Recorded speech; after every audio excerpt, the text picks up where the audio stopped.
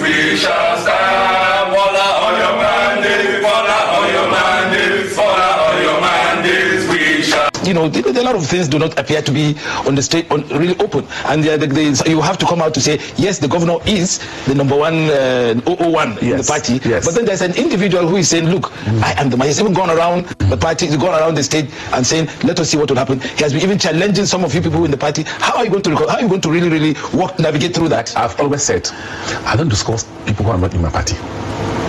I don't discuss with anybody. If it is an internal party problem, I discuss issues that have to do with my party. But Wike is somebody who aided your party to get to power. He has sympathy for APC, but he's a member of APC.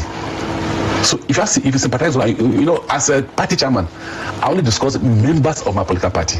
And you're satisfied because some of the people in the House of Assembly are also from your party, but they are also trying to impeach the governor who is also in your party. Are you hearing anything about the impeachment now? Tell us what happened. No, we're discussing with them. We're engaging because that's an internal party issue. And we're meeting with them. And that's why I'm telling you that AP is different from any political party. We have a lot of mechanisms for resolving our internal issues. We have a lot of mechanisms that we have put in place that can resolve and self-heal the party when we have injuries. And that's what we're doing in Rivers. We put those mechanisms in place. We're self-healing the process in Rivers. We're ensuring that we stabilize Rivers State and we maximize our opportunities in Rivers State so that we can win and win overwhelmingly in Rivers State. Anybody that sympathizes with us is welcome. We like them. And we will not insult or demean anybody who has been a supporter or been somebody who likes us. Because there are people who are supporters, but they are not members of our party. They are welcome. The people who are members of our party and are supporters also, they are welcome. So supporters must not be members of a political party. This is the first Monday that main market will be open in more than 5 years. And I have come to witness it. I have come to shop at main market today. And because main market is open today, Anambra is open again on Monday. I've also seen tolerance, where when a hired crowd at one of your events was shouting Bamai, Bamai, Bamai, and I saw a governor that tolerated enough to say Kaima Bamayinka. And at the end of the day, the governor asked the DJ to give him a good tune, and the governor danced it out and played it out. That is democracy. My brother, you are working like a true progressive governor. And I dare say, you have the APC in your DNA. We are on the same page with you. We are the current governors, and local government chairmen can attest carefully that we have seen tremendous amount of improved revenues as a result of renewed hope economic reforms. We must say that a big thank you to Mr. President Bola Ahmed Tinubu GCFR for the wonderful reform that he has done and has put more money in our hands. I think we should clap for Mr. President Bola Ahmed Tinubu GCFR. Which brings me to one of the reasons why I came here. Your Excellency, the Governor, you have seen us going to Delta, going to Rivers, going to Enugu Plateau, Taraba, just 2 days ago. And I'm sure you have seen us going to Kano. And who knows, this may be an expedition that I'm coming to do, another big catch. But I have come with a cap, just in case His Excellency is thinking of something similar. I can wear this cap on you, and I think we can go ahead. If I had known that my boss will be here, I would have come with 2 caps. But I don't think it's too late. On a more serious note, my brother, as a sitting governor, in my second term, I understand the weight of leadership. I understand the loneliness of decision making. I would not want to make a response to the chairman of occasion, but I can at the same time will not keep quiet. Chairman of occasion, okay, he came some caps. I'm sure you'll be going back home with those caps. Governor, the party cannot be a breeding for performance. If we're not performing, you will not try and recruit us, which means they are performing. All right, welcome to the newspaper review segment. Today's quest, Today 95.1 FM. So remember yesterday I did mention that the ceremony in honor of Yeson Wike by Wakrike people on Saturday, quite a long one, so decided to move it to this morning. All right, so I guess you understand now. It's quite a long one. All right, so we shared some things with you. I had to bring back Bumai Yaye's declaration that Yeson Wike is his godfather. All right, Yeson Wike is his political creator. You can blame him. He talked about, in fact, Yeson Wike even talked about his journey, how long they've been together. And Bumai Yaye equally said he was the longest serving commissioner in the 8-year reign of Nyesom Wike as governor of Rivers State. So perhaps he owes Nyesom Wike a lot. He acknowledges that publicly, and then he declared that Nyesom Wike is his political godfather. Bomaye is speaking there. And then Nyesom Wike in his remarks talked about George Thompson Sekibo. He also recalled that in 2023, they had a falling out. If you recall, Thompson Sekibo, I can't remember the exacts now, but they had a fallout. Eventually, Thompson Sekibo decided to make his way back to the Nyesom Wike camp. So you listen to Nyesom Wike speak there. That's for you. The areas you want to react to, you can react to. But then that's not a talking point for us today. Sheikh Tinubu announces, what's his name again now? Obi Kubana as the Southeast coordinator for the City Boy movement. So the City Boy movement is, I think it's pioneered. I couldn't confirm if it's actually championed by Sheikh Tinubu. Sheikh Tinubu is the son of the president, Bola Tinubu. But the City Boy movement is to raise support for President Tinubu. All right. But this time the campaign is via young people that are successful in business or whatever. So he read out a letter of appointment or nomination, whatever is most convenient for you, of Obi Kubana as the Southeast coordinator of the City Boy movement. Okay. I know some weeks ago he had come under some attacks. That's Obi Kubana had come under some attacks on social media. It says, I don't want my social media is not for all these shenanigans. I like peace and harmony on my social media channels, Obi Kubana. But think about it, like really. I was watching, one of these historical remakes of events during the Nazi reign, and when Hitler eventually took hold of Germany, in every office you enter, she just opened the door. Hi, Hitler. Anyway, hi, Hitler. Hi, Hitler. I'm like, wow. You watch a lot of those things. Soldiers will meet another soldier. They have to do that salute. You get into a government building, they do that salute. You even get into a court. The court was referred to as Hitler's court. So I kind of wonder the kind of justice one would expect to get from a court like that. But even the judge would make the salute, all right, there. These days, the way they are singing the mandate song everywhere, your mandate, we shall stand everywhere, mandate. when I listened to I watched the video and I heard the mandate song, I'm like, now wow. So those Hitler people, they always salute, hi Hitler.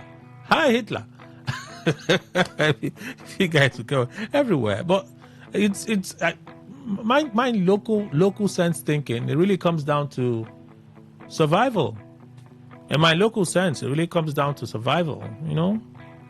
Whatever it is, if we decide to, say we are strong, the system can crush us. So we have to go and, pledge loyalty to the system so we can survive. That's Kelly's local sense, so maybe absolutely flat out wrong, but it's just my local sense, So you listen to that, Sheikh Tinubu announcing Obi Kubana's appointment as the Southeast coordinator of the City Boy movement. From there, national chairman of the APC, Netanwe Iwata, was on, I think, Trust TV. He's talking about the River State situation. It says they are working behind the scene. The APC, they are handling the matter behind the scenes. They are talking to the lawmakers. So I just asked the question based on that because there's even another story from this day newspaper.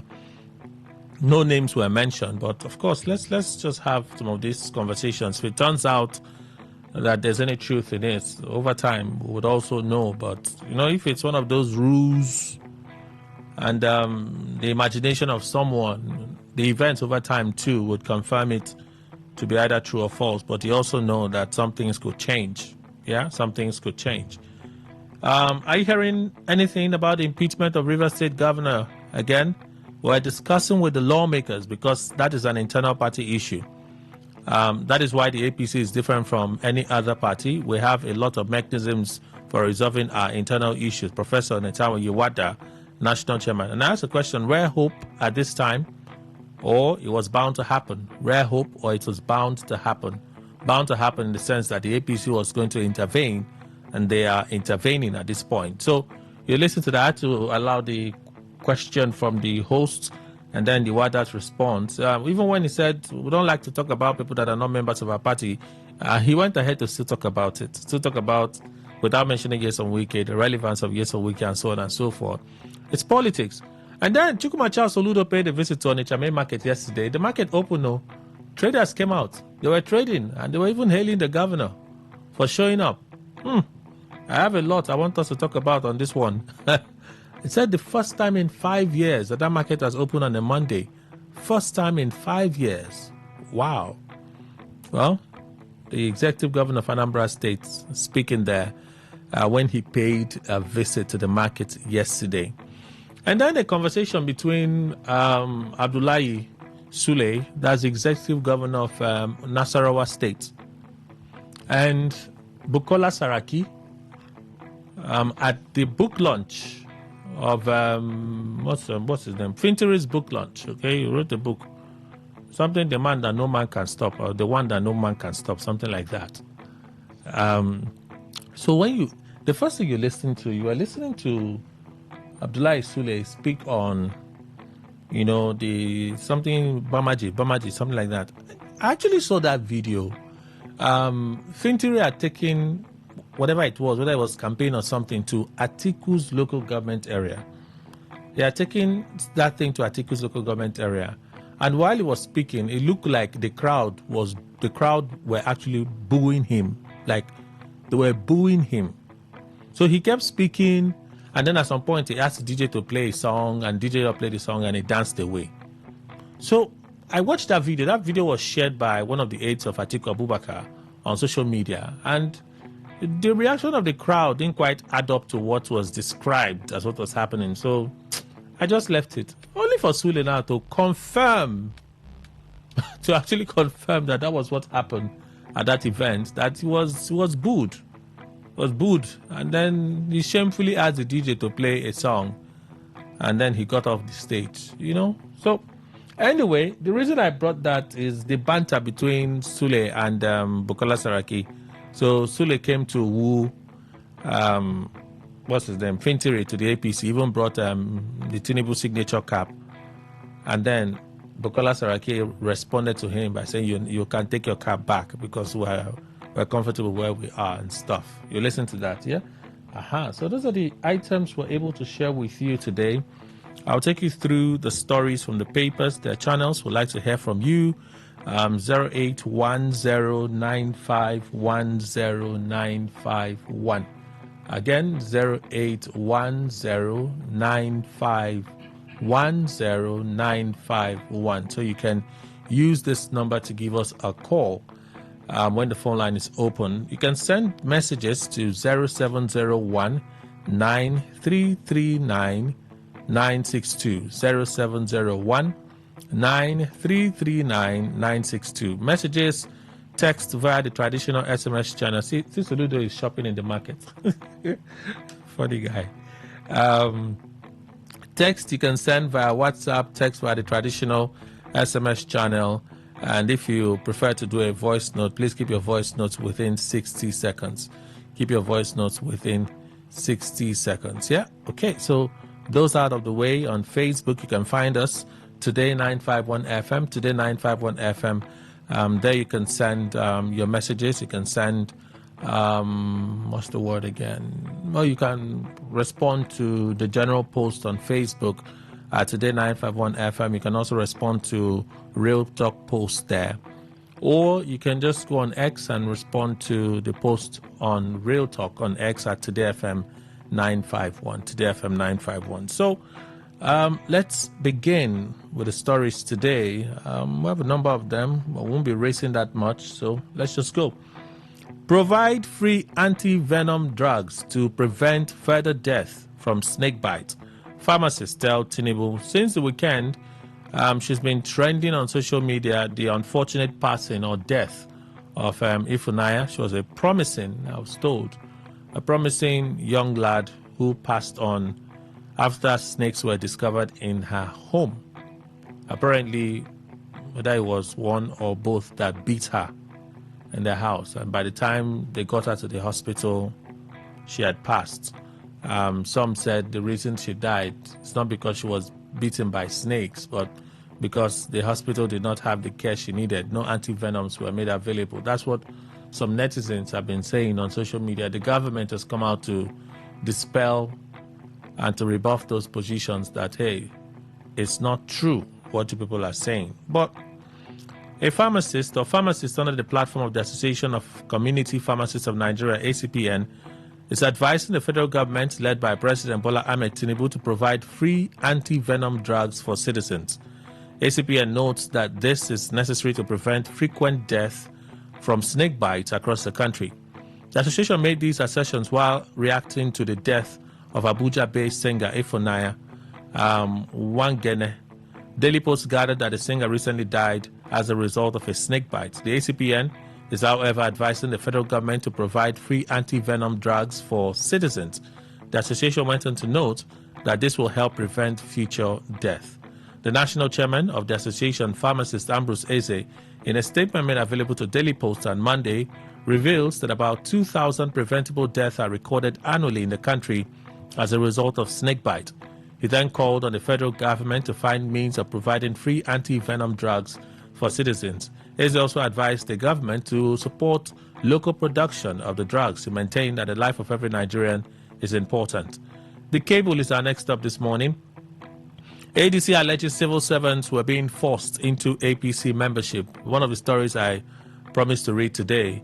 The African Democratic Congress ADC has expressed concern over reports alleging that civil servants in many states are being pressured to participate in the ongoing All Progressives Congress APC e-registration exercise. A statement on Sunday by Bolaji Abdullahi, the ADC spokesperson, alleged that the directive was coming from the national leadership of the All Progressives Congress APC.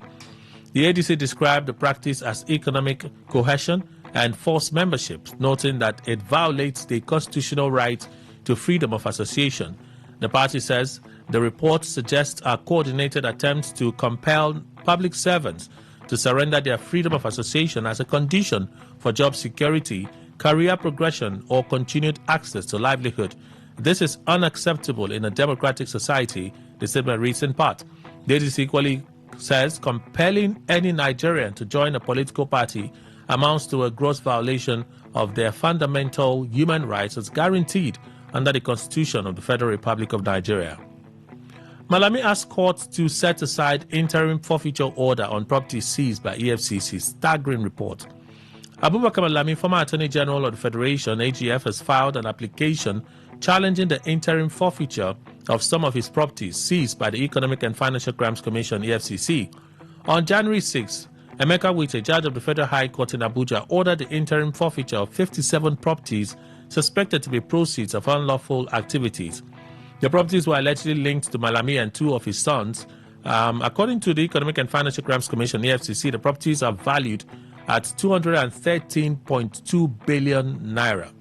Ruling on an ex parte motion filed by the anti-graft agency, Wite held that the properties were reasonably suspected to have been acquired with proceeds of unlawful activities and should be temporarily forfeited to the federal government. The judge also directed the EFCC to publish the interim forfeiture order in a national daily, inviting interested persons or parties to appear before the court within 14 days to show cause why a final forfeiture order should not be made. However, in a motion on notice, Malami, through his counsel, led by Joseph Daudu, alleged that the EFCC obtained the interim order through suppression of material facts and misrepresentation. He went on to urge the court to dismiss the suit to prevent conflicting outcomes, duplicative litigation, arguing that the proceeding violates his right to property, presumption of innocence, and rights to family life. In his application marked Federal High Court ABJ-, and filed on January 27, the former AGF specifically challenged the forfeiture of three properties listed as numbers 9, 18, and 48 in the EFCC's ex-parte application. The properties include plot 157 Lamido Crescent, Nasarawa GRA, Kano, purchased July 31, 2019, a bedroom duplex with boys' quarters, in Abuja, acquired in October 2018 for 150 million naira, and the ADC Kadi Malami Foundation building purchased for 56 million naira. Malami is asking the court to set aside the interim forfeiture order as it affects the 3 properties and restrain the EFCC from interfering with his ownership, possession, and control of them. He also contends that one of the properties is held in trust for the estate of his late father, Kadim Malami. In a 14-ground argument, Daudu said the properties were not linked by prima facie evidence to any unlawful activity or specific offense. Malami declared the assets listed as numbers 9 and 18 in his asset declaration form submitted to the Code of Conduct Bureau, CCB, in 2019 and 2023, while property number 48 is held in trust for the estate of his late father. These assets, their value and their root of title have been clearly stated as specifically demonstrated in the various asset declarations forms spanning from 2019 to 2023. The declaration above is prima facie evidence of the legitimacy of the acquisition and ownership of the properties. The senior lawyer further listed Malami's declared sources of income, including earnings from salaries, allowances, and board memberships, disposal of assets, business turnover, loans to businesses, traditional gifts from friends, and proceeds from the public presentation of a book authored by the former AGF. He said Malami declared his source of income in his assets declaration filed with the CCB to include 374 million naira and some fractions, income from salaries, ESTA codes, severance allowance, and others. Sitting allowances as a board committee member of the Federal Judicial Service Commission, Federal Capital Territory Judicial Service Commission, Legal Practitioner Privileges Committee, and a high-powered presidential committee. Part of the document reads, 574 million naira as income generated through disposed assets, 10 billion, this is billion now, yes, 10 billion with some fractions, turnover from businesses, 2 billion being loans to businesses, 958 million as a traditional gift from personal friends. Daudu equally explained that a total sum of 509 million naira was realized as income from the launch and public presentation of a book by Malami titled Contemporary Issues on Nigerian Law and Practice, Thorny Terrains in Transversing the Nigerian Justice Sector, My Travails and Trials.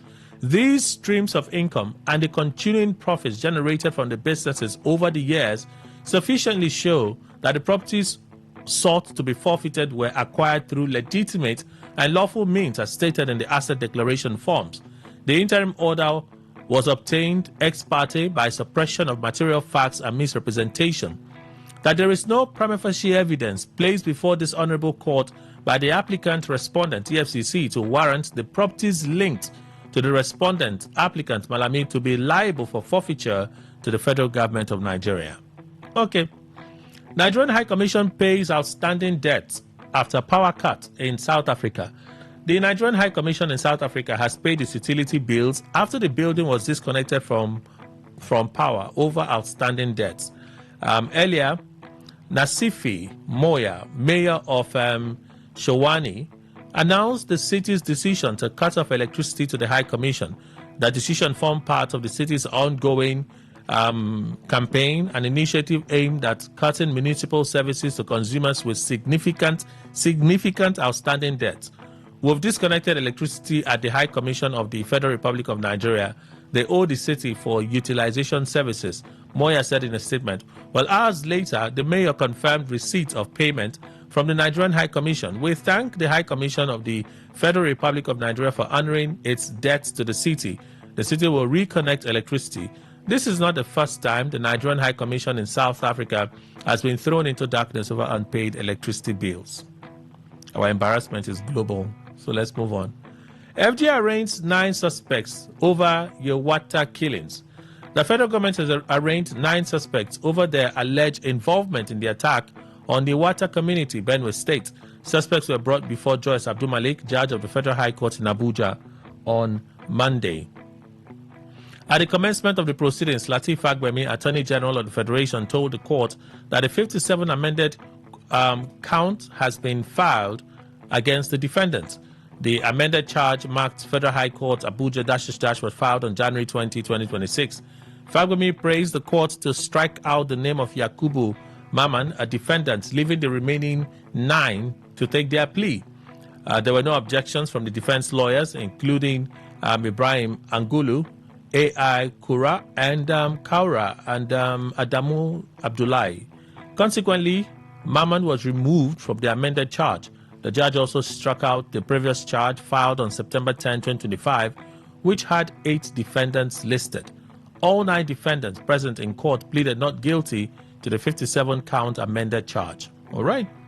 Fact, FG states LGA share 1.96 trillion naira in December. VAT increased by 350 billion naira. Interesting read, but I'm just going to roll it over and look at other stories. Okay, maybe we'll read it later today, or we'll take it to tomorrow. Entirely false. APC rejects allegation of forcing civil servants to join party. Yeah, the ADC statement. So APC is reacting. The All Progressives Congress APC is refuting claims by the African Democratic Congress ADC that civil servants were being pressured to participate in the party's ongoing electronic membership registration exercise. In a statement yesterday by Felix Morka, the party described the claims as entirely false and baseless, accusing the ADC of attempting to smear the party amid the success of its digital membership drive. APC says the claim forms part of a broader disinformation campaign by the ADC, which also included circulation of a fake APC membership slip purporting that a notorious terrorist had registered with the party. According to the statement, millions of Nigerians have voluntarily registered as APC members under the party's Renewed Hope agenda, prompting the party to extend the registration period from January 31 to February 8, 2026. The APC accused the ADC of being intimidated by the overwhelming response to the exercise and urged the opposition to desist from spreading false narratives. While the ADC continues to fumble and peddle falsehood, our great party remains focused on its onward march as Africa's standard bearer of digital and democratic innovation, the statement added. So this story here. Public infrastructure vandals should be shot on sight. Guess who said it? Bayo Nanuga. Public infrastructure vandals should be shot on sight. Bayo Nanuga. I thought he would take down the post, but as of yesterday, he had not taken down the post. Bayo Nanuga, special advisor to the President on Information and Strategy, is calling for vandals of public infrastructure to be shot on sight. Onanuga made a statement in a post on X on Sunday while reacting to a video showing damage to an ongoing federal road project. This is what he said. This is what he said literally. Just shoot these unconscionable vandals and thieves at sight. They are the worst PC of citizenship. Onanuga. The video showed men wearing reflective jackets with the crest of the Federal Ministry of Works, narrating how vandals cut and removed starter bars, also known as shoulder rods, at the reconstruction site of the Ibadan-Ilesha-Ife Federal Highway. An official in the footage said the vandals removed sections of the iron bars they could access and cut out others entirely, despite security presence at the site. So what happens is that we have some people vandalizing these starter bars. You can see that they are pressing in some places, but all these vandals, they cut out of it. They remove the ones they could remove. They cut the ones that are very solid and remove the ones they can remove entirely. These are starter bars. This is a very bad thing they are doing. These are vandals, and we have security patrols. So where were those patrolling when these people were able to, the ones they could remove, they removed. The ones they could cut, they cut. Where were the patrols? Vanguard, over 100 deaths averted as soldiers evacuate suspected bomb from church premises in Abia State. Over 100 persons would have lost their lives following the discovery of an object suspected to be a bomb at the United Evangelical Church in Abia State. Eyewitnesses told Vanga that the church members were digging the fence area around the parsonage for a new one when they dug out a large metal object. One of them was said to have taken the strange object to a nearby water borehole when the priest in charge suddenly suspected the object to be a bomb and warned them to stay away from the object. Our source further told Vanguard that the priest in charge went to a military unit in the city, which led soldiers to storm the parsonage in evacuating the deadly object. An eyewitness said the road which divides the church building and the parsonage is being expanded by the state government. The church decided to remove the old fence and build a new one to make way for the new expansion of the road. It was while the church members were digging the ground for the new fence that they dug out the metal object, which nobody knew was a bomb. The pastor later invited soldiers who evacuated the object. Sympathizers who were gathered at the scene expressed gratitude to God for the unexploded object, adding that not less than 100 persons and building would have been destroyed as the area was filled with traders and passers-by. Contacted Secretary of the ABBA Area Conference of the United Evangelical Church, Reverend Thompson, who confirmed the incident, said he was yet to be fully briefed by the priest in charge of the church. Efforts to contact Army Public Relations Officer 14th Brigade Ohafia was unsuccessful at the time of the filing of the report. However, a senior military officer in Aba confirmed the incident and disclosed that the Army headquarters had taken over the investigation. APC recalls retired Abdullahi Adamu for 2026 Convention Committee despite ADC defection rumor. The ruling All Progressives Congress APC has officially set its sights on the 2026 National Convention with the unveiling of a 73-member Central Coordination Committee, which features the controversial return of its former national chairman, Senator Abdullahi Adamu.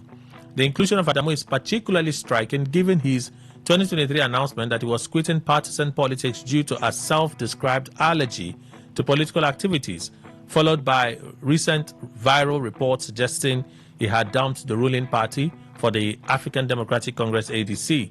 Well, APC leadership appears to have made a strategic move to suppress rumors of internal fracture by placing the former chairman as number 32 on the committee list. And that's all. Let's move on.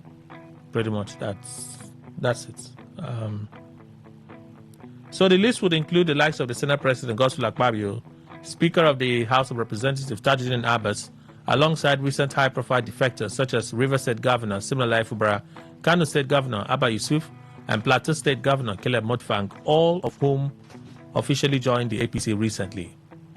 All right, this day in newspaper, so this is another story. Tinubu brokers peace again. Asked Wike to halt impeachment of Fubara, according to this day. They said they have anonymous sources. President Bola Tinubu has again intervened to halt the escalating feud between Rivers State Governor Siminalayi Fubara and his predecessor, an estranged godfather, Nyesom Wike. The peace deal came after months of failed settlements that had pushed the state to the brink of governorship impeachment, legislative paralysis, and prolonged instability. In a fresh push to diffuse one of the country's most combustible political disagreements, in recent times, Tinubu has ordered an immediate suspension of any impeachment moves against Fubara, but with very strict conditions. Multiple highly placed sources familiar with the issue told this day that Tinubu, who acted just before departing for an official trip to Turkey on January 26, laid down the political terms aimed at restoring peace between the two key political actors in Rivers State, a state seen as critical to the president's re-election in 2027. Tinubu's intervention came with a blunt message to Fubara: Wike remains the undisputed political leader of the party, whether APC or People's Democratic Party in Rivers State, and he must be respected in that regard. This day was told that the president, visibly displeased by the depth of the rift, despite his efforts in the past, warned that continued hostilities would undermine governance in the state and lead to instability, a situation Tinubu said he was not ready to condone.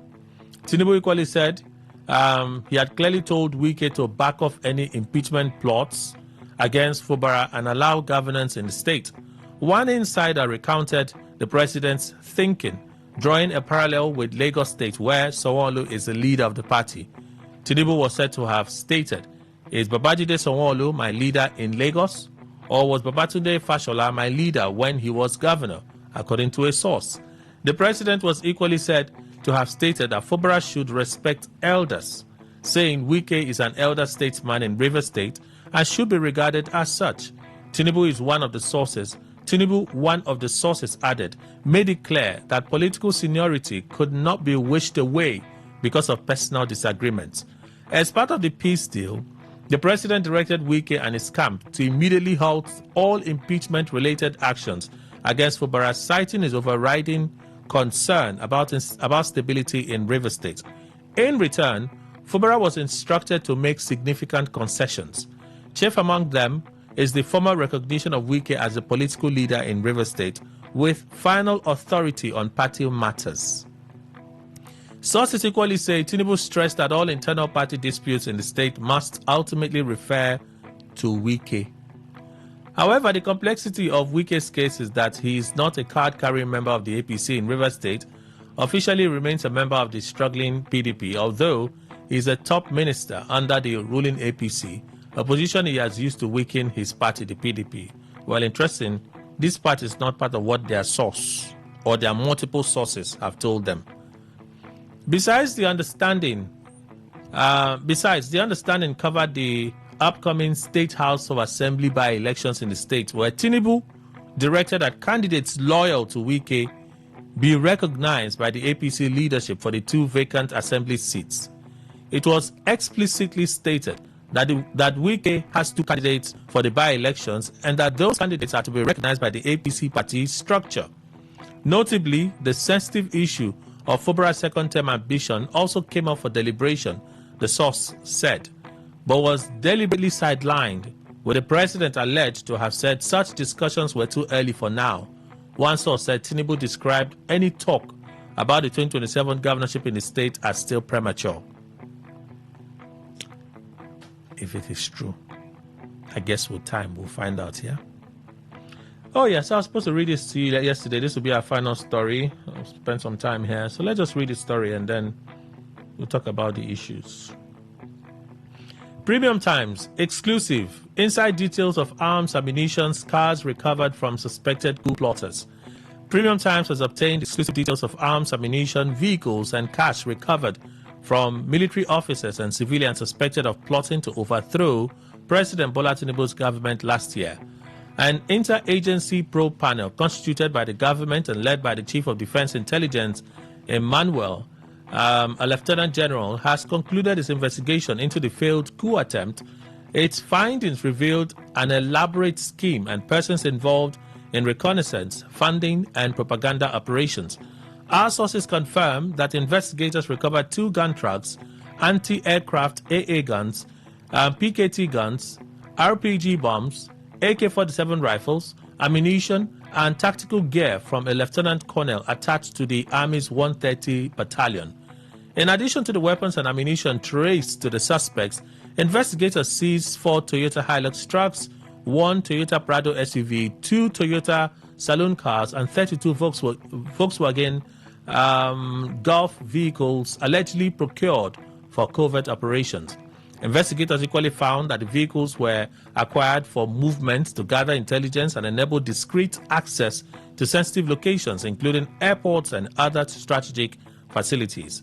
The cars were used to move operatives around without attracting attention and to conduct reconnaissance activities linked to the plot. The investigation also identified retired Major General Adamu as one of the key figures connected to the network. He remains at large alongside 3 other suspects. Intelligence sources disclosed that one of the fleeing suspects was tracked to a country in Southern America, although his exact location remains undisclosed for security reasons. Multiple security agencies are now working together to dismantle the remaining cells linked to the plot, with ongoing surveillance and cross-border intelligence coordination. Our sources say authorities are awaiting presidential approval to formally announce a court-martial to try the soldiers involved. Premium Times had reported that 60 military officers were initially arrested for direct participation, with the constitution of a special investigative panel led by the head of the intelligence community in Nigeria. At least 25 military officers and personnel are expected to face trial in connection with the coup attempt, one source familiar with the investigation said. An unspecified number of civilians are currently in custody, being held and investigated by the Economic and Financial Crimes Commission, EFCC, and the State Security Services, SSS, for alleged roles in financing, logistics, and coordination. Our former governor, Timipre Silva, who served as Minister of State for Petroleum Resources under former President Muhammadu Buhari, has been accused of bankrolling the coup plotters and remains at large. Premium Times gathered that Silva allegedly transferred 1 billion naira in multiple tranches to 3 separate bank accounts operated by Bureau de Change operator to fund the conspiracy. The coup was initially scheduled for May 29, 2023 during the presidential inauguration, when power was handed over from Mr. Buhari to Mr. Tinubu. However, the plan was suspended due to insufficient funds and an inadequate logistical arrangement, sources say. The conspirators reactivated their plans in 2024 after raising some funds, investigators found. In an earlier report, sources with direct knowledge of the investigation told Premium Times that the plotters marked several top government officials for assassination, including the President, the Vice President, Senate President, and Speaker of the House of Representatives. Further investigation has now revealed that the conspirators also targeted the service chiefs and commander of the Guards Brigade for assassination. There are other people targeted, but those are the key targets. Some officers were assigned to seize control of the presidential villa, Niger Barracks, the Armed Forces of Nigeria Complex, AFN, and the Nnamdi Azikiwe International Airport in Abuja. All right, those are the stories. Let's begin our conversation. There's a bit of calm and silence from this day reports in the studio. Living Gifton Jamala, Esquire Private Practitioner, joins us. Welcome, sir. Good morning. Good morning, Kelly, and happy new month to Rivers people and those listening outside Rivers State. Back to sender. Welcome. What did you name Esquire, the legal advisor to the Federal Commissioner to Mr. President on Christian Pilgrimage South Zone, a temple chief and the voice of Park Kingdom? Welcome, sir. Good morning. Good morning, Rivers people. Good morning, my co-panelists, and then good morning to those in diaspora, because they usually call me and say we are doing well here. So kudos to Today's FM for giving us the freedom to speak. And Kelly, you have started this morning. What did I do? You said back to sender. Back to sender doesn't mean bad thing. No, he's looking for my trouble. Back to sender is not you.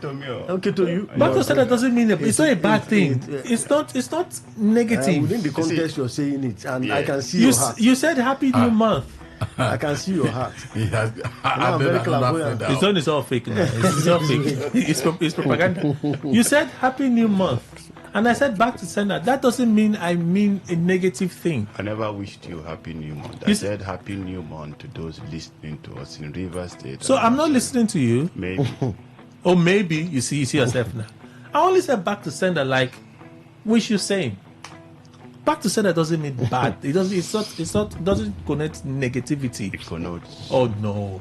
This is an African thing. Come on. We are in Africa. Oh, we need to renew our minds. Not in Africa. Oh my goodness.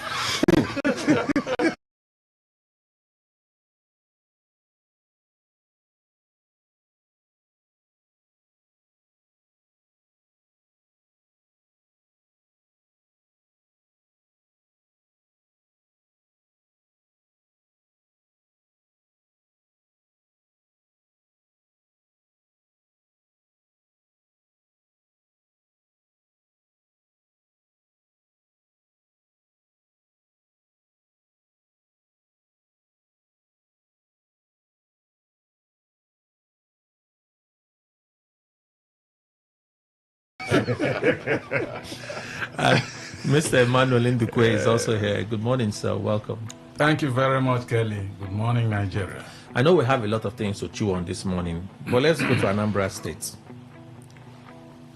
When the governor said sit at home has ended, everybody should come to work on Monday, and the Onitsha main market did not open, he went there and he shut it down. So for 1 week, it's going to remain closed. They protested, they did everything. Eventually, somehow, they reached a truce. Yesterday, the market was open. Traders were trading. And the governor went there. He said, for the first time in 5 years, this market has opened on a Monday. If he had done nothing, would there have been any change whatsoever? Jamala. Kelly, when Governor Suludo made that pronouncement the Monday before last, I was one of those who applauded that decision. You know, in Enugu State, the MBA conference of 2025 was held in Enugu. The lectures, the plenary section started on Monday. The whole city was moving.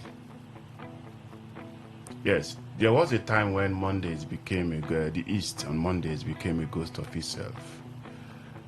But it has gradually lost its relevance. If you look at it, the whole essence of that Monday sit at home, to me, never achieved anything, but rather brought economic loss to the region. And so it is the responsibility of government to take decisive steps to restore what these other persons, non-state actors, imposed on the people. And so that decision he made brought some level of compliance. If he had not taken that decision, that market would have been opened on Monday. And so the decision, yes, the citizens also brought out the fear of attacks, protection, talking about the government has failed on its own part to protect.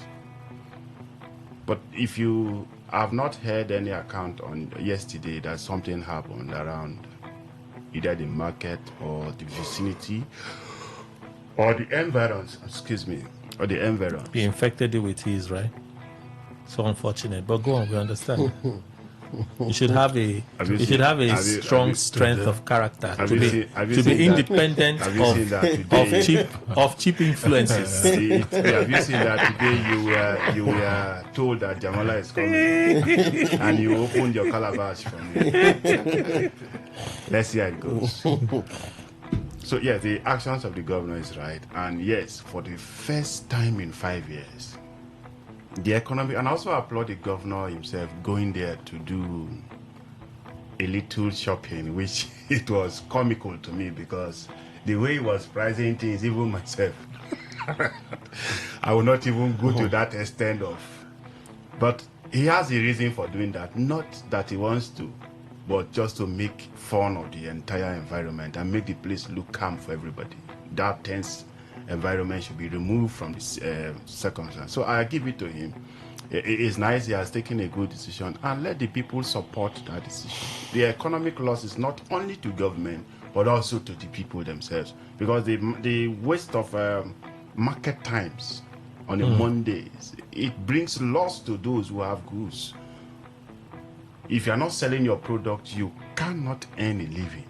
And so why will you exclude a particular day when the circumstances that warranted that previous position they're no longer there again? So it's a nice decision, and I give it to you. We take a short break, go for Based on Bills. When we come back on the other side, we'll continue our conversation. Please stay with us.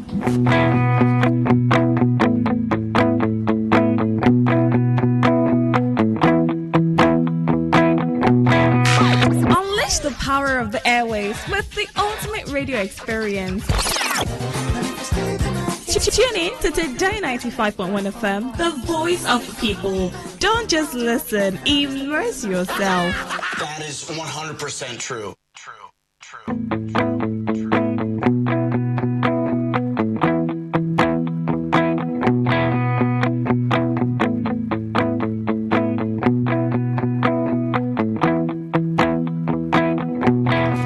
All right, thank you all for staying with us. We have representative from Non's Luxury Homes joining us at this time. Good morning, sir. Welcome. Good morning to you, Kelly, and good morning to the people of Port Harcourt. All right, so tell us what you do at Non's and the offers you have brought today. All right, my people, I greet you this morning again, once more. I greet you casually wherever you're listening to me from, for the city of Port Harcourt and for Rivers State as a whole. Now we, again, Non's Luxury Homes Limited, and we don't carry better, sweet, casual news come your table this morning. And for this news, we bring all the sweet location where Non's Luxury Homes Limited get for this Rivers State, where Rivers people feel see, may them put their money, take get landed property for this year 2026, so we get the non-flourish estate, as the name sweet, and so the location sweet well. It day for Imogo near Katus filling station for Omagwa, and this one they go for promo price of 2.5 million naira per plot of land. And as it be like that, as the name be like that, as it's sweet like that, now so the location still sweet well. The non-flourish estate waiting for Imogo near Katus filling station, they sell for 2.5 million naira per plot of land. The land there now through investment. Say you get money, buy this land, and they tell you with my full chest, and they tell you say you no go ever regret them. So people, as they hear my voice now for you to rush, make you find where this land day, make you put your money quick, because the more you delay, now so you go just the delay for yourself. They go for this period of investment. And if you want to do this one, our phone number na 0808 414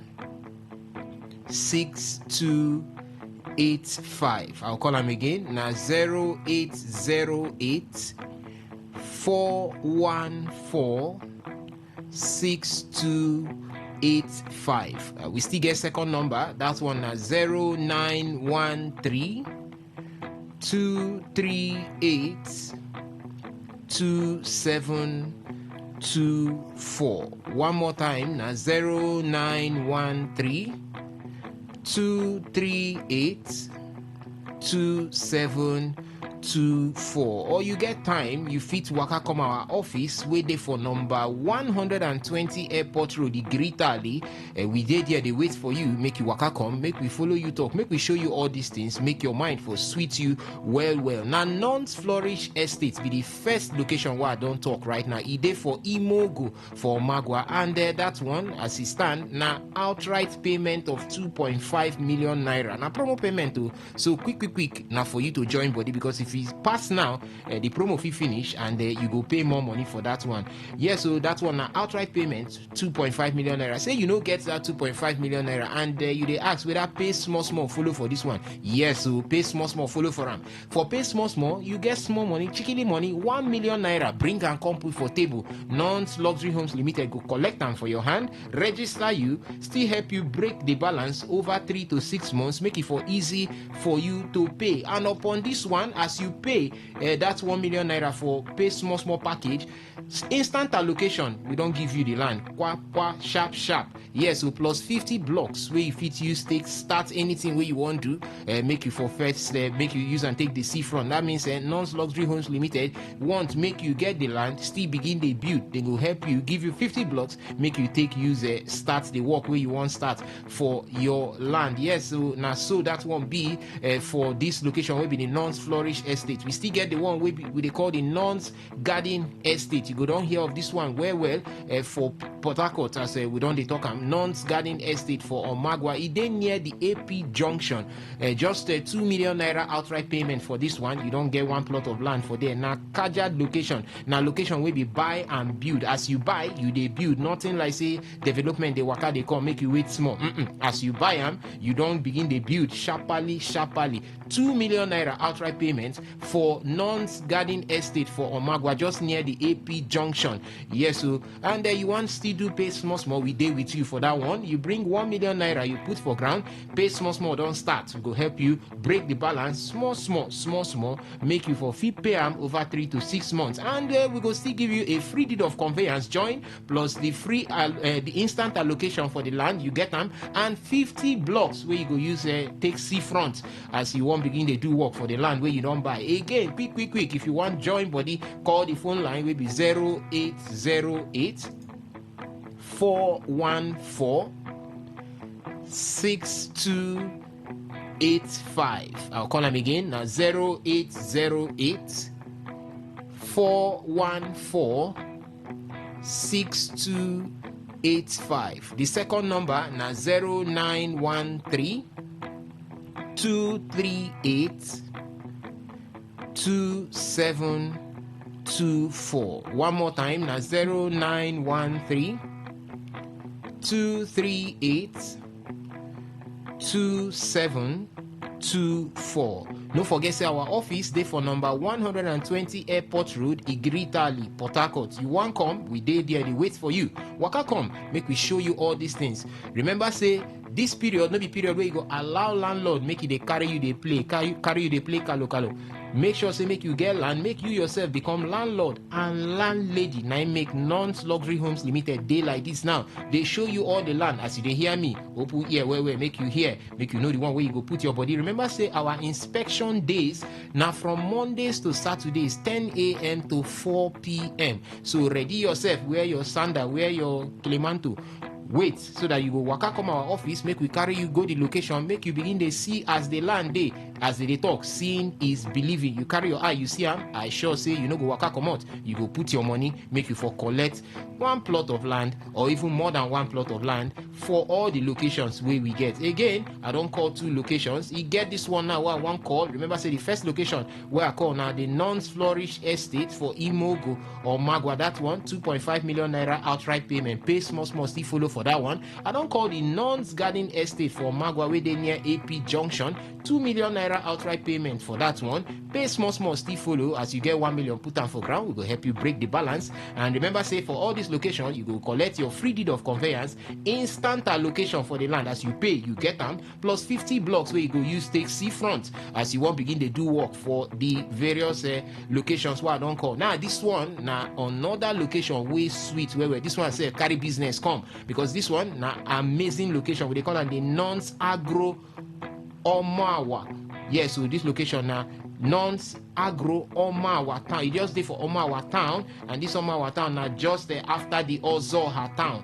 Yes, so this one you feel use and take do many things as it stand like this. If you want take and do land banking, you feel use and do land banking. Waiting I mean be say you go buy am now, you secure them, you hold them as it dey like that. As the land just develop, you sell them, you collect the money where you put for ground, take buy the land, plus change on top, make you take jollificate.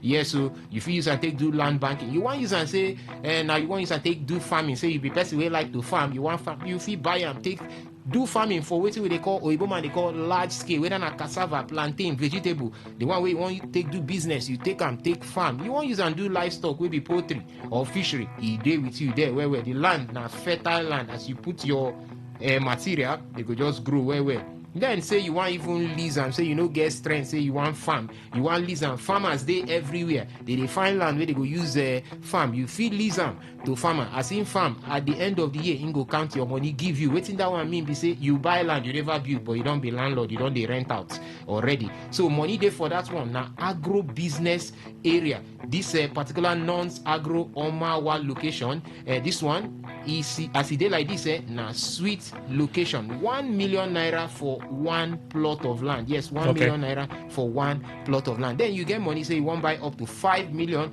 5 plots. As you buy 5 plots, you go get half plot free. You buy 10 plots, you go get 1 plot of land free. So to do this one, quick, call the line will be 0808 414 6285, or you call the second number will be 0913 238 2724. My people might tell you now one last thing. All these lands where we get, nothing like hidden charges, nothing like hidden fee, nothing like community issue. Everything don't they settled casually. Now come, buy, get your land, begin they smile. Thank you so much for being here this morning. The news update next. Please stay with us.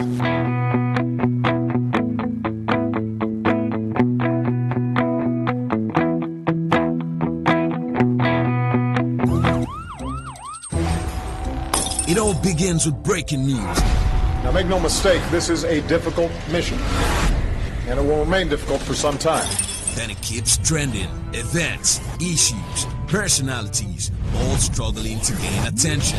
But in the race with deadlines, the intrigues, power play, undercurrents are often missed or underreported. Insecurity here is basically a product of poverty. But not anymore. As the platform on radio steps in to fill the missing links on events, issues, and personalities in the news. I'm not afraid of anybody. Yeah! The platform on radio serves only the hottest topics and trending issues. Only on Today 95.1 FM. 95.1 FM. Port Harcourt. Weekdays, 4 p.m. Get on the platform on radio and be served.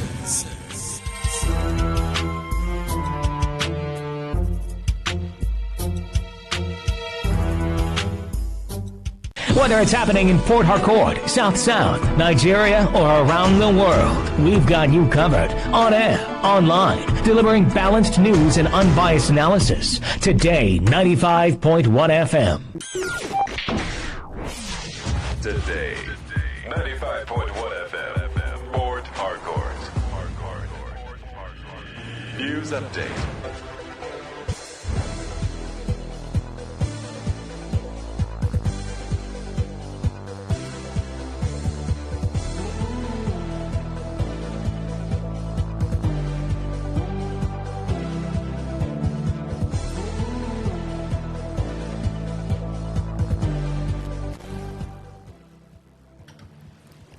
Good morning. Here's the news update on Today 95.1 FM. I am Miracle Emmanuel. Former Anambra State Governor Peter Obi has signaled his intention to seek the presidential ticket of the African Democratic Congress ADC ahead of the 2027 general elections.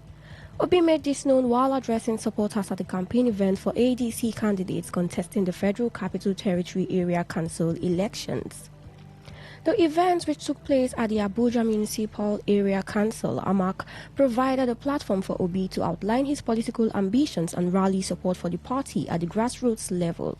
He told the party members and residents that the AMAC election was strategically important to his broader political journey. In his remarks, Obi made it clear that he was aiming for the party's top position and would not play a secondary role in its long-term political plans. He emphasized that his involvement in the forthcoming elections was as a leading contender, not as a supporting figure within the party structure.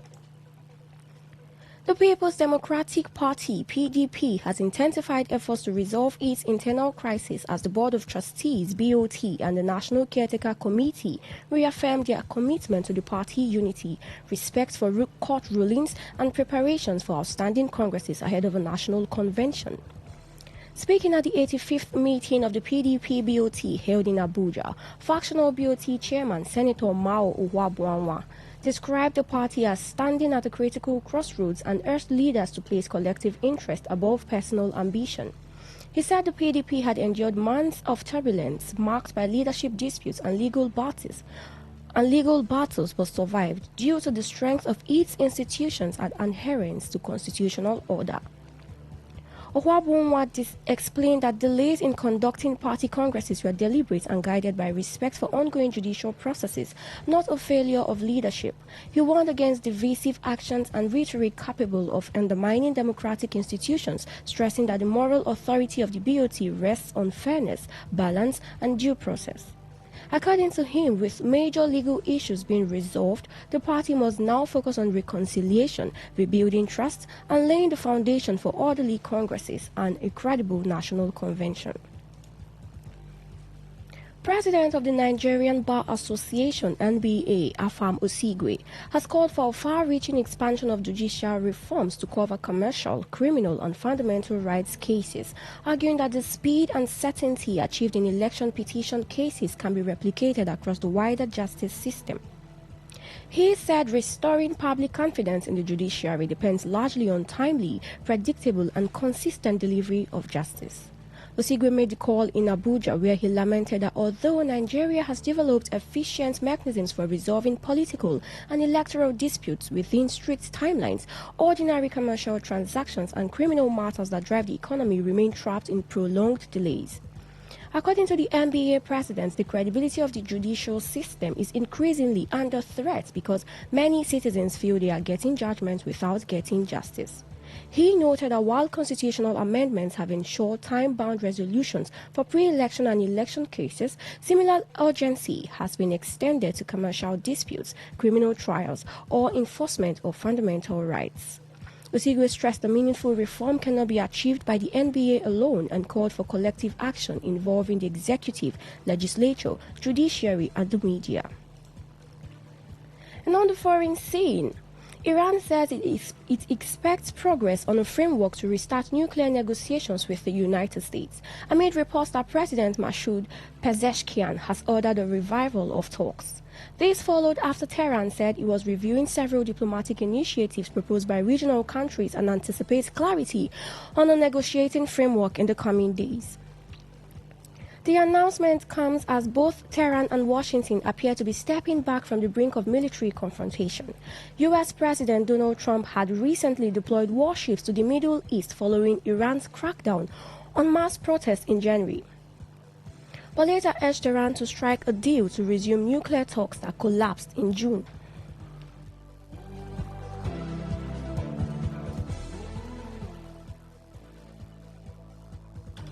Iran's foreign ministry spokesperson Esmail Baghaei confirmed that indirect negotiations between the two countries are already underway, with the regional states acting as intermediaries. And that was a news update on Today 95.1 FM. I am Miracle Emmanuel. Thank you for listening.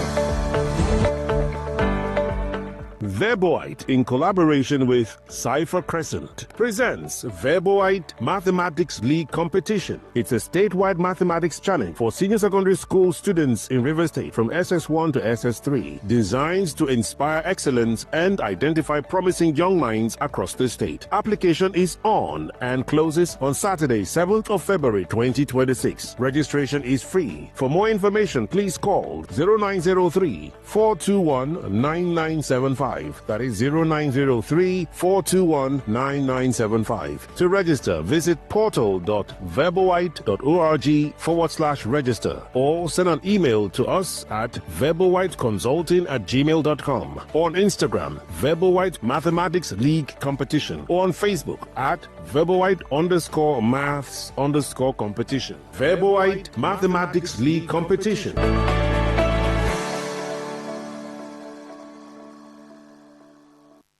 Okay, all right. All you need to know about this one is that 95.1 FM. Such a unique dial. All right, we thank you all for staying with us. Let's pay some bills. We have guests from Dr. Vigor Biotechnology International joining us at this time. Good morning, sir. Welcome. Good morning, everyone. All right, so let's just know your names. Okay, my listeners, my names are Apostle Dr. Clinton Wisdom. And? My name is Ambassador Jasper Akborai. All right.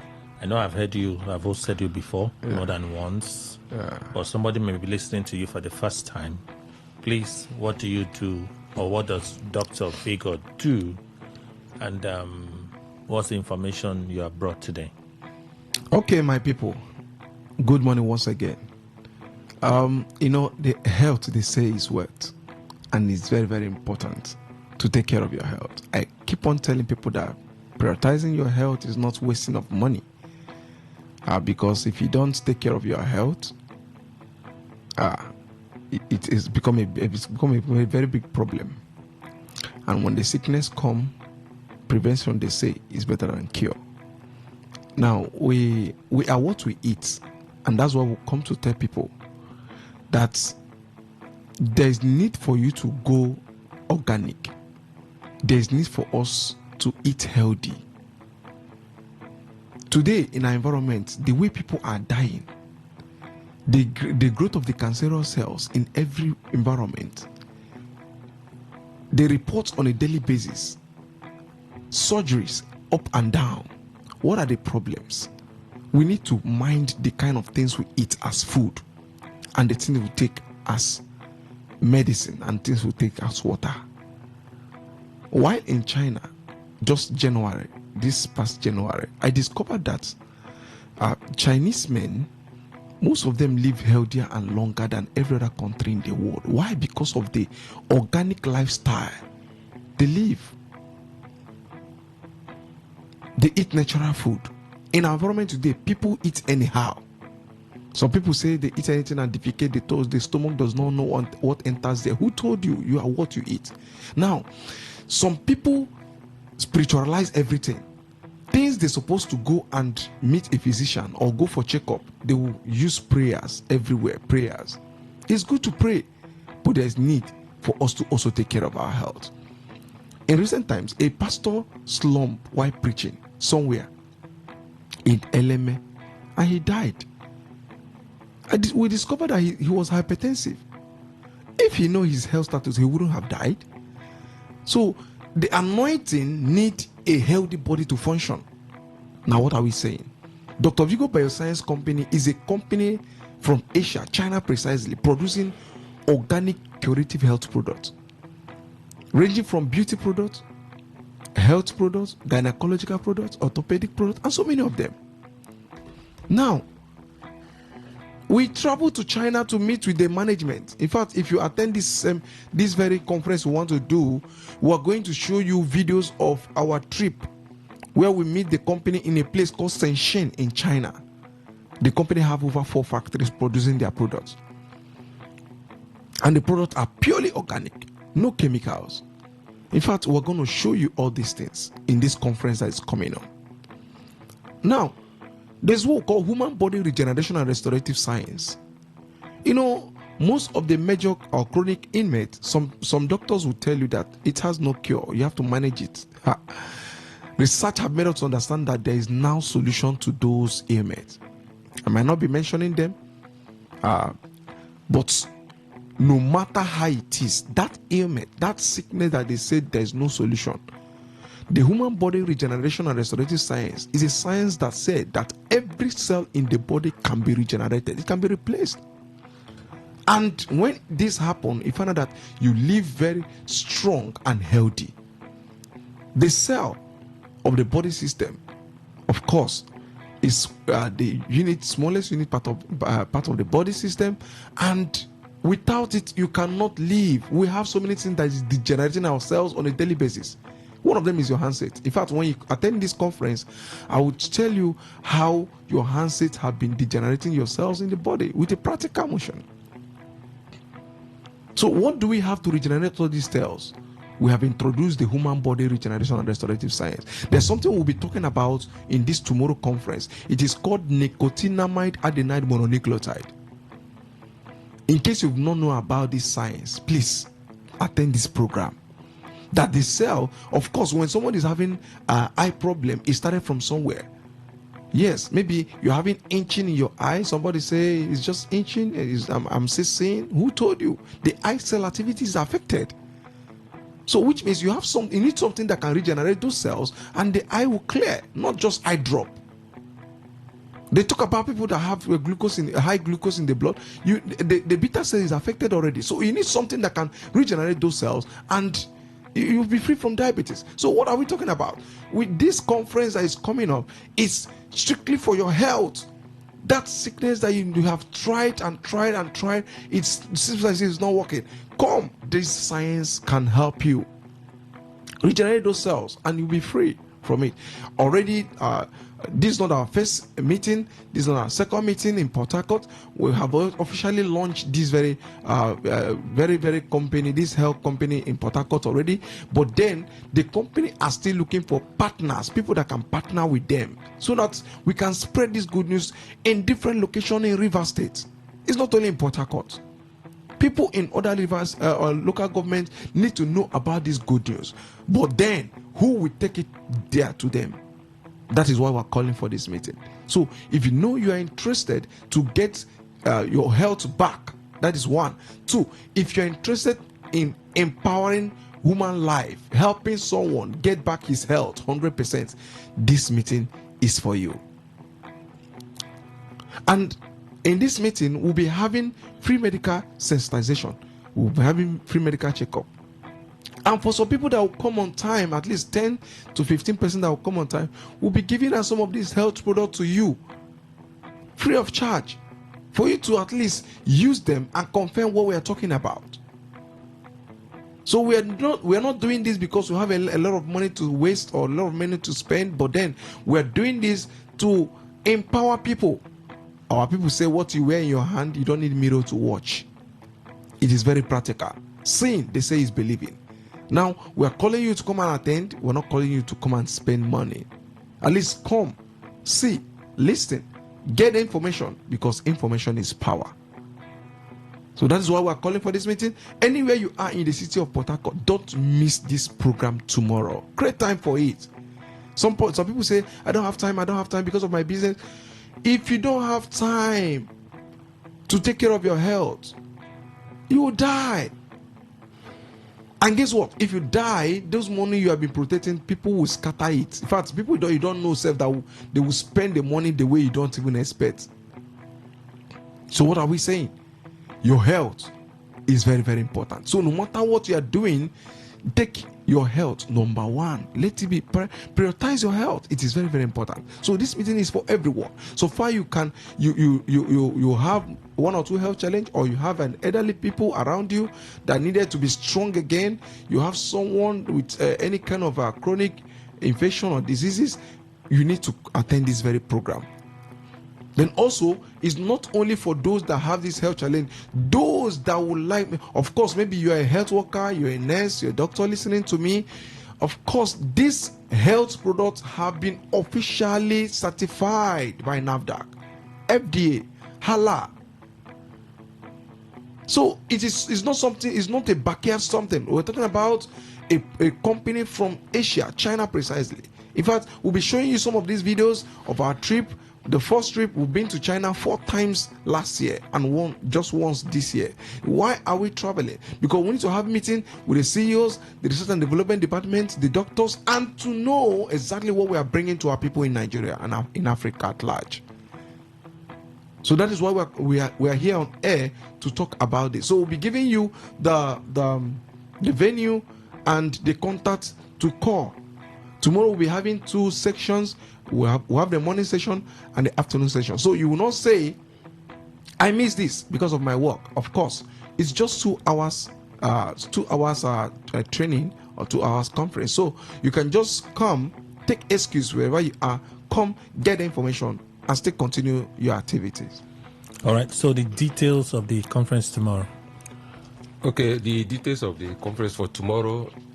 Our address is at number 70 Iwofe Road by St. Michael Junction, opposite Anlele Filling Station. Once you get to St. Michael Junction, Anlele Filling Station, there's a NEPA office there. That is our building. That is where you see Dr. Vigor building. So for you to attend, I want to be part of this meeting. You can send a text message to this number 080 355 360 25. For you to be part of the meeting, you can send a text message yes to this number 080 355 360 25. Alele Filling Station is a very popular place at Iwofe Road.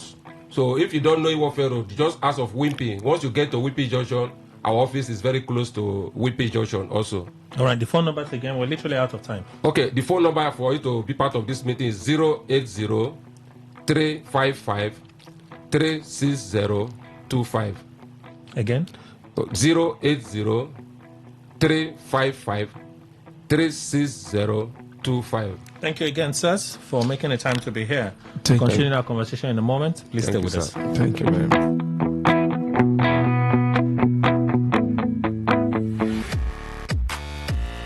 Turn the dial and turn up the thrill. We are not in the same league. We are rewriting the rules. Here on Today 95.1 FM. All right, thank you all for staying with us. We get on. Panelists will return in a bit. Let me read some of your contributions at this time. Let's see. Okay. I listened to the FCC minister speaking. When they speak, you would think that they mean well for the state and the people. But instead, they do different things altogether. That's why I don't believe them. Because according to you, they are full of deceit. I see everybody answering excellency, senators, ministers, local government chairmen, councillors, royal highnesses, including community chiefs. Are they supposed to answer excellency? Eric, you get the thing where they're paying you. You don't talk them. So let's move on. The victim of snake bite was a woman and should be addressed as a lass and not a lad.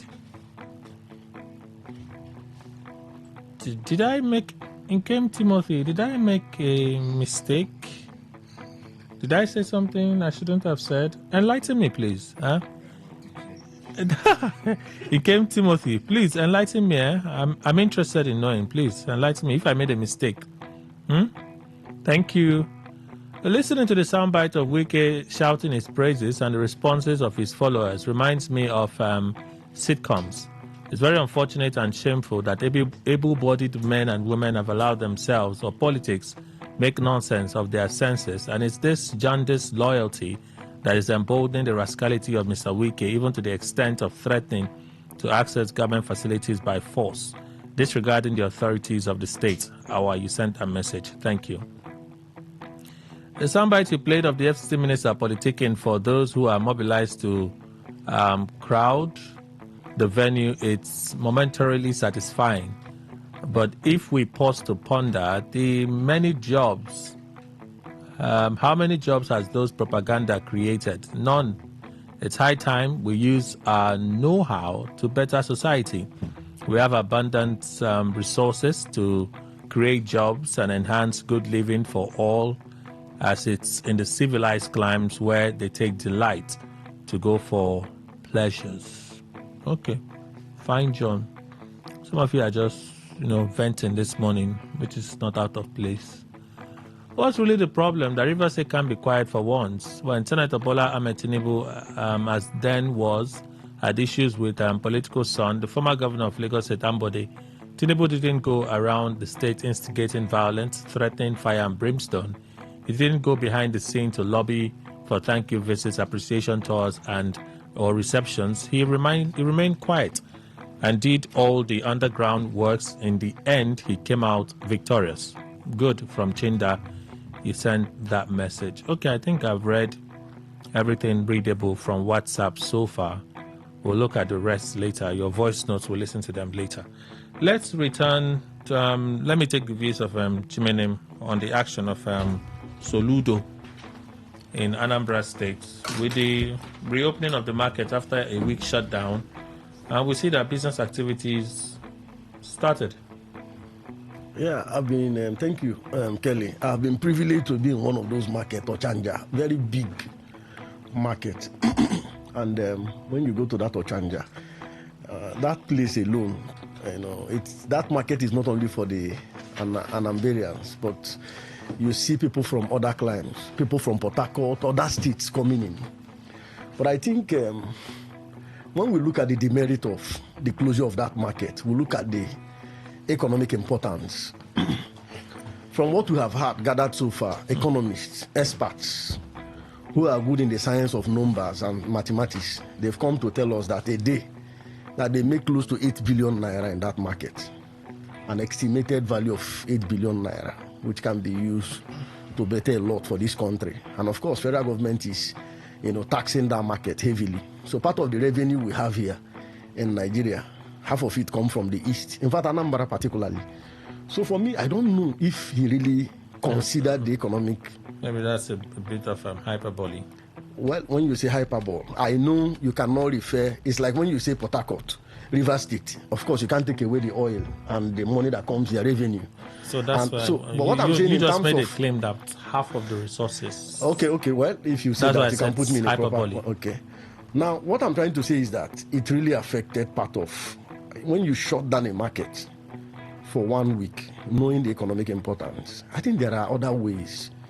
If there are insecurity or reporters too, I think there are ways to curb it. Even while the people are in the market, you can send, you have your intelligence. In each state, we have DSS in each state. Am I right? We have states. So one should have, as a state governor, you launch maybe a covert or overt operation there and say, look, go and check these spots. So let me see if we have a lot to cover today, so I'm going to be very brief, bit strict with time. Okay. Yeah. Are you saying that the governor shouldn't have shut down the market? For me, he would have. Why they're in the market, considering the economic. No, but why did he shut down the market? What he cited was insecurity. No. He shut down the market because they refused to open on Monday. On Mondays, thank you. That's why he shut down the market. Yeah, right. Sit at home. So he said they had made efforts and he believes that the scare of the sit at home no longer existed. So, like schools, civil service, everybody should open for business on Mondays. Do we take away insecurity? I'm just saying what he said now, Okay. right? They should open for business on Mondays. The market did not open on Monday. He went there and the market was not open. So it's okay. Since you people decided not to open now, let's shut it down for 1 week. In fact, this whole trading week is gone. So Monday through till Saturday, the market was shut. That's what he said. Well, putting it, like I said, it's like what most of the governors do. Sometimes you just shut down a place simply because you suspected something or you felt this is something that has been going on in the East, not only in Anambra. And I think you don't start treating how do you call it, symptoms. Okay, so if it's so bad a problem, maybe even too early for me to make this statement. But if it's so bad a problem, how come the market opened and we didn't hear any report of any terrible thing happening yesterday? On Monday. The market opened yesterday. We are aware. I saw him. He was even saying, I want to buy something in this market. Exactly. And we didn't hear any terrible thing happen. Now, you remember the chant. If you remember the day he closed it and the person they were chanting his name, the marketers were, depicting their loyalty to a particular name. Nnamdi Kanu Kaige. So they were just chanting. Now, they will do just that. He met with the market, leaders. Mm-hmm. It is possible that those leaders may have told most persons that they should come by Monday. Let us see whether it will continue. And remember, some of the Biafran warlords, so to say, have come out to say, look, it will not even hold. And it's not only here. Monday, other states, sit at home was observed. And it's not that I encourage it. Since 1967, federal government would have dealt with this issue.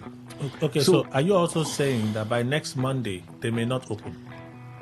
You see, this is it's like, what we call initial garagara. Of course, this is something that have gone into the syndrome. These people there is something they believe. For me, those persons who believe in that movement, majority of them are in that market. And of course, you hear what we call Nwachineke. But you also these know are their that, chants. You also know that some persons that are observing the set sit at home are observing it out of fear. That is what I'm saying. Of being attacked. The apathy is still there. What they are doing now is, yes, the governor has said this. Let us see what will happen by next month. Okay. Let us see. Mr. Ndukwe. Kelly, IPOB, don't they have leadership? In other words, now that Nnamdi Kanu is in prison, all along he's been imprisoned, or he's been in DSS facility. Good. Then he was held. Now he's in prison. Good. He was held. That's correct. He's now in prison. Now, was he not their leader? All of them were still saying that he's their leader. Even right now he's in prison, he's their leader. Nnamdi Kanu has severally made comment about the sit at home that he should stop. Have they not heard it? When, for instance, if as we are here, you happen to be the leader and you mention something, will I be following my own way or the one you have said? What is this? What is the essence of the sit at home DC? What I'm saying is that for me, Soludo did well in shutting down the market. Why did they run and go back? Let them stay at home now. When you see, the greatest problem is the kind of hunger that one will put oneself into. When it starts, let me see whether all the people from IPOB will come and give them food. Government says, what I thought reasonably that people should have been complaining is that, okay, Governor, we are talking about our protection. At that time, whether Soludo will say Agune Chamber will come and help them, if the size, the capacity of Agune Chamber is possible to provide security, they should obey. If they think that Agune Chamber cannot match these people, they say no. We don't agree because you remember there was one time somebody died. Up till now, even Soludo and his men have not been able to fish out the killers of that man. That's part of the reasons why these people were afraid. Not that they are very recalcitrant. They are afraid truly that if they go out, these people may come and kill them. And truly, anybody that dies has died.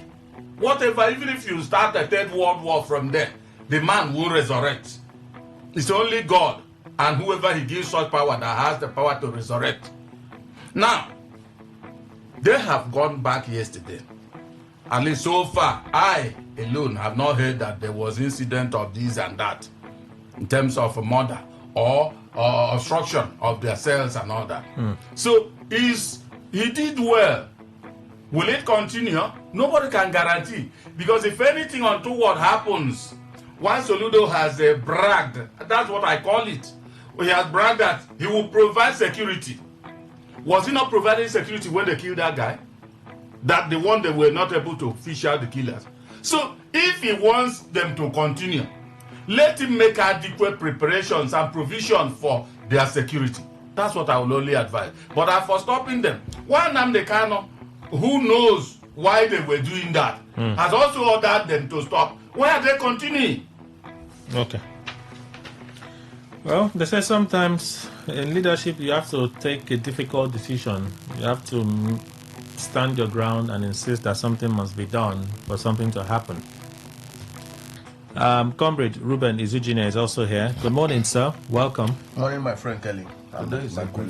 Good to have you here. Very brief. Sometimes you have to be very brief. You work with the trend of time. In English in this speak. So let's move on to the next one. As quickly as possible. I'm not the next one. He's working with the trend of time. Exactly. Yeah. I followed that trend. That's wisdom. Your flesh couldn't have revealed that to you. His what? His flesh couldn't have revealed that to him. No, his what that he came from the supernatural. Bayo Nanuga, just shoot these unconscionable vandals and thieves at sight. They are the worst species of citizenship. For someone who serves in the office of the president, is this not uncalled for? Jamala? No, so let me pity his one. Take his, since he's brief. He'll be brief. I wanted to be brief on the former WhatsApp. Oh, you want to speak on that? Okay, speak on it. So you can speak on both now.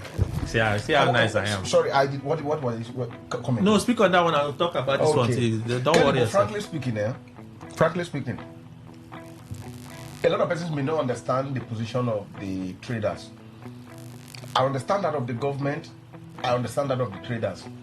One thing is to say, another thing is to back up.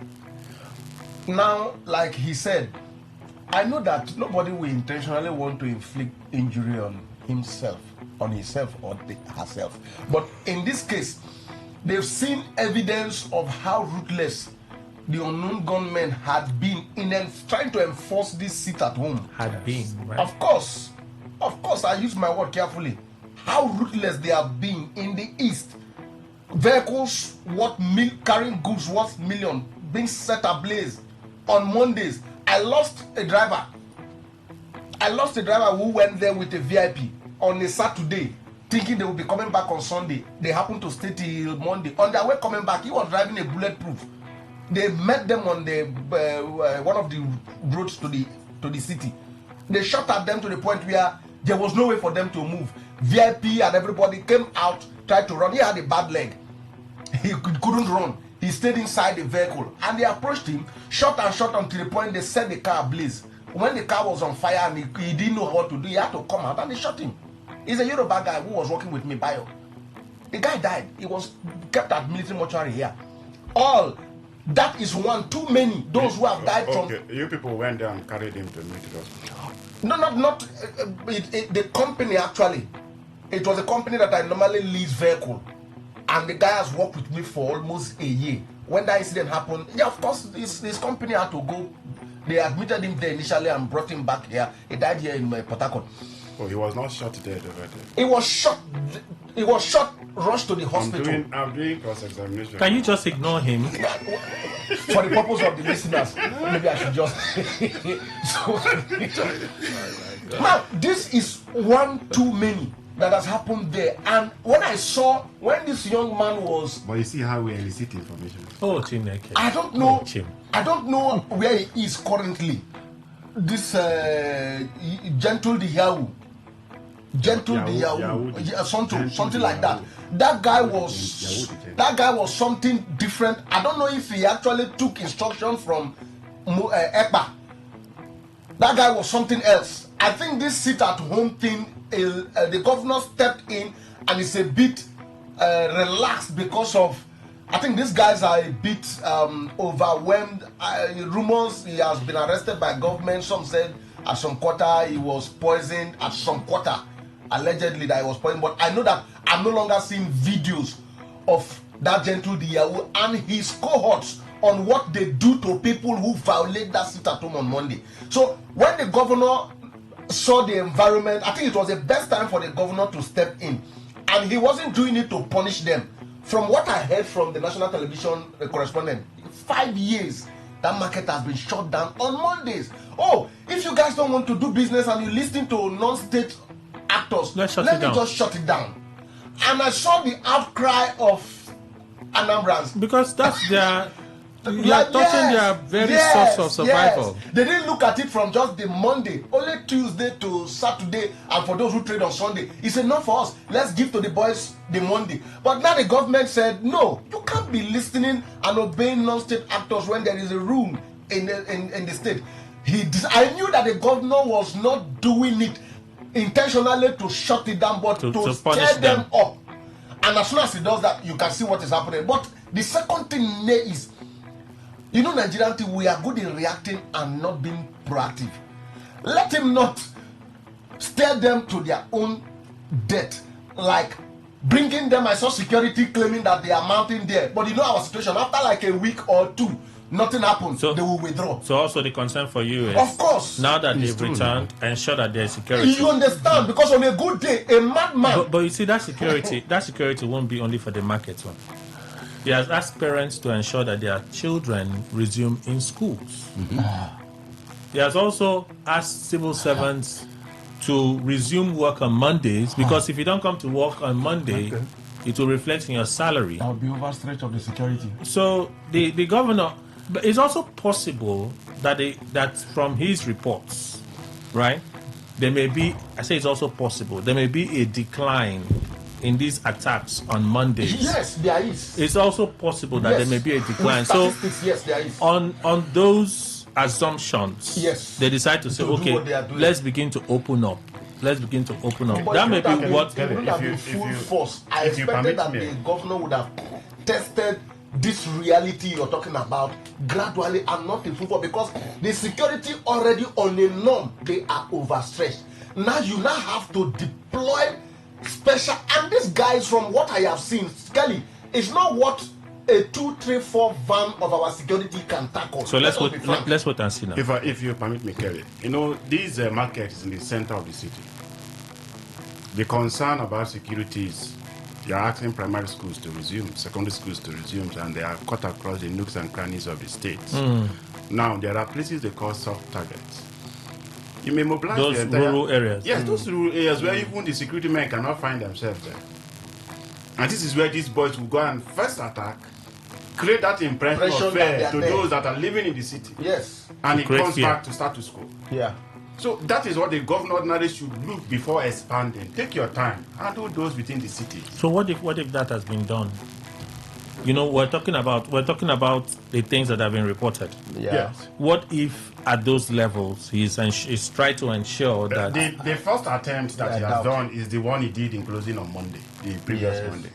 It's this Monday, yesterday now was a test of strength of that order. No, the point I'm making is the concern you raised. If it has been tackled. What if that concern has been addressed before taking the steps he's taking now? I doubt. That's what I'm saying. If that has been done, it won't be reported. The only thing I'm thinking aloud is the fact that the governor may have had information or may have reached an understanding.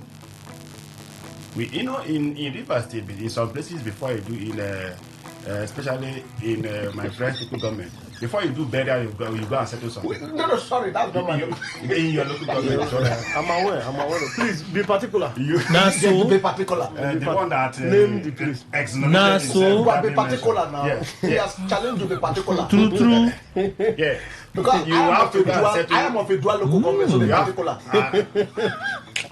Those two local governments that you are you see him now. You say you are brief, oh.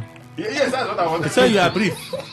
See, you have to settle some people before you do your burial. Ordinarily, Where? I want to Be specific. believe. I want to believe that. Let me even cross-examine the you now. Be specific. I want to believe that even the governor may have reached out to these people, and they may have entered or governor will come back.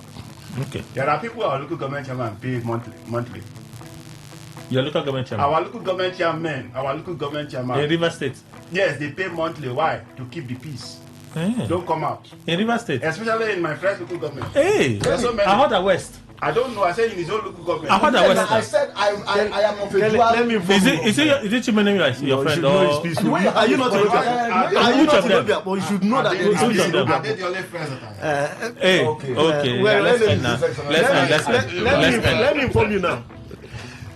Somewhere in my one flyover, you know my one? Yes. There are lords. Yes. Do you know what they do? If you're coming from my one, they will stop the bus. Each of the bus will pay 200. I said, why are you paying to? They say it's one. They are going to one. And it has been there. Okay. I said, but the police is aware. The police, they say they are paying to one. Now you pay 3. Now you pay to the guy. You see, when once the driver say, I don't pay for money, nah, they will slap. I say, here, in this state, all right, and we have a governor. Well, we have a local government chairman first before the governor. The governor has a responsibility. That is the work of the governor has a responsibility too. That is the work of the local government chairman. The governor has a responsibility because he's taking his tax. They pay revenue. They pay revenue to the local government. Which local government alone? It goes to state government too. State government has a transportation. Sorry, I just want to ask. So we have a commissioner for. Can I ask a question? Gentlemen, can I please ask a question? Yes. This one you're keeping your hand like one prophet. Because I've been talking now. You people have ignored me. I'm not important. No, it's fine. So I had to raise my hand and my voice so you people will get my time. This problem you just mentioned, Chimenem, has it been there for a while? Yeah, long. It's been there. Okay, it's been there. Yes. Okay, it's been there. It's been there. No. Please stop now. Please hold on now. Please hold on. Please stop. Whether it's local government or state government, the problem has been there for a while. So it's not that SIM is weak. It is that the problem has been there for a while. Shall we move on?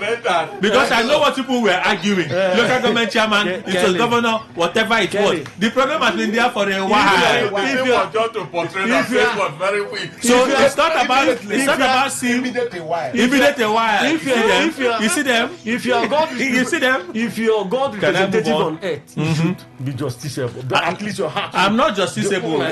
Justice should be in your mind. No, there's no justice. Now you're taking sides. Agree. I need to move on. I asked you part 2 questions, so I can move on. That's been there for a while. It has not been there. It started on You see, I'm both of you agree. Both of you agree. And now shamelessly on that, you want to swallow your own word. No, I said it was a slip of tongue. You recently a while. See them. I told you about You see them. Please, very quote me. If you want to quote me very well. I like that people are listening. No, which people are listening? People are listening. Some are not listening well. In fact, I can even ask that the offer job be sent to me. We'll play it again. I'm not playing now. Why you people clearly endorsed it? Just quote me well. Please, let's react to Bio statement. Okay, I should repeat it. Just shoot these unconscionable vandals and thieves at sight. They are the worst species of citizenship. My dear, you see, when you pamper certain crimes that have been perpetrated in the society without meeting them with the penalties that they deserve, you enable and embolden them to do more. Before now, we never had the idea or come to terms with what they call them iron condemn. Carry and come, I go buy. Is it condemn iron or iron condemn? Iron condemn. That's what those I think is it passive or active now? I'm trying to be very raw with what I know. In the morning, you will see them pass. Iron condemn, television condemn, radio condemn, AC condemn, everything condemn. Carry and come, I go buy. I have witnessed a situation whereby my Baba, I was just strolling down my street to go barb, and he was like, making wrong go so that thing will go on generator. Only for him to reach there he did not see his generator. They have added it to the We have seen footage of these young men looking left and right, unknown to them that CCTV cameras are facing the street. They pull out street lights of walls of individuals and break headlamps. Pull out side mirrors. So they do all this. Now look at what has happened. What he's saying is even far. Let me not say what. Let me come to Port Harcourt. Are you saying no? You don't need to describe or try to explain the enormity of this problem. Bayo says, just shoot them. It tells you how painful. To the point where they went as far as removing railway tracks. No. Shooting them at sight. Shooting them at sight. Is that the solution? In a country where at least Bayo, who is a beneficiary of the said law and order, Bayo Nanuga. I think the statement may not be meant intentionally. I remember some time ago when Aregbesola was the Minister of Interior under the former administration, and when jailbreaks were so insistent, he gave the same directive. Shoot. I remember we discussed this on one of the televisions at that time. Shoot at sight. I'm not sure, in as much as the order is very harsh, I am not sure the intention is to that direction, but rather just like what the governor we were just discussing about Anambra State government, perhaps the intention, I am shutting down the market, might be taken far from those who hear, but I know that the intention was to stir them to come out. Shoot at sight is not to the extent of act, as I have said. I think to this one is like, do as I say, but not as I do.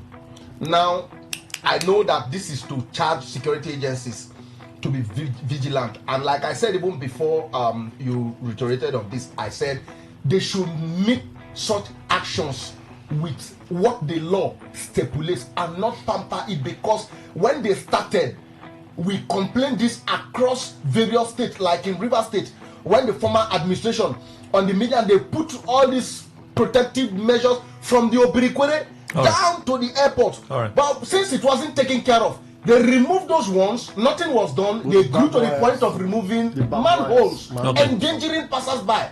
So for me, I think that shoot at sight was maybe it was just expressing frustration. Yes, at the extent of the damage. That's what I am thinking, but I'm not sure he's really willing that they should act in that direction. Chimene, I just said in a bio statement, shoot these unconscionable vandals and thieves at sight. They are the worst species of citizenship. Kelly, let me tell you, here in River State, it has become legalized. It's a solution to shoot them at sight. Let me tell you, shooting aside in a democratic setting, for me, it's undemocratic. It's also unconstitutional, and we must. This is a democratic country, and of course, we are ruled by constitution. If you shoot aside, are you mandated to shoot aside? Even in self-defense, we have heard that there has to be a reasonability. There was something we argued here. Where somebody, in course of self-defense, they say he used, in fact, it was over force. He went to the extent that he has to overpower the guy and also killed his victim or his accent. Then he was convicted for murder. Thank you very much. We were here when we argued it, and we were looking at there are elements of self-defense that you must meet. Now, what I'm trying to say is that, one thing in practice, there are a lot of things. For me, I don't know the state that Bayo was in, whether he was actually a victim. But all these guys, do you know that I kept my fan outside and generator set? It has been there just for repair. I didn't see it again, it disappeared. Because Sundays, they know that people are not around. Yeah. Now, what they are doing now is to collect GMPs. Do you know that my neighbor's GMP, they finish? The guy, he was betting. There's a way you have something in your house. Your house they removed all his GMP one. Not like two windows, they will just remove one today. Then after 3 days, they will come again. My landlord's GMP. When the guy remembered that he doesn't have window again, he said, could it be that the sons are washing his GMP? It was later he discovered that they stole all the GMPs. GMP condemned. Now, a neighbor's house, Magwa, the whole wire, electricity, they know the problem is that when you see them, you think they are not. But they look harmless. Yeah, they can type they have their phones. Do you know that they can read in their language, which I don't want to call So here. how about when you arrest them, they will release them. How about amending the law and say if you see them, shoot them? Well, it's going to take time. Who are the people who are the majority in the house? Okay, so we can't amend the law to reflect that. It will be very hard. So when when someone who speaks for the president puts a message like this, it's jungle justice, because you're encouraging the people to. Of course, so many persons will embark on jungle justice and self-help. Jamala, let me start from the jungle justice. My friend again, he said he wouldn't know the mind of the state of the mind of Onanuga when he made that statement. No, I don't know if he was in a discomforted state. Not even you. It is. Why are you attacking my colleague? And you're coming from the northern this thing. You should know we're in the west. Why are you attacking my friend today? Both of us are rash. The one you are talking about is by affiliation. And you have cross-examined me. See, both of us are blooded. You is by affiliation. No, so if you like, say I'm from the northern. I go for sure now. I go for sure now. I don't know. I go for sure now. We'll take break. I don't know how again man managed to bring this. We will take break. And I will go cool off. Then we'll come back. Well, we bleed. What's happened now? I want to see the liver of this place. Off your back. We'll take break. Everybody go cool off. Mr. Anduko go bring wine. We go give a wine. Alcohol. Make a drink. Today Will them be cooling? The better take cool off now. Why you fire now? I know what they cause the problem. Today is funky for the road. No, we don't be fucking for yeah. What's going on?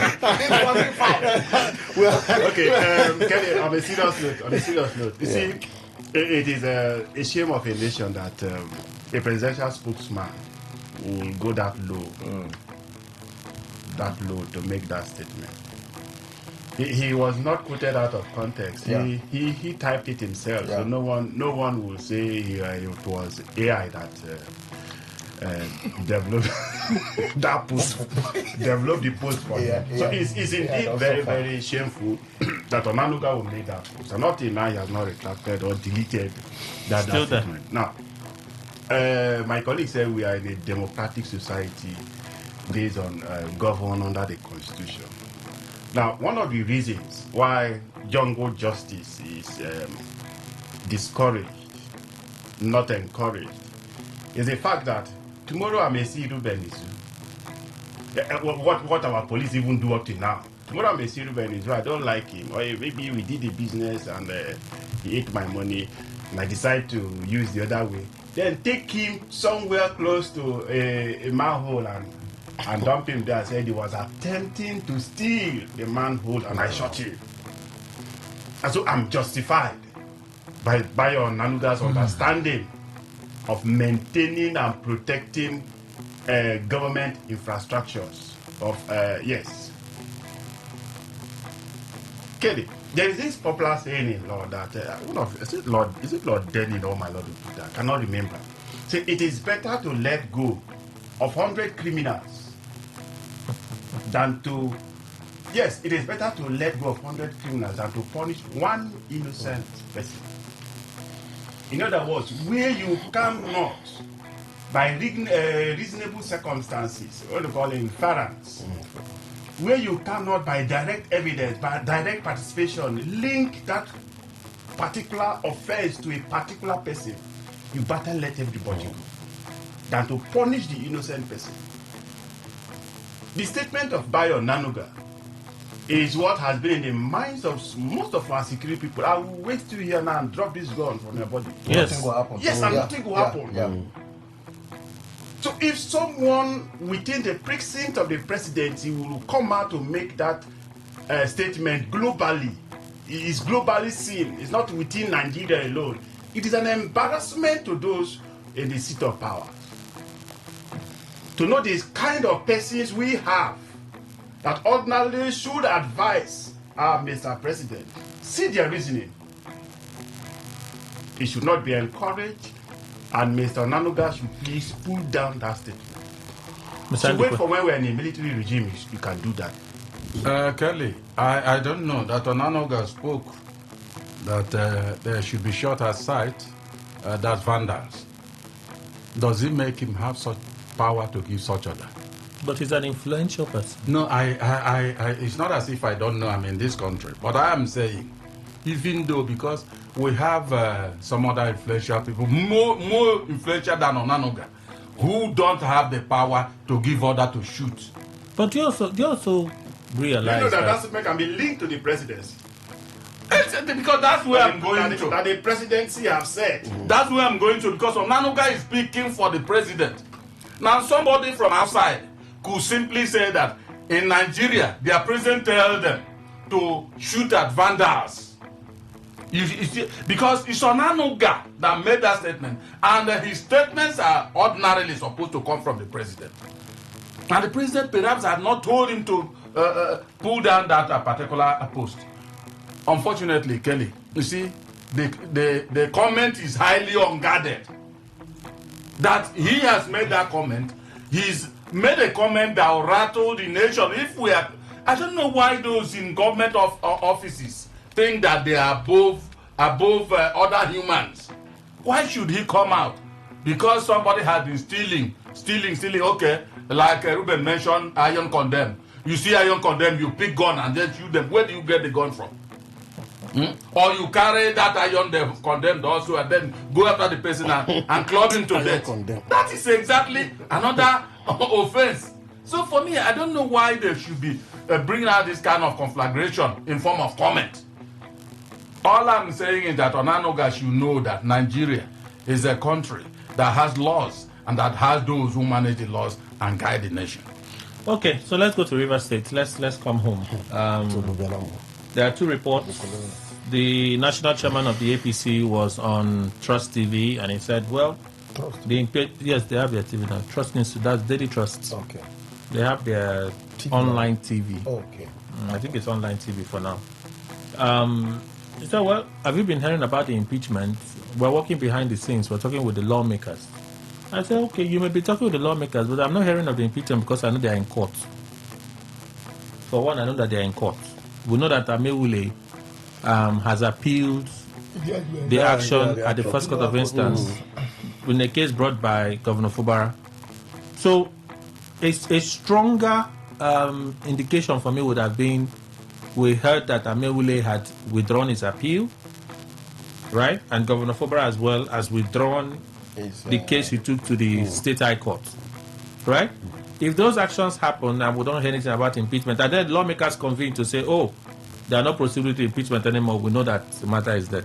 But anyway, he said they are still talking. So perhaps they have not reached that final point yet. But there's also a report from this day newspaper that stretches it a bit further. That President Tinubu has told Wike to back off the impeachment idea. He should stop the impeachment move. However, every other thing in that report from this day cedes authority to Wike. Governor Fubara must acknowledge Wike as the political leader of the state. It doesn't matter what party he belongs to. Governor Fubara must defer to Wike in decisions, political decisions in the party, as Wike is the political leader of the state. No name was mentioned. We get it. Papers do this. Anonymous source. At least they said anonymous source. Unlike that one, that they didn't mention any source. They were just quoting the governor. Yeah. Where did he speak? When did he speak? Nothing was said. But then, Jamal, I know we will not conclude. First, it's possible that the APC may be working behind the scenes. Secondly, if the report from Vanguard from this day is factual, how do you think it affects the political situation in the state? Let's start with the first link of your question.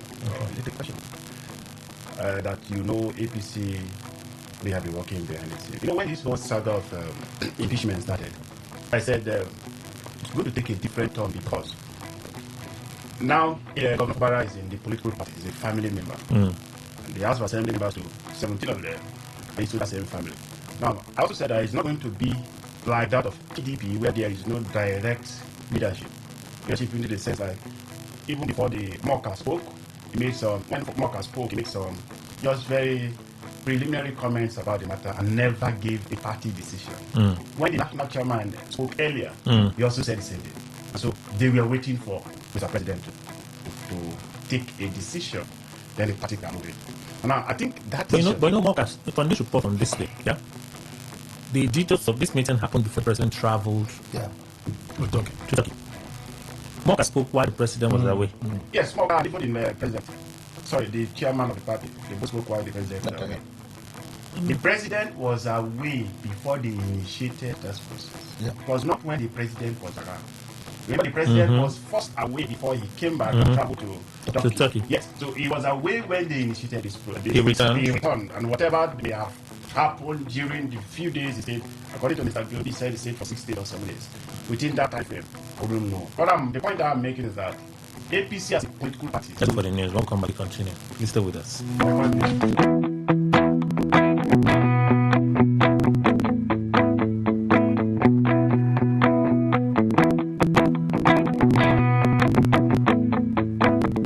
Whether it's happening in Port Harcourt, South, Nigeria, or around the world, we've got you covered. On air, online, delivering balanced news and unbiased analysis. Today, 95.1 FM.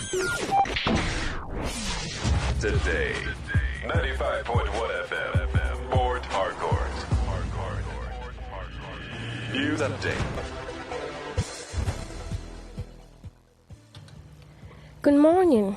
Here's a news update on Today 95.1 FM. I am Miracle Emmanuel. The federal government has flagged off a free nationwide training program aimed at equipping 10 million Nigerians with financial inclusion and literacy skills as part of efforts to strengthen the country's economic participation.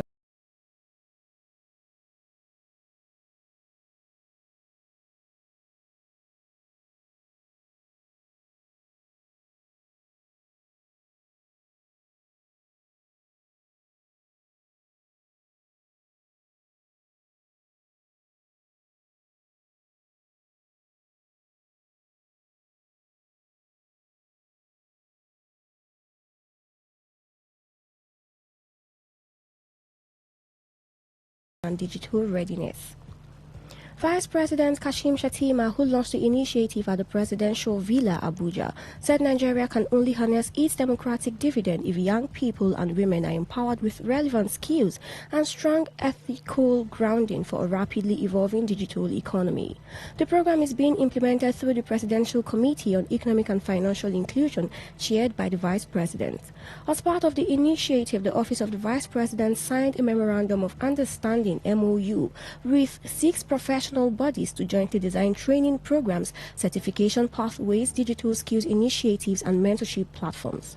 Speaking on behalf of President Bola Tinubu, Shettima described the MOU as a strategic national investment in human and institutional capacity, stressing that financial inclusion goes beyond access to competence, trust, and capability. Former Chief of Staff to ex-President Muhammadu Buhari, Professor Ibrahim Gambari, says his 3 years in office exposed him to the realities of Nigeria's governance, including the troubling facts that many who benefit mostly from the country's resources show little commitment to its progress.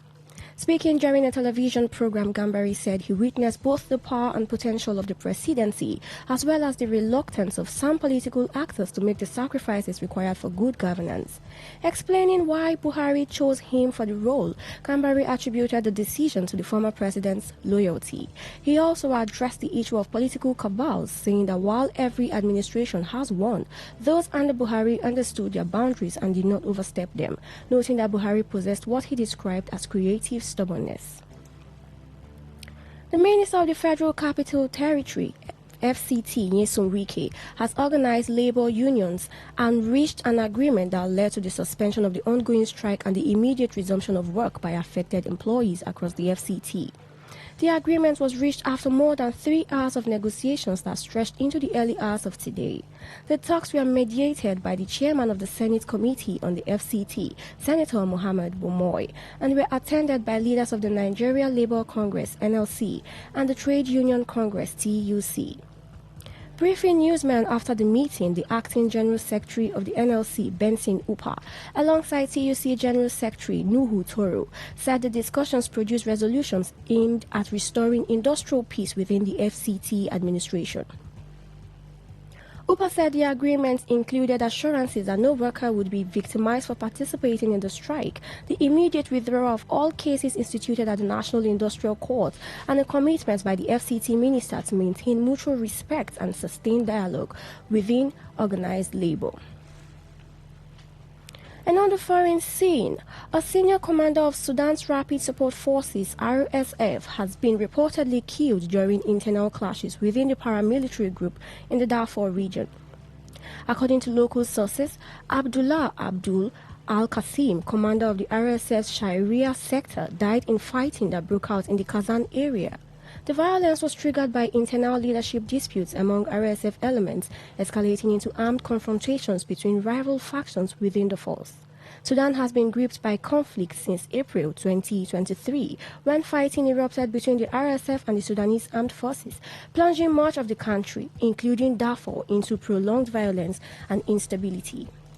And that was the news update on Today 95.1 FM. I am Miracle Emmanuel. Thank you for listening.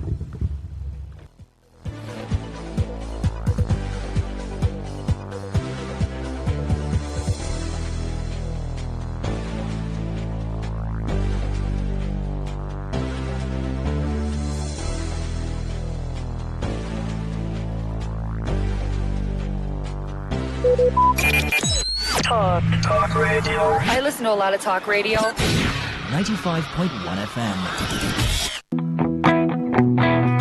All right, thank you all for staying with us. Let's switch the order. You were talking about the APC as a party, that's Jamala, but let's go to Comrade Izu to speak on this report from this day newspaper, as well as what Netawe has said regarding the APC working behind the scenes to resolve the impeachment saga. Yeah, very correct. I agree too, because when I saw... You agree to what? I agree to what the APC have said from the national. They've been working behind the scene, because when I look keenly, though I don't know who actually had that video, but it was muted, but I knew, and with feelers from those around, that the body language and the discussion of the president, the minister, and the progressive governors chairman, Uzodima, before the president jetted out, was concerning or related to this issue. He was trying to tell them to make sure they resolve this issue. And as soon as he left, they worked and make sure that before he comes, there will be something to tell him that, at least so far, they've been working out modalities to resolve. That's why you notice the national chairman was on television, as well as the vice chairman and secretary, all tinting towards the direction of... Spokesperson. Yes, spokesperson, tinting to the direction that they are working towards resolving the crisis in Rivers State, and the FCT minister a factor.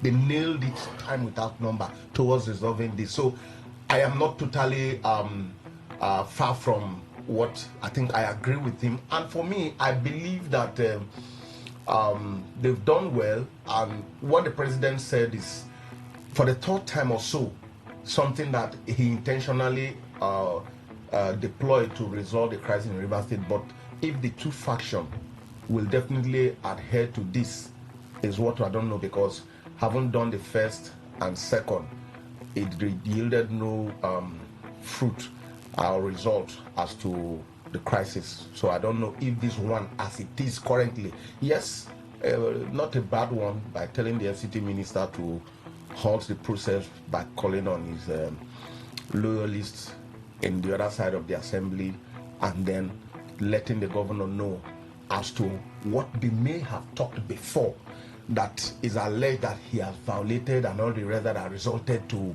a lot of things. Okay, so they also believe that, because that seems to be a condition. There seems to be a condition. Of course. The condition is you have to give me the due respect in Rivers State. Of course. So the waiving of the impeachment, of course, will be dependent on the governor. Of course. So that would also imply that whatever structure the governor has now, he has to collapse that structure. Very possible. Because into what the FCT minister has. Very possible. Because I heard the FCT minister time without number during the local government tour repeatedly, if you have the guts to renege in all we have earlier agreed, we will not go.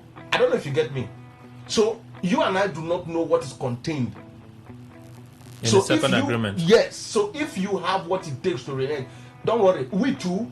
So maybe perhaps what is playing out today is as a result of you violating the earlier. Okay, now let's go back to status quo. You put back this one. You. So they were all part and parcel of the agreement. So the president knew how he resolved that one, and who may be violating. That's why he's resolving to bring up the issue the way he did. You resolve this impeachment thing. You recognize him as irrespective of the earlier position that he is not this and he is not that. So the president knows best how he has. So you do believe the report from this senator? Well, I am just seeing a little bit of. It's the same ownership. Yes. Arise and these days, the same ownership. I don't know. That's what I'm saying. Because a lot of things, if you listen to the body language of the national, as in principal officer of the National Working Committee, how they blew hot on this rivers issue earlier. Only one person did. And after, no, if you notice, only one person did. No, the national president, the national Ajibola chairman, Bashiru was the only person that did. No, the national chairman has spoken on this on TVC. The national chairman in speaking was evasive in his response. Well, the first one, I wouldn't say evasive. It was the second. The first one, it wasn't evasive. When the national chairman tells you on TV, you're asked about the governor's position. He said, yes, the governor is the leader of the party, but it is not a right. It's a privilege. It is not a right, it's a privilege. That was the second interview. That was the very first time he spoke on the APC saga that went viral. People were carrying it, that Governor February is the leader of the party. He even went on to say that no governor gets an automatic return ticket. That was on TVC now. The first was on Arise now. What did he say on Arise? The first interview he had was that was after there was something that happened that period, and he was speaking alongside with Darlington. That's Moka. That's Moka. Was that Moka? That's Moka. That's the spokesperson of the APC. No, Darlington has several this thing. The very first on Arise, I followed it up. No, I followed that. I followed TVC, it up. He was Yes, on TVC too. yes. The second was on TVC. Darlington has been on even on AIT and Co. But the very first one where he cleared a lot of leadership issue, he frontally just said based on the APC constitution that yes, this is what it is. Okay. But much more later, I now discovered where he came up with this second position on TVC about yes, you are this, but you work in consonant with other leaders. All right, Jamala. Is it done? He's done. Was I cooking? Yes. So you're saying that yes, the APC party... I was on the first limb. So yes, the APC that is now more organized, will always have a way to resolve internal issues. And that is one. So if the report that the president has asked Mr. Wike to ask his dogs to back down, then his boys to back down. Thank you. What did you say? There's a better way of putting it. I said which boys you have now. done, which you have corrected. I said boys. Noble thing you have corrected it. Let's move on. I didn't say anything. You're the one that took us back. You just corrected yourself and you're taking us back again. Why? You should know. Just allow peace to reign. Just allow peace to reign. Let's move on. Voila. If they have agreed to step down, then good for River State, good for development. That is on the second aspect. Whether the report as provided by this day newspaper is something to go by. Kelly, any justice, any judgment, any decision reached without equity, without justice, may not see the light of the day. Let's look at the first agreement they had. It was a one-sided resolutions. Let's look at the second one again. It favored the same set of people cited. We're not the third limb. But we don't have the details of the second one. From the outcomes of those things. Okay. You can see how even Wike during the local government thank you talk said let's thank Mr. President for giving us back our local government. For giving us back our local government. So you can infer as to the agreement reached before that what do they call it? emergency was declared in Rivers State. Or maybe it was during the emergency that they reached those agreements. When Ibas came in to Rivers State, among the first statements he made was that he will restore democratic institutions in Rivers State. So it was a pre-planned arrangement before the declaration. And that is why even during the declaration, the president was busy signing some orders. The conduct of local government, amending or removing some sections of the Rivers State local government law and the Electoral Act was done during that era. So if those decisions are reached, and from the way you have read, they are not favorable, in fact, there is no equity in those decisions, I do not see, unless the governor decides to say, okay, let me just go, I do not see this peace lasting. Assuming that everything as read by this day or as stated by captured by their source. Yes, by their own source is true, then I do not see a peace coming to the state. But do you see another play for the governor here? You know, when he announced he was going to the APC, the intention was that he would be protected. Yes, the protection. No, he said it clearly now. Yes, the protection is has been showed in the aspect of the president asking the House of Assembly to hold. To that extent. To that extent, that has been done. Okay. But like I always say, Kelly, that impeachment does not start and ends with the House of Assembly. But we know these things now. But from what you're even saying, right? If the governor believes that the president can protect him, knowing the processes and channels that are involved when it comes to impeachment. Yes. Right? Yes. If you're so confident that those channels are independent of themselves, why seek a political cover? Environmental realities made Mr. Governor to defect. Environmental realities. Yes. So he still knows that. He still knows that. I said, it is either the governor steps aside, fights to the extent that he will step aside. What card can he play right now? Let's assume the report is correct. Yes. Let's assume the report is correct. Yes. Right? Even a second time ticket to him is unlikely, based on what they have said. It is likely to the extent that the president can also come back to say tomorrow, hey, I said it's unlikely. I said it's unlikely. Let me tell you, it is likely to the extent that unlikely to put it on the scale. No, put it on the scale. Unlikely on the scale could be a 70 to 30 and I'm saying on the likely. scale, right? Don't use the word unlikely. I want to use the word likely. Okay, that's fine. Okay, that's fine. You want to use unlikely? I'm saying no, likely. Let's look at. I'm looking at the statements made, at least as reported by the source from this day newspaper. From the unknown source. Exactly. Fine. I'm not believing this report hook, line, and sinker. We're talking about it to the extent of which may be true, which may be factual, yes. Right? One of the things that would give me confidence with a report like this is when we hear tomorrow that the governor comes out to say, well, Nyesom Wike is our leader again. He has been saying so up till now. No, not in recent times. He has been saying so. The governor has been saying so. But he said in APC, I am the 001. Let's continue. Kelly. No. Can I at least make the point I want? Can I at least make the point that I want to? Can I at least say what I want? You have a disorganized stomach from the beginning. Don't please, I'm so happy.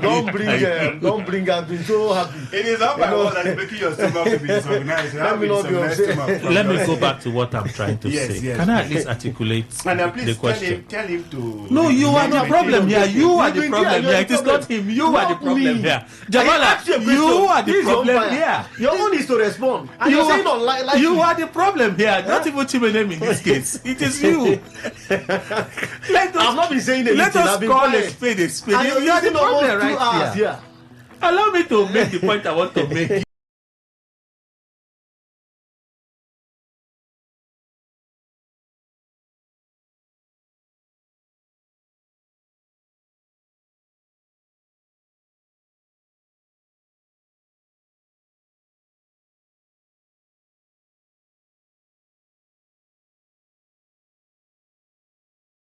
It seems like we're in a debate.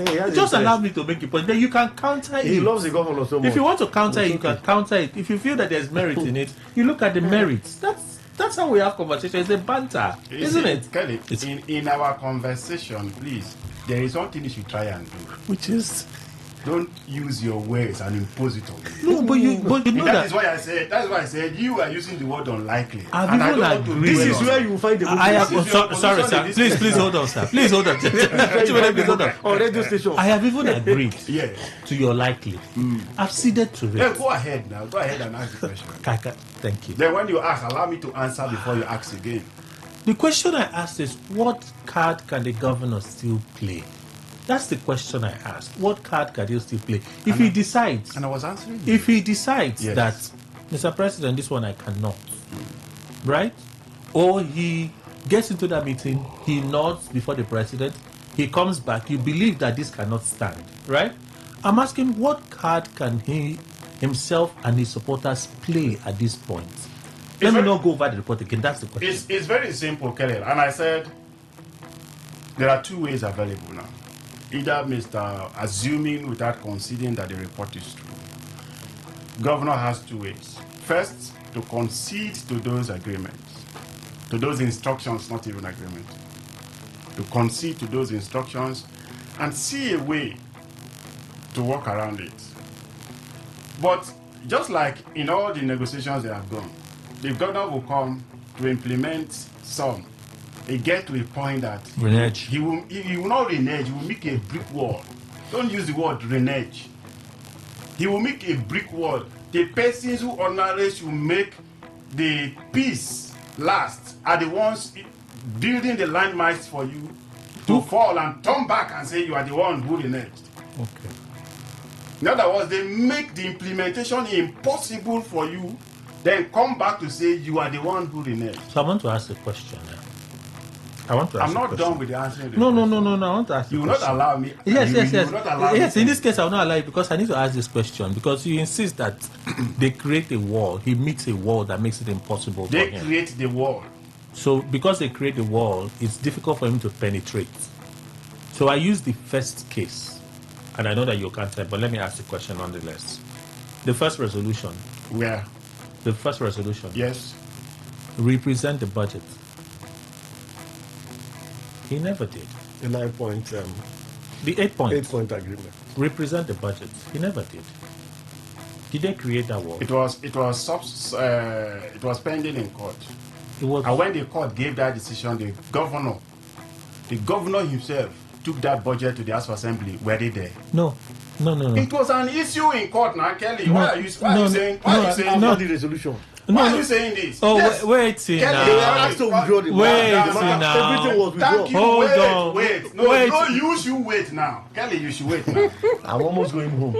Kelly, the 8 resolutions were first, all cases be withdrawn. All cases in court be withdrawn forthwith. The governor did. Which till today you are not still happy with the actions of the governor for withdrawing his matter. 2. I am not happy with the governor. Yes, it has been one of your major point in saying the governor. I am not happy. Excuse me now. Let's not emphasize on you. Let's not emphasize on But you. that's what you're trying to do. I am saying yes. I'm aware that you are not happy that the team of the governor withdrew. You're making this personal. No, I'm not saying personal. It's not. That's what you're doing. You've said it twice. I kept saying me. The opinion you held. As at then. What is? Don't say I'm sad that the governor decided to withdraw.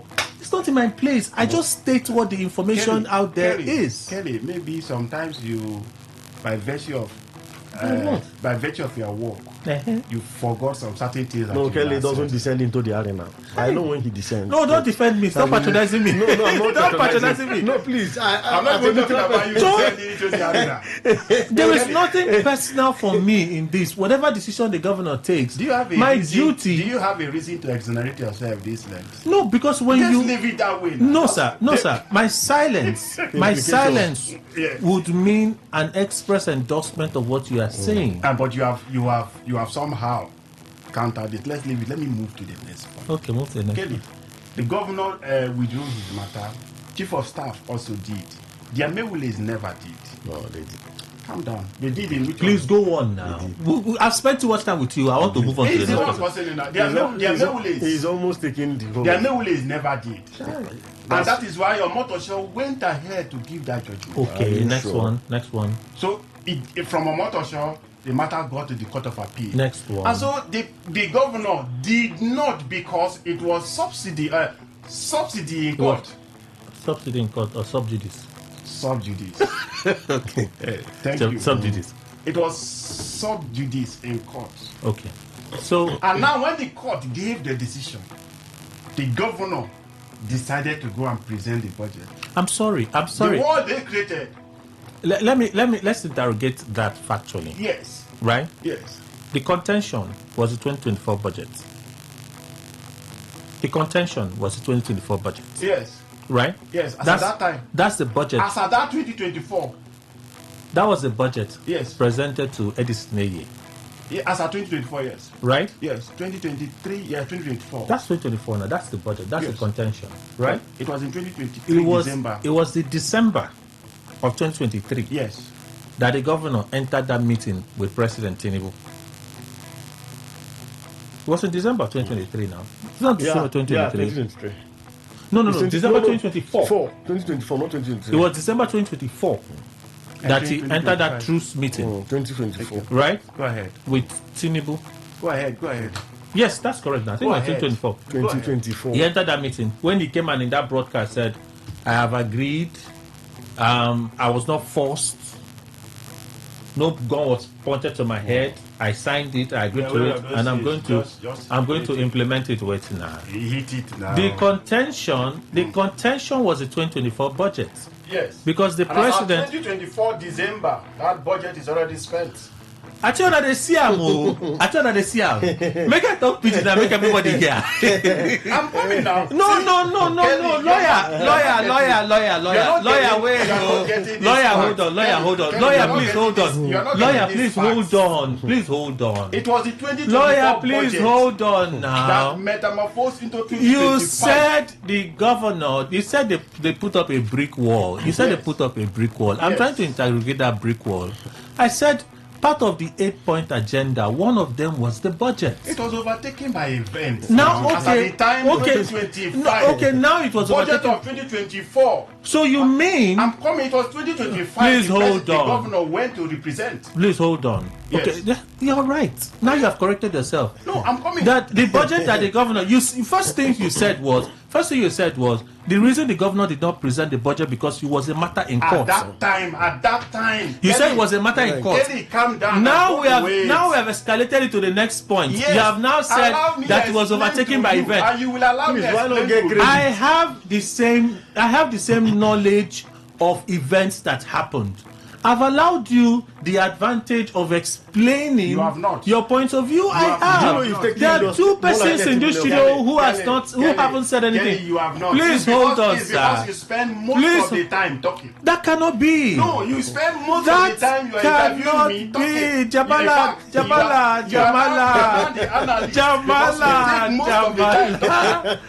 I am done. I have tried with you. Jamala, I have tried. Chimenem, please. No. Jamala, no, sir. You asked me a question. No, sir. Chief is even off the Jamala. You should allow me to answer the question. Jamala, please hold on. This is not a private. It's not a. Please hold on. Can you please hold on? You should allow me. Can you please hold on? Jamala, please hold on. You should allow me to conclude. Please hold on. I believe you have concluded. I have not. That is your belief, and I am here. Can you ask me? You cannot. Okay, conclude. Fine. That is how they are doing in civilized society. Yes. Conclude. Kelly, when you talk about the 2024 budget, as at the time that agreement was, I want to conclude on that same issue. It is the same issue we're asking now. Okay. So I will not allow you to send negative facts to the public. Now, as at the time 2024 budget was asked to be represented, it was mere an academic exercise. So the parties. Don't interfere. Please hold on. Jamala, please hold on. One person cannot know it all.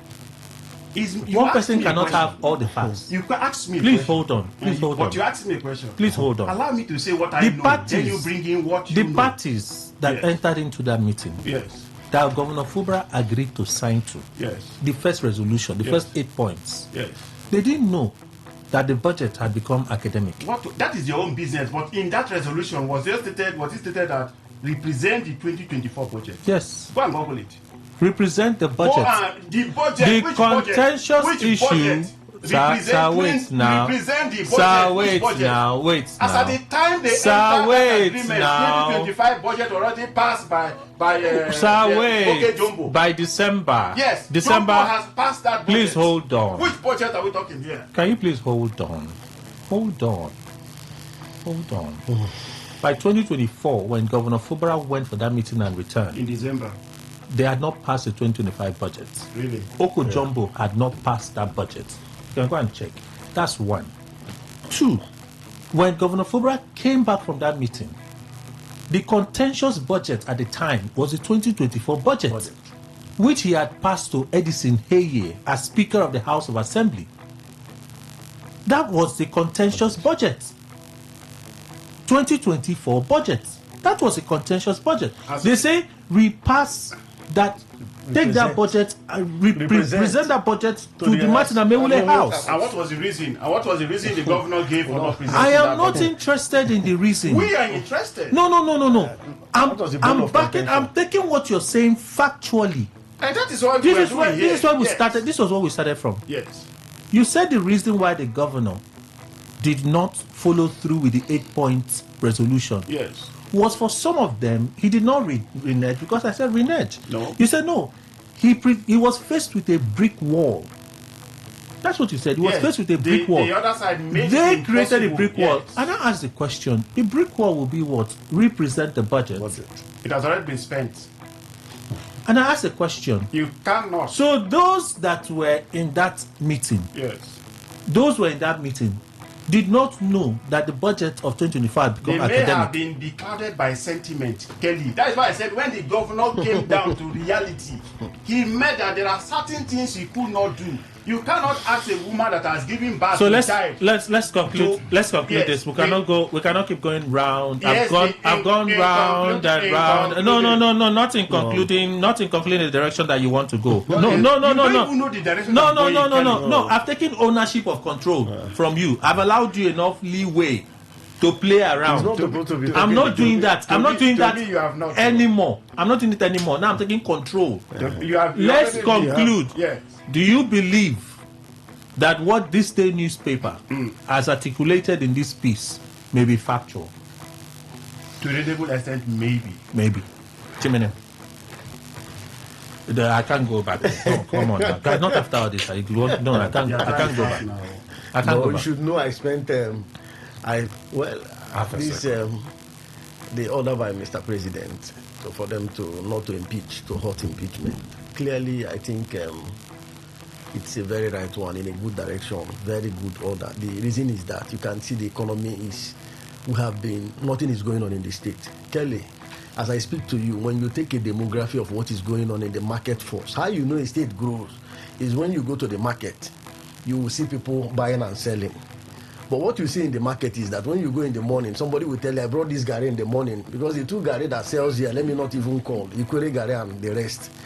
So I don't know if I hold that gari, but I know or that of Jamala. I don't know if they found.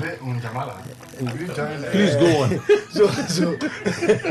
So people are not buying. The reason is that there is no money in their hand. If there is money for government to spend, there are constructions, contract going on, money will be moving from one hand to another. Of course, there will be labor. But these things are not going on. As I speak to you, where they call environmental sanitation, I only see people in that office, but River State is littered. So I think one of the advantages is that it's a wake-up call. But the implementation, you have seen what happened last time. I thank God you're able to make this information verifiable. Your research is worthy. But what I want to tell you again is that this is not the first time that Mr. President is intervening. The first one, there was an agenda, 8-point agenda for the governor to implement. When they came back home here, The governor did not implement it. And that raised an eyebrow. That anything that has to do with trust broke. And you know who the FCT minister is in his wisdom. We don't know what they agreed before he was appointed to be the governor. But then I think you can't take away loyalty. You can't take away loyalty in politics. The president has mandated the governor, this is not the first time, to go home and ensure that please reappoint, represent the budget and all the rest. Where those 8-point agenda implemented. Some of them. So now if we are to look at again. Did you hear that some of them? If, he knows not some of them now. He paid the lawmakers now. What? He paid the lawmakers now. Then he paid them. But the main, in terms of representing the budget and all the rest, but at least British. some 8 points were attended to. Now this again, go home and ensure that if we are to go by that report, you will know it will be a tussle. In the wisdom of the governor, he wouldn't want to. He has people that are inciting, telling him. So it will be very difficult. For me, I don't know the kind of committee that will be set up. And in the wisdom of the FCT minister, he would want to also ensure that he protects his own people to the camp I belong to. Some of us have been, because of this big mistrust, I don't trust the governor. If in his wisdom you can put your house together and respect the president, I don't know how many presidents that would do that. Obasanjo did not do it. Under Evans, Chief Evans, he was impeached. And what was it? Obasanjo was, I'm not saying he was part of, he removed his face. The same thing with Chubo Kadibu. They were all impeached. The reason that was far-fetched, in fact, that was even raised, ordinarily, they ought not to remove Chief Evans. But then, Obasanjo removed himself.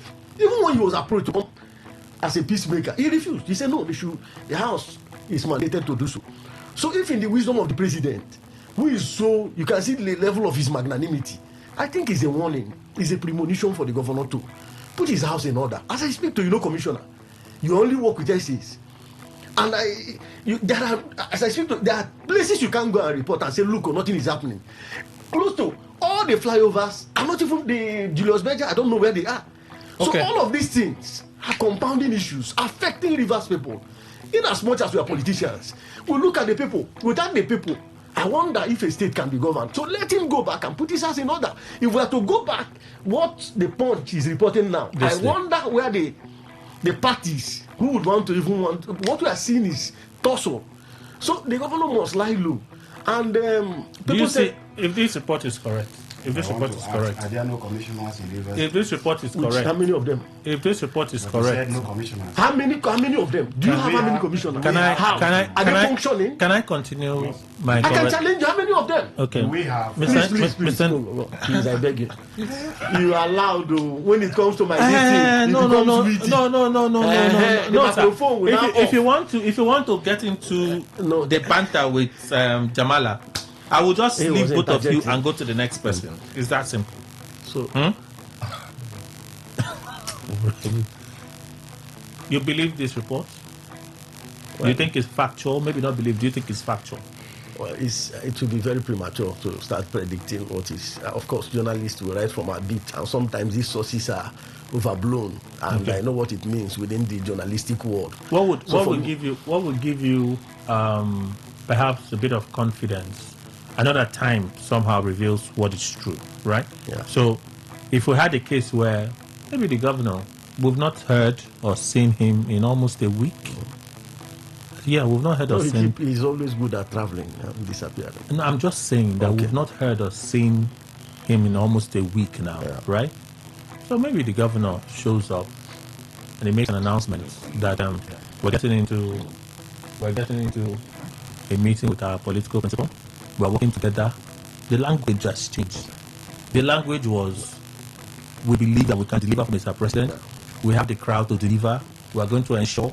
The language changes to, we are working together to ensure that the President emerges. Yeah. We are one family. We need all that. Right? If that language were to change, perhaps that would give you confidence that what they reported is true, right? At least 2 weeks from now. 2 weeks from now. And he doesn't know how to keep. He wants to come out and say, look, let's move and say, let there be peace. Me, I don't know. No, I said, you said what I have witnessed and what I know you are aware of. He will come out and speak. And let me put it that way too. Sign the code. Yeah, Kelly. I cannot say that all that I heard there are very factual. But there's no other way for me to know because I'm a human. So I will only say some are. Okay, to an extent, a reasonable extent at that. Those laws may have been given to him. But I tell you, that the problem is not over with that law. You know, I have been very consistent on this. I said that both Tinubu and APC will never allow Fubara to be impeached. I have not minced word on this. The reason is simple. See, if a political party wants to have its own respect, you cannot be a leading political party and then you allow one of your governors, especially the one that just defected to the party, and you welcome him, whether he came with 100 million supporters or not, or he came alone, he just walked into a room and you accepted him, you now look at him as your own now. So you will not allow such disgrace come to him. However, you know, I don't know how they look at things. And I tell you, Kelly, without justice in anything, there can never be peace. Now, if you say, I don't know how easy it is for people to look at things that way. Maybe I'm different. Maybe I'm the wrong person. Let me take it that way, that I'm the wrong person. Kelly, if you were a governor and you ceded to me and you brought me out, I will thank you very much. Thank you very, very much, because you have made me perhaps to move into the position I wouldn't have been able to move in easily. Now, I will be ready because you are a kingmaker. And other kingmakers I know around the world are always respectful of the man that made them. No, the man they made is always respectful of the kingmakers. That is established around the world. But it cannot be on official issues. When you now call me, you see, look at the terms of this our agreement. All the commissioners, I'll give them to you. All these and that, I'll give them to you. Kelly, I will tell you, no, Oga, I won't accept that. Allow me prove my own method. Let me bring my commissioners, run the government. If I run it well, the credit will also come to you that had confidence in me and brought me up. But politicians seem to be in a world of their own. They don't do things that way. And if I look at it myself, if I were one of them, I'll pull out of the agreement. See, if Fubara wants a second term, if he wants to run for governorship in 2027, he has to obey all those things they have outlined for him. That's what I'm seeing in the whole thing. He's in a web. If he shifts to right, no, they'll tell him, we didn't tell you to go to right. Shift to left, we didn't tell you that. Don't stand up, sit down, just stay where you are. And if he wants a second term, he can get it. But they will be running everything from outside. Is it which kind of joy will he have as a governor? It's left in his hands. He's not a kid. Or do you think the report may be a factual one? Like I said, to a reasonable extent, yes. Maybe factual, eh? Yes. All right, let's take reactions from you. 0810951091. That is the number to call, so we can hear you speak to us live today. Today 95.1. Good morning. 60 seconds. Good morning, Kelly. Hello, Frank. Welcome. Yeah, I did all I get to the studio. President Ahmed Bola Tinubu asked FCT minister to halt the impeachment process in Rivers State. As a Rivers man, it's a welcome development. And I want peace and development in my state. Before we achieve that, peace must return. And I want to advise all Rivers people for them to agree with what Mr. President has said. Let us not use our voice to be abusing Mr. Wike or Governor Fubara. That is not a way for us to achieve peace in our state. God bless you. Today 95.1. Good morning. Hello? All right, froze there. Today 95.1, good morning. All right, not connecting, so feel free, call us back when you can. Which one should be considered first? Opening of the market and the security of the people. The market was opened yesterday and no casualty was recorded, but what becomes of the people if they are harmed in the future? Revenue and lives, which is more important. Enete, you sent that message. Thank you. Today 95.1, good morning. Hello, good morning. Welcome, George. Good morning. Kelly, I see the issue of Barapa River State, that is a separate matter. Let the been our governor. This issue of whether impeachment or not impeachment, it's a separate matter. Just master that as I tell you, all those times they are not able. Our government is not able to read truth of the matter. It's a separate matter. I don't want to go more than this. All right, thank you. Today 95.1, good morning. Very good morning. Morning, sir. My name is Jacob. See, I don't know. We teams, our governor is not doing well. I think by now he's supposed to step up his game. He's supposed to let the Mr. President, convince Mr. President that truly he can deny him. I think with that move, all these things that he can do, regarding cloud, those cards that I said will soon crash because of crash of interest.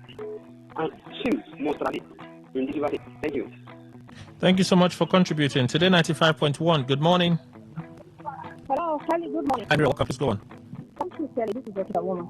Well, I like the fact that the president went straight to the point, calling the case to halt impeachment plan. Yeah, because he knew that there is a source behind the impeachment proceedings. Look, that's the brain. And the game the president is playing in River State will definitely backfire. He's telling me to halt it instead of to end it. And I want two people to together when they don't agree. So the governor should accept and work with Wike as the political leader. Because the governor is what in the party, APC. The governor is the overall. He should be the political leader. So the game the president thinks is playing, he thinks, is the whole and all in politics. Trust me. At the end, it will backfire. And let's get it out. For me, I don't think Wike and State can work together in this state that they are. Thank you, Kelly. Today 95.1, good morning. Good morning, Kelly. Welcome. I'm Ken calling from St. John's. I'm one of your ardent listeners. I've been listening to your program and I like it very much. But today I just had the knack to call because of this. Nothing is happening in River State.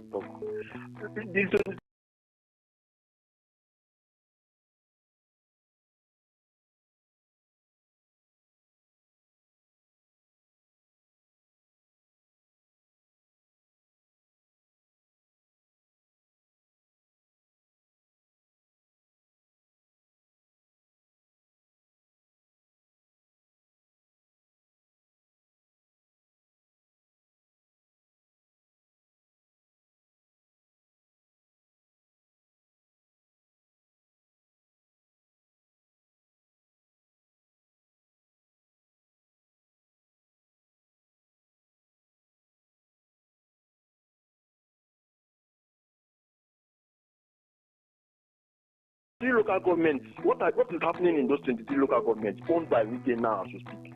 What is happening? Nothing. If you can compare them to Chideke said, you see that nothing is happening. The confusion is from just Wike. You can this antecedent. Look at Aba because something happening in Aba. If Wike is from Aba, nothing will happen there too because of his greed. Look at Abuja, PDP, Minister of Abuja. They've been demonstrating there. Nothing is happening in Abuja. Common minimum wage are just implemented. The problem is Wike. The problem is Wike. Nothing is happening in River State because of Wike. So let us be fair to the governor. If they give you the problem that this governor has been carrying from Wike, he won't do anything too. So Wike should just leave our state so that something will happen. Thank you. Today 95.1, good morning. Yeah, hi Kelly, good morning. Hi, Mufasa, please go on. Yeah, good morning to my friends in the studio and Mogai and I greet everybody. Good morning. Yeah, I want to say that, you see, this is more or less the third time that the House of Assembly has made impeachment move against the governor. And the president, so for me, let us look at what actually is the crux of the matter. Because the president is intervened for the third time. As the issues, those issues that led to all of this impeachment move, have those issues been addressed? They talked about what they call a supplementary budget. As the president also, prevailed upon that. Is Mr. President the owner of River State? Are we not practicing a constitutional democracy? That the president will just come and say, let us stop that. I don't really understand the kind of politics we are playing in this country. Mufasa, thank you. That's the time. Today 95.1, good morning. Hello, Kelly, good morning. Welcome. And our guest here, good morning, sir, to every one of you. Quickly, let me contribute concerning Toledo and Citato. I just want to ask, Toledo complain that they are losing millions just for one day and decide to lock down the place for 5 days. How much did they lose? Now, if the people continue like that, who will lose more? If you are complaining that on Monday, because the people ask it at all, you are losing something, revenue from the state, and you came and you tried to lock the market for more 5 or 6 days, who will lose more? Well, that's left for him to decide. Let me come to River State. Why is Wike playing God? Why is Wike playing as if he's the pharaoh of our time or the Herod of our time? What he should know that there's always an end to everything. And she know that God still ruleth over the affair of men. God still ruleth over the even though it's politics. God All right. still ruleth over the That's the time. Thank you. Today 95.1. Good morning. Good morning, sir. Welcome. My name is Nebupe from Buguma Toro. You know, the president said that you come out by impeachment letter of River State Abba family. It's a very good thing, but let the governor of River State going to come here to minister. So River State will have the peace. Oh, minister is in your guy. In your guy, the minister of River State, the boss man that will give respect. Cannot come and shut our master like that now. If you give me respect and God allows to him, River State go forward now. I'm not passing. She gone left for him. That will say thank you. Today 95.1. Good morning. Hello, Kelly. Good morning. Welcome. I greet all other friends on the studio there. This is Dr. Dennis. My concern is who actually owns power in a democracy. It is the people. What is this that Wike keeps disturbing the state? And the people's place is not known at all. The people are pushed aside. Honestly, I feel embarrassed being a man called a Nigerian with all the disgraces that are abound for us wherever we go. And we still don't want to learn. For all of you who are in the studio, I pray and I kneel down to say, carry on the message where people's power can count. We have the United Nations Election Assistance Division. Why don't the lawyers in Nigeria, SAN every day, SAN, why don't they write to that division of the United Nations and say, failure of institutions in Nigeria. Thank you, Doctor. Let them come and help us conduct election. That's your time. Today 95.1. Good morning. Hello, good morning. Welcome. I'm Timothy calling from Agip Radio. Yeah, on another comment. Tell me, if you see this boys are doing there, somebody will prepare what another said. See, the danger life of people on daily basis. Go to Prayer and see what is happening there. Go to so many bridges we have. They have removed all the rails. They have removed everything. Because the one thing that they want to somebody's house, uncompleted building, up the whole pillar, all the iron to erase pillar, all everything. So these people deserve better to be sincere. So the weekend, well, River State is unfortunately that we find ourselves in this kind of situation. We can never bring any glory to River State. Okay, thank you. Today 95.1. Good morning. Yeah, Kelly. Good morning. Hi, Special Douglas. Please go on. Kelly, please. What I'm interested in now is to avert gullibility. This what do you call it? Statement by Premium Time. Is it this day report? This day. This day, okay. I will not take anything from that as a truth. No, because it will be important for us to understand what actually is the problem between the FCC minister and SIM before we can compare it to the president's intervention. Is it that the governor wants River State to progress and the minister does not want River State to progress? Or that the minister is demanding for something out of what he has done? See, ordinarily, SIM shouldn't be expected or shouldn't wait to be directed on what to do for the person who installed him. So why do you think that the report is not factual? You haven't told us why. Why do you think the report is not factual? That is where I'm coming to now. No, we don't have Why all the the time. report- Quickly. Let me tell you now, the report is not factual because in the previous past, just recently, the president intervened and the governor turned it down, which shows that the governor does not all act on his own. All right, There are thank people you. Directing him, challenging. Today 95.1, good morning. Bless you.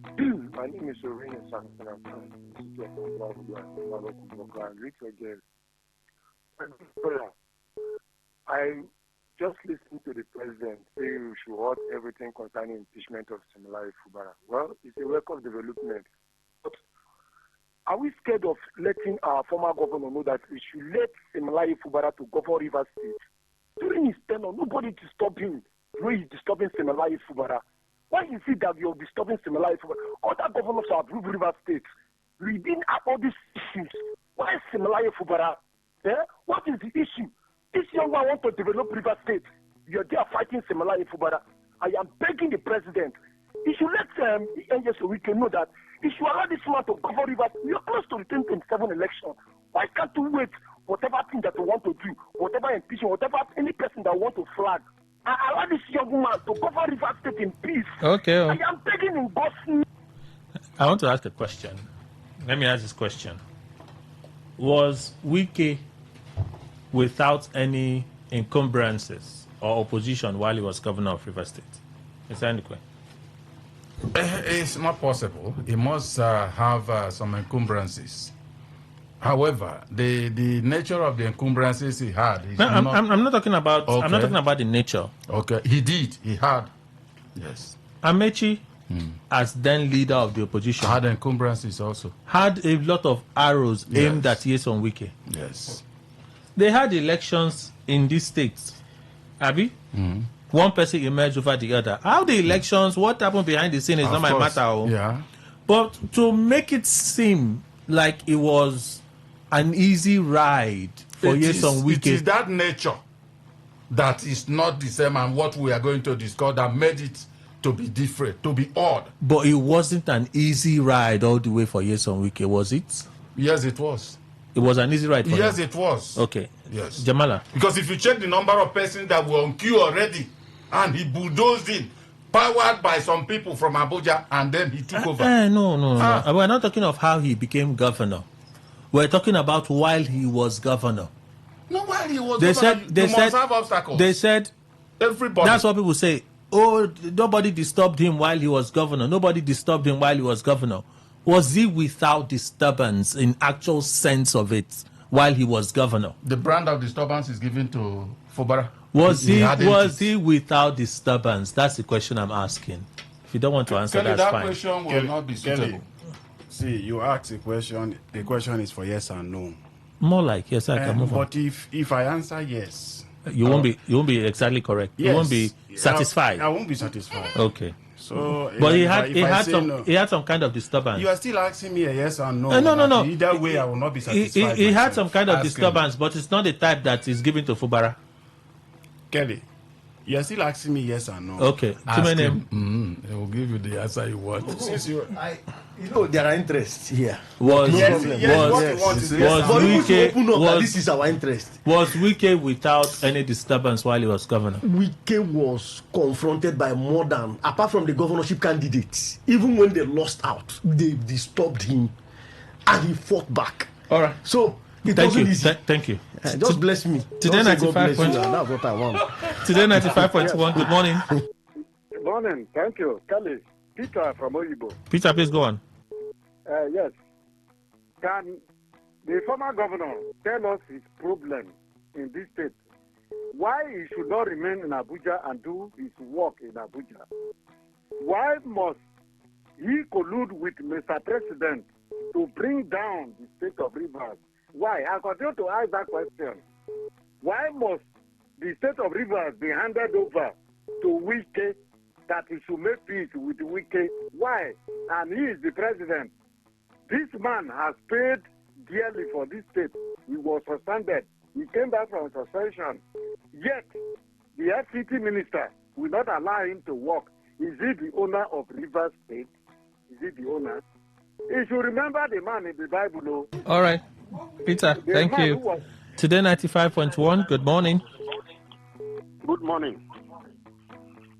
Please, I want to remain anonymous.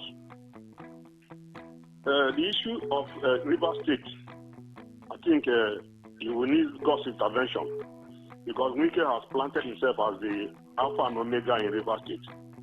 But I want to tell him that his presidential ambition is nurturing, is now in the gutter because he cannot eat his cake and have it.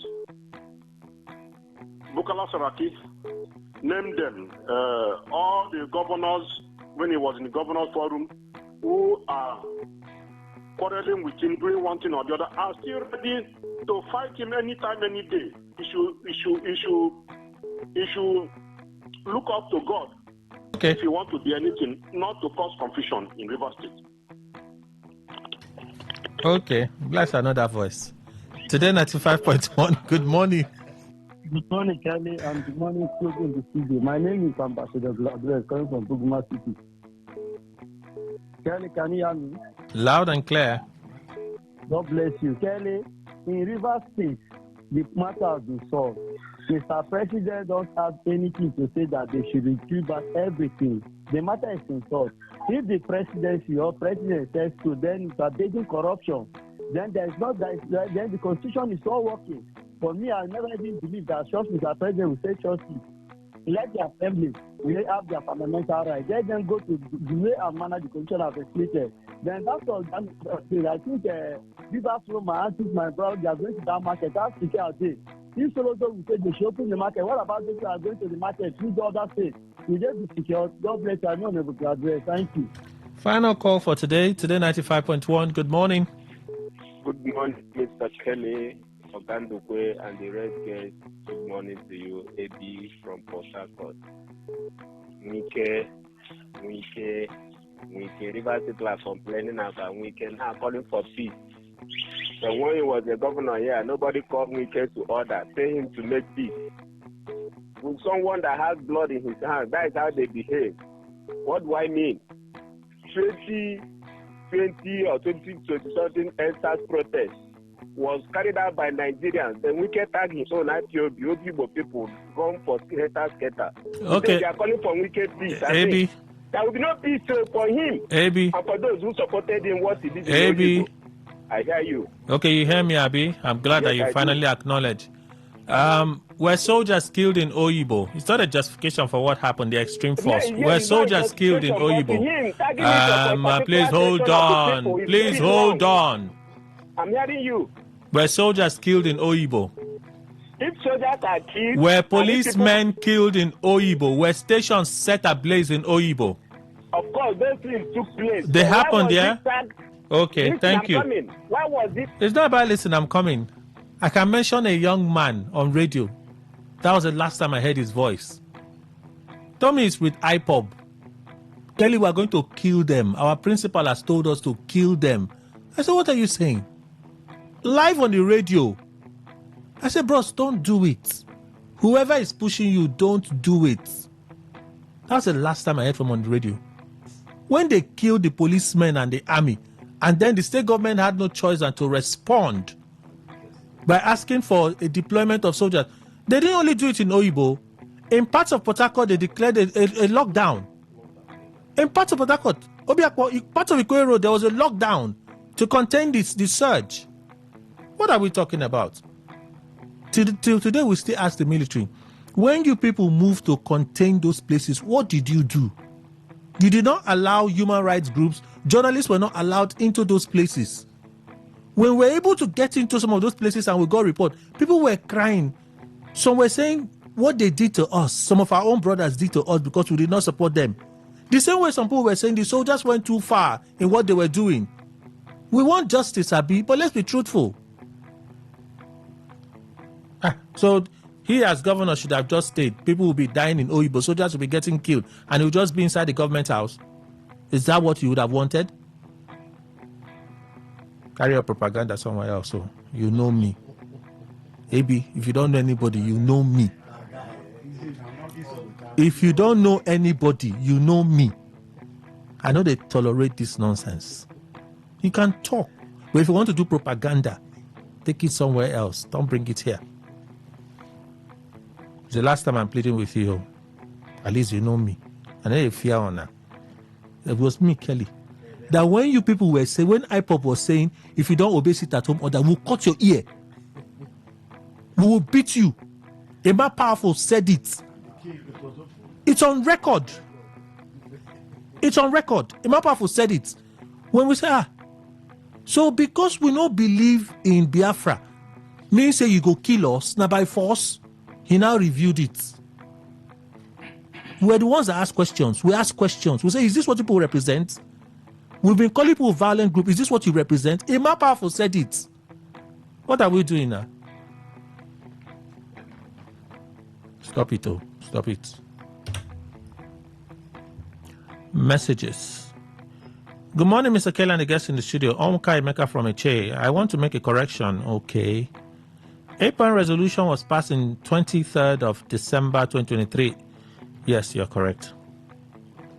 You're correct. It was in 2023 the political crisis started. It was in October that we heard the first time they wanted to impeach the governor. It was in October that they wanted to impeach the governor. That meeting happened in December of that year. It was in that same year that Edison proclaimed himself as Speaker of the House of Assembly. A budget was passed, presented to him, passed and assented to by the governor. Yes, Fubara, you're very correct. Very correct. Thank you for that. Okay, correction. Let's take it. Correction. Yes, you're not out of order. You're in order. Absolutely. All right. Thank you for that. Good morning, Kelly, and everyone in the studio. Okay. Promise, teenager, I don't know what you're about, so I've left you. Which one should be considered first? Annette, I've read this message, so let me move on to the next one. I'm in support of Governor Soludo's action on the closing and subsequent opening of the markets on Mondays. Sit at home on Mondays is counterproductive. How do we reconcile a situation where agitation of a people has turned out to be against the people? The government has the capacity to deal decisively with any group of people that are not law-abiding. We must not in any way embolden criminals and criminality. You say Worried John. Your name has changed, John Wagogo. You changed your name to Worried John. Why? Why did you do that? Honestly, I'm not comfortable with the way the APC National is handling the crisis in Rivers State. They are not sincere to the governor, and what they are doing is what I call delay tactics. Why FCT minister's name is making headlines in all social media and newspaper headlines is because he doesn't eat alone. If you cannot empower your supporters, you have no business being in politics. Politics is give and take. If you're a stingy person, don't near politics. Thank God ability at table. Don't they pay you? What did they happen? No understand though. The stay-at-home order has stopped for over 2 years in the state's capital, Awka, and its environs. It's on nature that refused to stop it, hence the governor's fiat. Charles, your contribution. Thank you. All right, I read some messages earlier. So, Ogaima and other panelists, if Governor Sanwo-Olu is the political leader in Lagos State, same way Governor Fubara is the political leader in Rivers State, President Tinubu is under Sanwo-Olu in Lagos. Ejuma from Ami Range. I don't have play. Too much play. Too much play. It's under the governor. Did you say it's under the governor, Mr. Andigwe? It's under the governor. The political influence of the governor is the highest. In Lagos State. So what happened during the talk? When is different from the reality I'm stating. So no. That is why when you people are saying no. Let's assume the same democracy. Okay. This is abnormal. Of course, it's abnormal. Okay, that's what I'm saying. It's not like I understand, but I don't want to probe it any further, so I can continue taking reactions.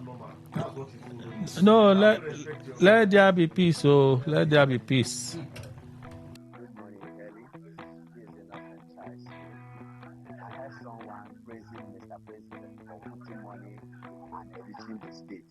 Kelly, I want to tell you, I'm an economist, no matter the amount the president allocates to state cannot reform the economy of Nigeria.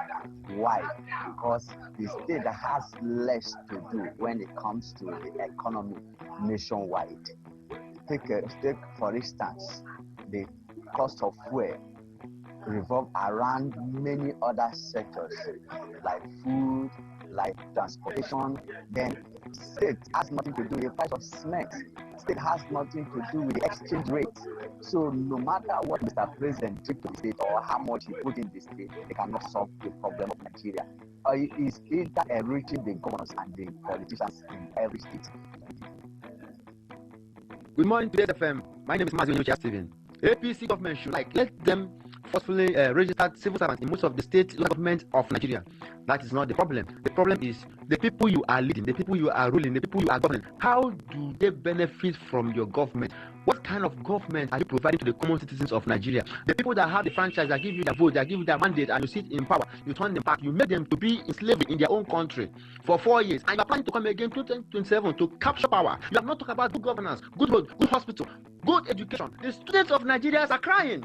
Teachers are crying while the lawyers are busy lying on the chamber. Okay, don't do. One even day yourself, why will you insult my friend like that? So is it true?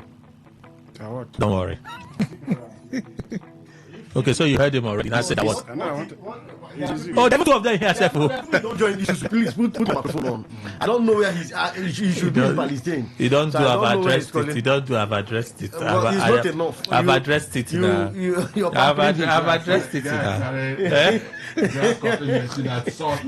Good morning, Kelly and all the guests in the studio. I'm Joseph by name.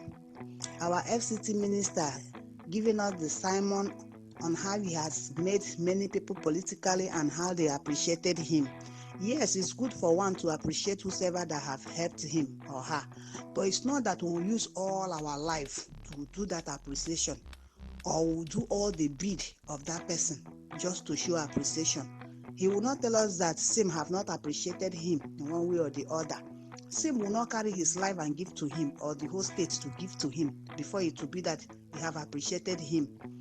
Then coming to Obi Kubana, that is supporting Mr. President to come back again 2027, I'm just highly disappointed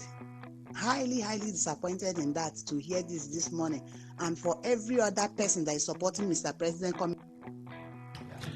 All right, Gift. Thank you. Let me read this message. Good morning, Kelly. Samuel from Geneva, Switzerland. My advice to River State people is to vote out Wike and Fubara come 2027, so the state will be at peace. It's your cool. It's your cool. Thank you for making your contribution. You are sitting jejely in Switzerland and sending us message. Let's read a message from traditional SMS. A very good morning to you, Kelly, and my respected guest. If we must tell ourselves the truth of who is the leader of the political powerhouse in River State for today, for me, I see no other person than the FCT Minister, Yisom Wike. For now, even the governor does not have what it takes to stand before him. Hi, Chineke. St. George from Momoy. Wow. In Nigerian politics, no permanent friend, no permanent enemy. Their personal interest overtakes citizens' interests. Son Hansen from Degma. What are we reacting to? The truth is that President Tinubu is playing serious joke with Governor Fubara. How can somebody who is not a member of your party now be the leader of the party while a sitting governor is there in the party? Is a joke taking too far? The earlier he realizes this, the better for him. N-Rest, that's what I see here. N-Rest, that's your name. If you read from Punch, if what you read from is true, then Fubara has been played for one by the president. I've consistently maintained that the governor is the cause of what he's passing through for not being rugged and at some point brutal. Politics of Nigeria does not favor people like him. Mr. Dennis. Okay. A sitting governor is no more the political leader in his state, rather the minister. Prior Odili Amechi were not the leaders. I'm not surprised. After all, the Federal Capital Territory, FCT, has been given a state status by the... I don't move on. Thank you. The authentic temple chief and all, I guess, good morning to you. I commend Mr. President for not being ungrateful to the authentic leader of River State. Also, the PDP NEC fixed March for their national convention. Last time for Port Harcourt, sent that message. Thank you. FCT minister is such a lucky blighter in his political brinkmanship. Who doesn't care if his belligerent disposition at public events will be a banana skin for him as a political leader. The invasion of the Yakubu Gowon Stadium by the Renewed Hope rookies will be likened to an invasion of what? Who invaded who now? Any rumor that there was an invasion of the stadium?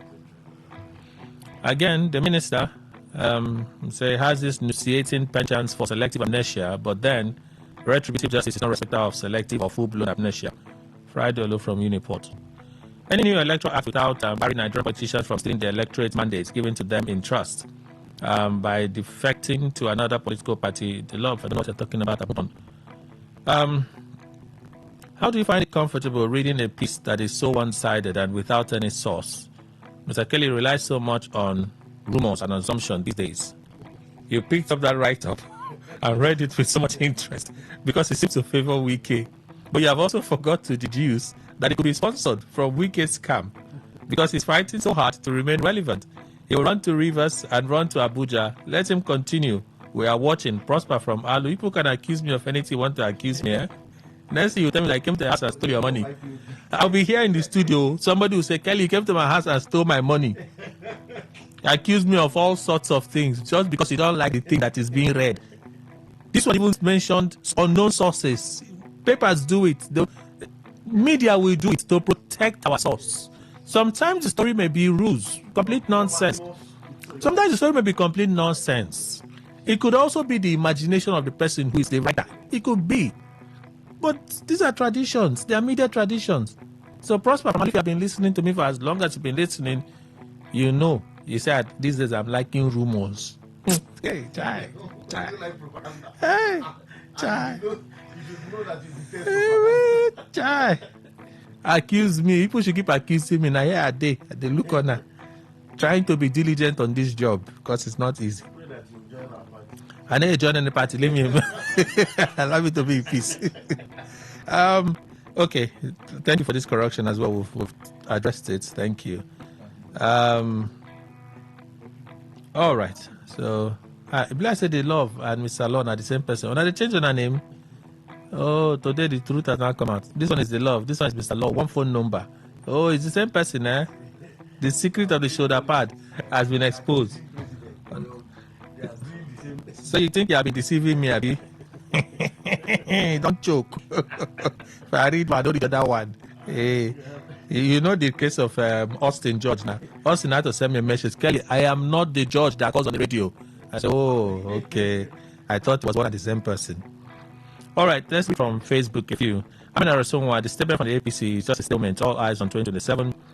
Winning that Israel. I'm not hearing it because they're still in court. I agree with you. I totally agree. Charlie Man Obiano say, they have seen the type of politics that is being played in Nigeria where a governor doesn't have mouth again. Yeah. Francis Ewong, I tell you solemnly, the mechanism for resolving internal issues as opined by Iwada do not favor Wike, the acclaimed emperor. Another round of drama will begin. This is because a particular man has vowed that there shall not be peace until his ego is fully satisfied. I feel so sad for our nation. And then Dave Pachter, we're really setting a bad precedent in this country. A time will come where a governor commits a really bad infraction, but because his assembly members are in the same party with him, nothing will happen to him. Let's keep encouraging mediocrity. Maxi Mark, you say it's well with River State. Comrade Iceberg, General Post, I think the assembly members in River State only take orders from the FCT minister. He has made himself a political god of Nigeria. Simple should do the needful now. People are gradually losing hope in him. Comrade Yamatu Charles. Okowa Charles, pharmacists asking Tinubu to provide free anti-venom drugs. What are the duties of state government? Is it any case that happens we are quick to call out the center?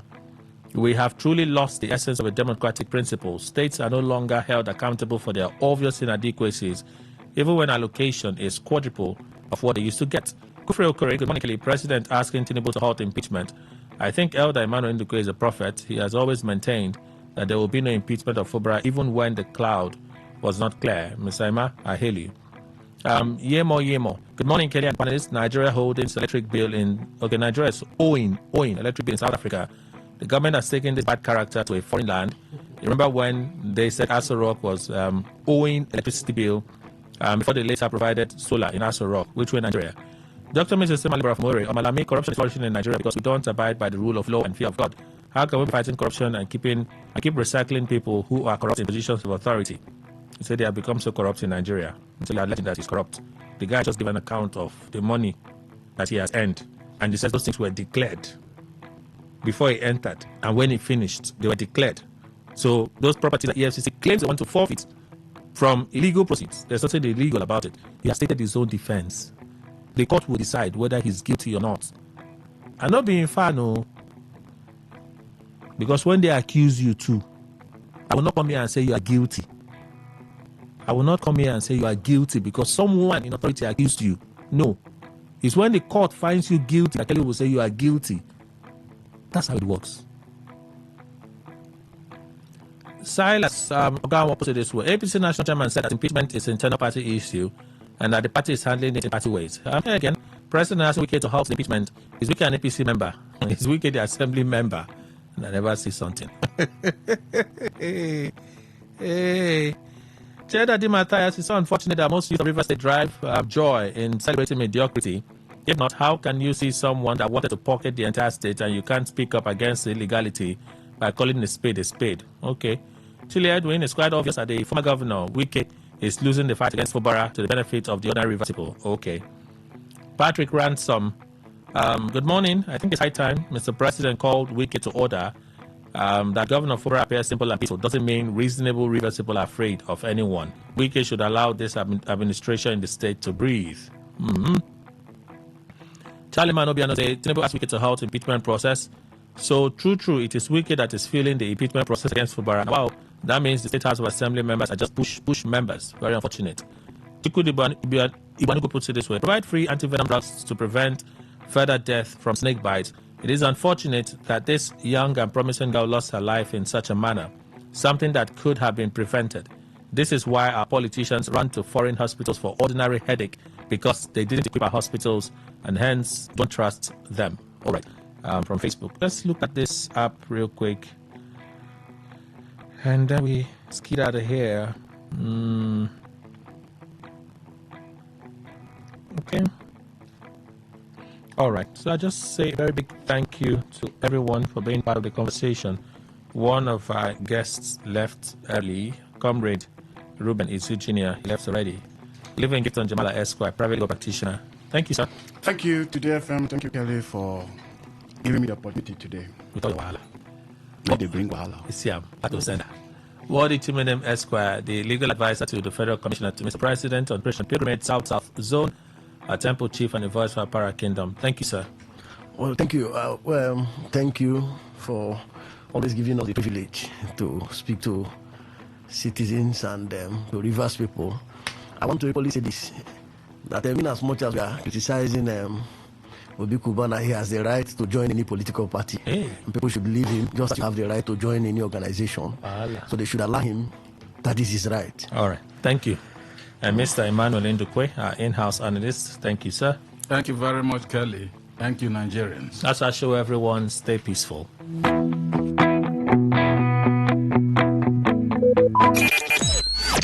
Talk radio. I listen to a lot of talk radio. 95.1 FM.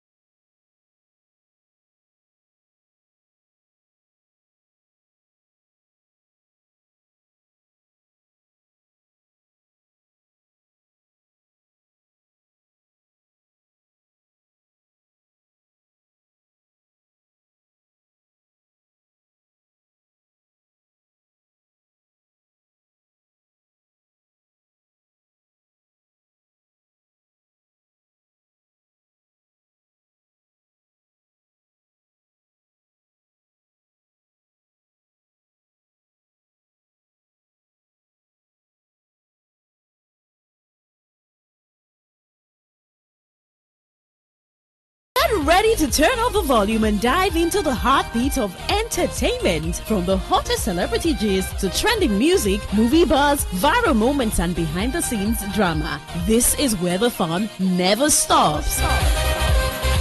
Tuning to Entertainment Today, only on Today 95.1 FM, Voice of the People, your station for pure entertainment. Weekdays, 11:30 a.m. Entertainment Today, where your favorite stars and stories come alive.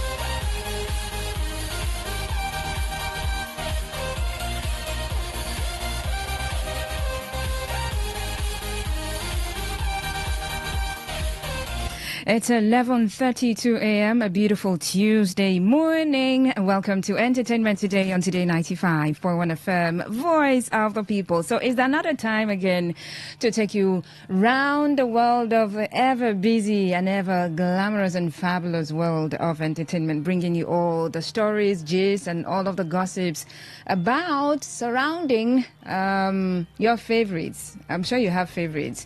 Maybe you have favorite artists, your favorite actor and actress, and well, other faves that you have in the entertainment industry. So all of the gist we bring it here, and then you are abreast with what's going on in their lives. Okay, my name is Faustina Oputu, and I've got the girls in the studio, the ladies in the studio this morning. Okay, I so am today. Anastasia.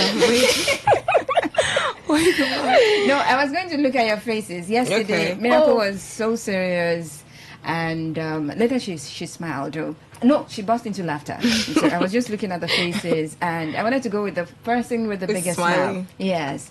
So yeah, I think your smile is bigger today too, Anastasia. My name is Anastasia Benjamin.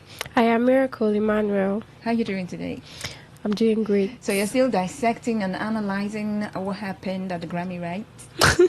I'm sure she's moved on. No. Which I'm moved on? over it. Yeah. Are you sure you're over it? Even though, I mean, it's no longer that trendy. Everybody has accepted the fact that it's happened. It's happened. Everybody. Yes. I don't think so. But because there's something they now picked out from the whole Grammy thing. Trolling Choma because of her outfit. we'll get into that. Yeah. But aside that, the whole Grammy thing has died down. I'm over it. Yeah, There's no, nothing you I can are do. over it. Yeah. As some people are, just getting into the fever of it, and analyzing and picking up. You know how people, they just wait, all right, for the entire buzz to be over, and then they look down and look at the undertones, the silent moments, and all of those things, and then they drag it out for conversations. Some specialists. Well, like it won't that. even make any sense by then because nobody's interested in having that conversation. You No, would it be would. surprised. It would. Yeah, you would be surprised how many persons will still engage. All right, Entertainment Today on Today 95.1 FM. Definitely we'll begin with the news segment, and then we'll get back to the gist where we get to, dissect and analyze, share our 2 cents on some of the stories making the rounds in the entertainment industry. And of course, the news segment will begin with the foreign scene.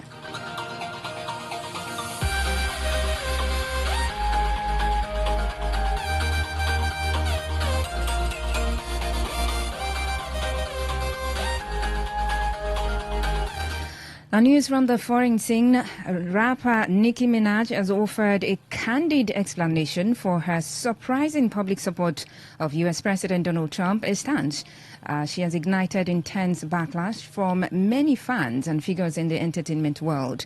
In her most recent interview, the 43-year-old rapper explained that her change in political stance was not influenced by California Governor Gavin Newsom or global affairs, but by what she described as sustained bullying aimed at Trump throughout his campaign. She went on to explain that the criticism leveled at Trump felt deeply personal. Minaj said that during the most recent presidential campaign, she felt compelled to speak out, believing the things she was predicting were coming to fruition and that she might be stepping into a new calling.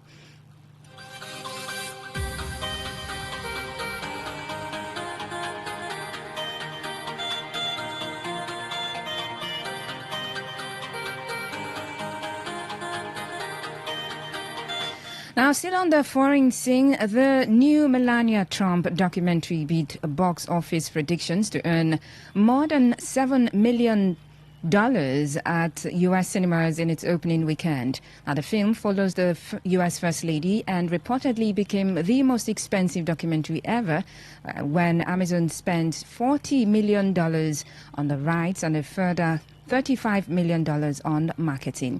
It was expected to generate in the region of $5 million in its first weekend, but its actual takings are a huge start for a documentary, Variety said, and no one saw it coming, according to the Hollywood Reporter. But it will need to earn more to break even, with some suggesting Amazon's deal has more to do with politics than immediate financial considerations. Melania, 20 Days to History, promises viewers an intimate glimpse into the First Lady's life in the days leading up to her husband's January 2025 inauguration. Melania herself is among the film's producers.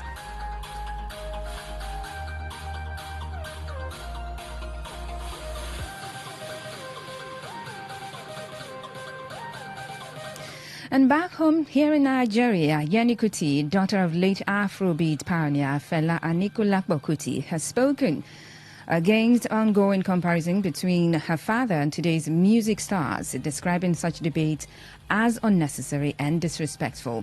She made the remarks during an interview on Arise News, which was shared on Monday. According to Yeni, Fela's continued relevance nearly 3 decades after his death already speaks to the strength of his legacy. She said contemporary artists should focus on competing within their own generation rather than placing cultural icons in rivalry narratives. She said, "Don't compare chalk and cheese. Fela is a legend. Give him his flowers."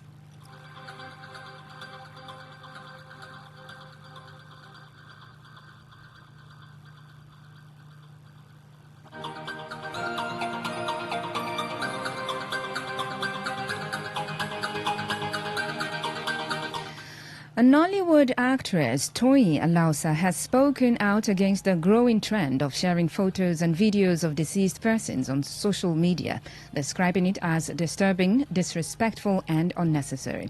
In a post on her Instagram page on Monday, Alausa questioned the motive behind publicly exposing the dead, warning that such actions strip individuals of dignity and deepen the pain of grieving families. She stressed that the rush to post graphic content for online engagement has become alarmingly common. She said social media users should show empathy by at least covering the faces of deceased persons, particularly in cases of accidents or sudden deaths. According to her, doing so is a basic sign of respect and helps protect the emotional well-being of relatives. While acknowledging that documentation may sometimes be necessary for clarification of public interest, Lausa insisted such content should not be turned into viral materials. This inhumane attitude has sadly become the norm. It may be important to get footage for clarification or when immediate relatives aren't nearby, but not to be splashed as content on social media. It is so disrespectful, she added. Alausa also warned that repeated exposure to images of The deceased can be traumatic not just for families but for the wider public, calling for greater sensitivity and restraint online.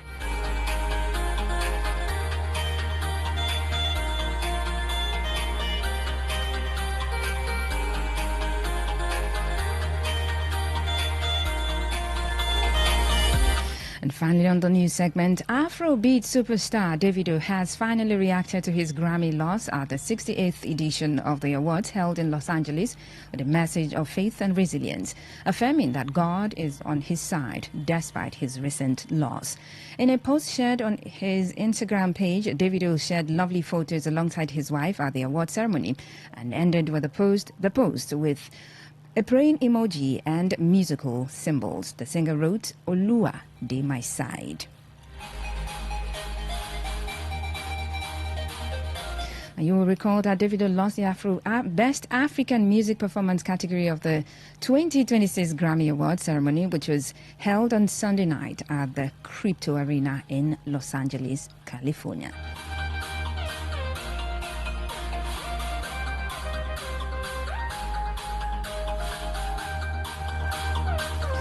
And before we take a break and come back for the gist segment of Entertainment Today on Today 95.1 FM, outfits to the Grammy, especially that of Choma, is generating reactions as an aide to the Delta State governor has expressed his disappointment in Choma Davido's wife's dressing.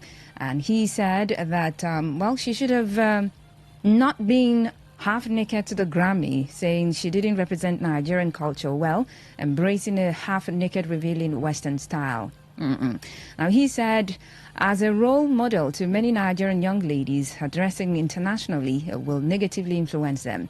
They also expected Davido to guide her better. Cultural representation matters, and it is critical. And he says, I am disappointed in Davido for allowing her to dress this way. Okay, he said.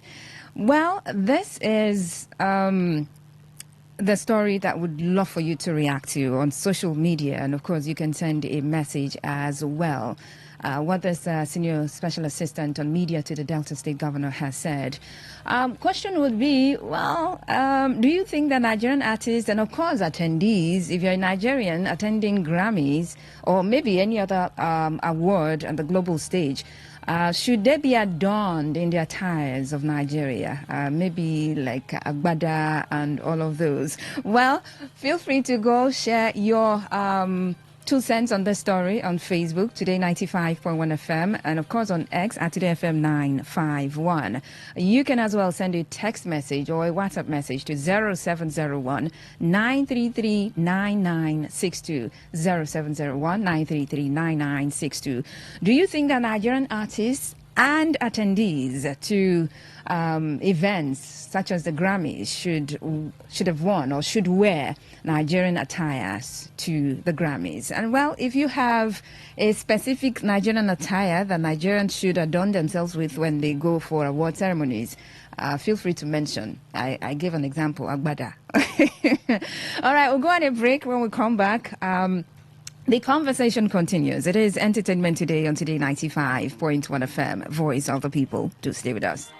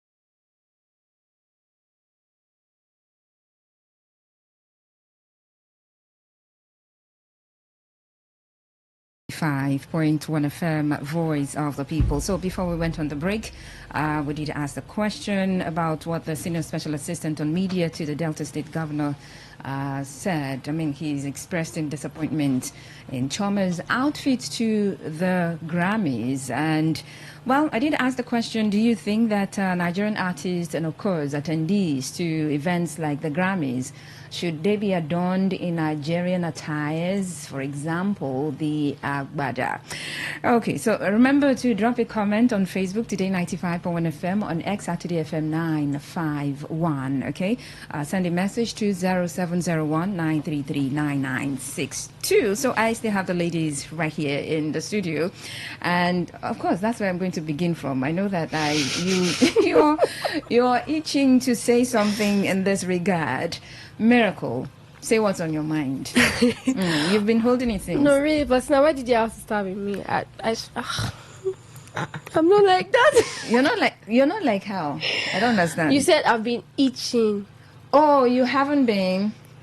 I don't think there's anything wrong with that dress. Right? Apart from the fact that it's not just fine. Looking at the dress, it's not fine. No, it's not fine. But there's nothing wrong with it. Like in terms of maybe the way people are just saying it, it's not fine. That's just the problem. Not that it's not. So you don't mind the nudity?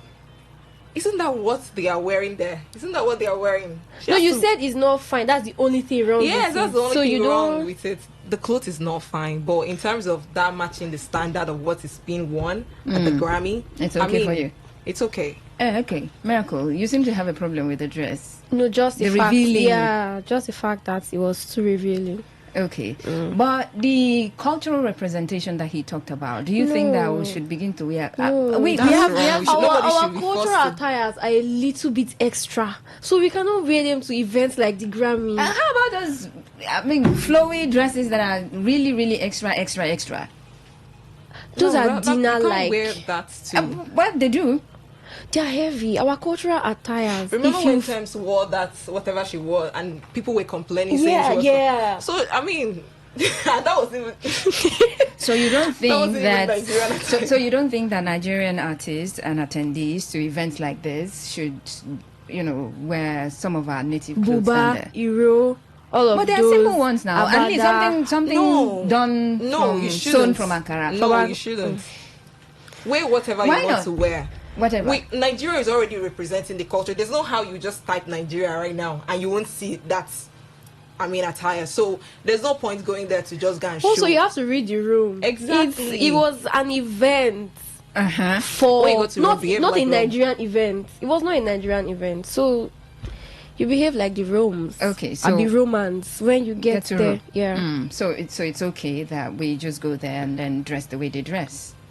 But it's not the way they dress. I'm still saying. I'm still saying. No, have you know seen, we started especially the ladies? Have you seen, Grammy dresses for the ladies? So you think it's okay that we should just go there and because we're going to Rome, we should behave like a Roman, so we'll dress like them. Did you see Tiana Taylor's dress? Okay. That's it. Faustina, I'm still saying being like them does not mean we should be extravagant. Not the revealing. I have a problem with the revealing aspect. Okay. But we can dinner dresses. Appear in dinner dresses. Cover up. But their kind of dresses. If that's their kind not of it's their event. Yeah, not revealing. Okay. That's fine. I think that for you would go. But I think that you would want to just go ahead and share your 2 cents on this particular story. It's up on Facebook and on X, so go ahead and do something. Drop a comment, okay? Facebook Today 95.1 FM, on X at Today FM 951. All right, so I think we have some comments on Facebook already. Let's take those before we get on to the next story quickly. Okay, we have one comment from Shepherd Ehimari. He says, I think the right person to complain if there's any reason to is her husband, Davido. As long as the husband is cool with her outfit, everyone else should just leave it alone. Okay, so leave it alone. Don't bother. don't bother criticizing her outfit. There's a comment here that says, I agree with the Delta man. Every Nigerian artist in any award show outside the country should dress like a Nigerian so that when they see you this is a Nigerian boy. Okay. All right, let's get on to this particular story here about Fina saying something. And this is not new, all right? It's something that a lot of people have been talking about before now. Now, she says, I'm going to be, just a moment, I'm going to be a polygamous woman.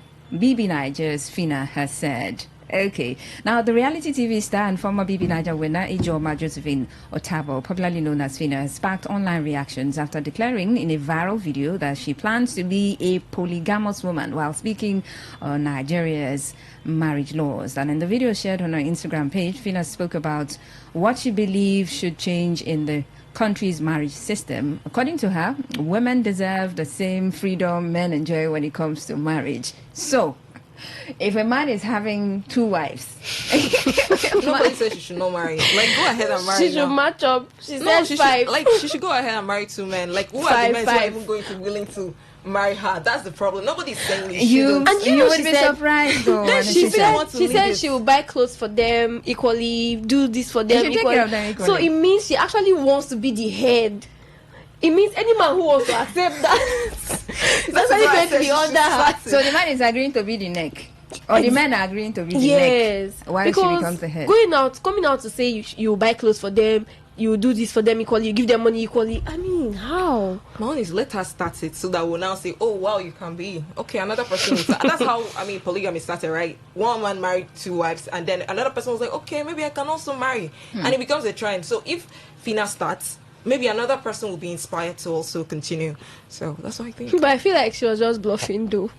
Well, maybe, but you know how conversations around marriage and this age of feminists taking it to the extreme, they want to push forward that agenda of equality and all, and so what a man can do, a woman can do better now. So maybe in light of that, she's pushing this. But then again, I think that I don't think it's something she wants to. She's just saying it. Yeah, once she gets into it, she's just bluffing. It's not easy. I think she's just saying it and then wanting to draw attention and, of course, have conversations. Clouds. Absolutely. One final story, but do well to send your messages and, of course, comments. Drop your comments on Facebook and on X, okay? For messages, 0701 933 9962. 0701 933 9962.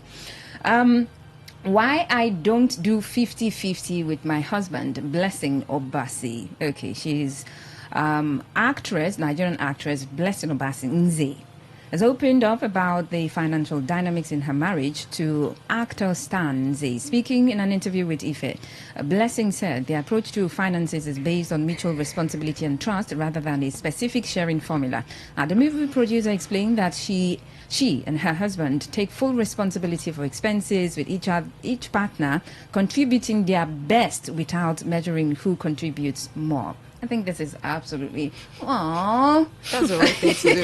Yeah. That's how it should be. I love that couple. Oh, so you don't want to do 50-50? No. Who wants to do 50-50? That's transactional. The point where it starts to look like it's transactional. Yes, because anyway, do what works for you. You know your partner, you know how he is, you know how she is. Just do what works for you. That's what works for them.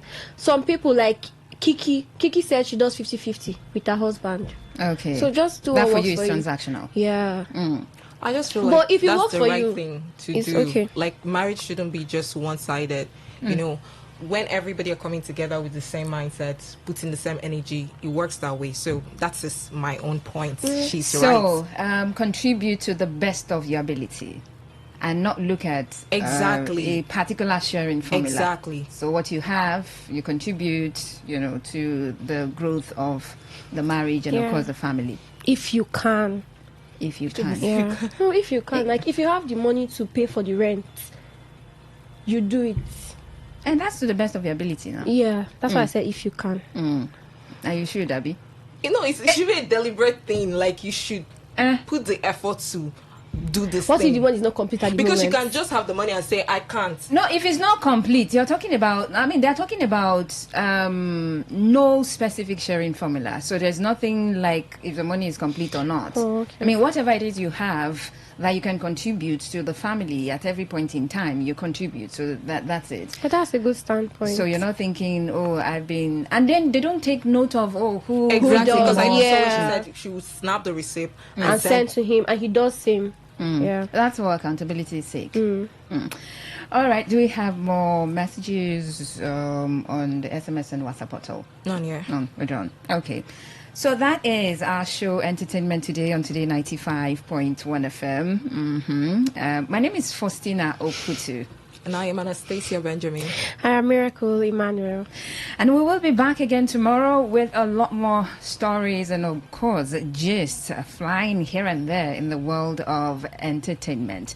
Top of the hour 12, I bring you the world news. My name is Faustina Oputu. Do stay tuned.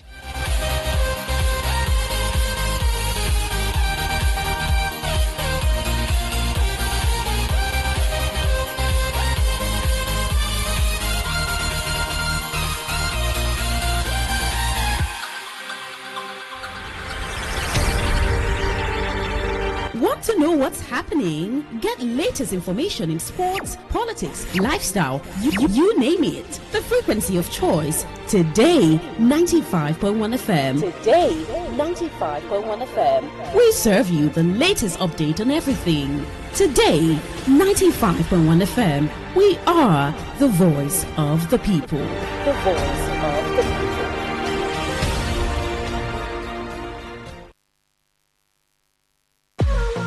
What's a successful business without sales? And what is sales without an audience? Well, do you know that you can reach 8 million listeners across 6 states in 2 geopolitical zones all at once? How? With Today 95.1 FM, you can get millions of people to know about your business. And what does that mean to you? More sales. Call 081 389 2850 now for more information.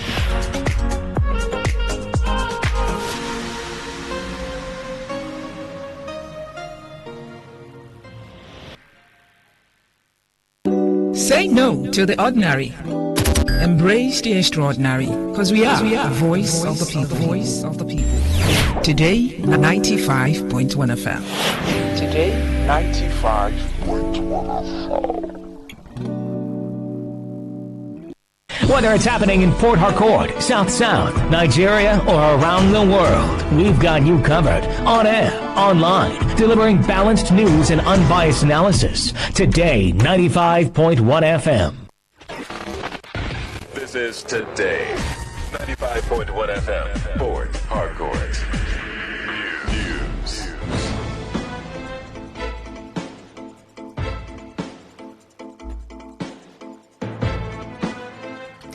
Hello and good afternoon. This is the World News on your premium talk radio, Today 95.1 FM Port Harcourt. I am Faustina Oputu. And the headlines: Federal government flags of free financial literacy training for 10 million Nigerians. PDP faction fixes national convention for March 2026. On the foreign scene, U.S. President Donald Trump seeks $1 billion in damages from Harvard amid escalating dispute. Details in a moment.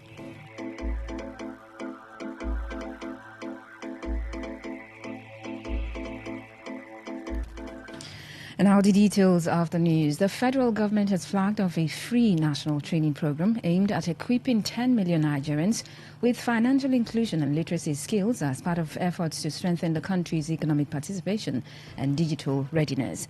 Vice President Kashim Shettima, who launched the initiative at the Presidential Villa Abuja, said Nigeria can only harness its demographic dividend if young people and women are empowered with relevant skills and strong ethical grounding for a rapidly evolving digital economy.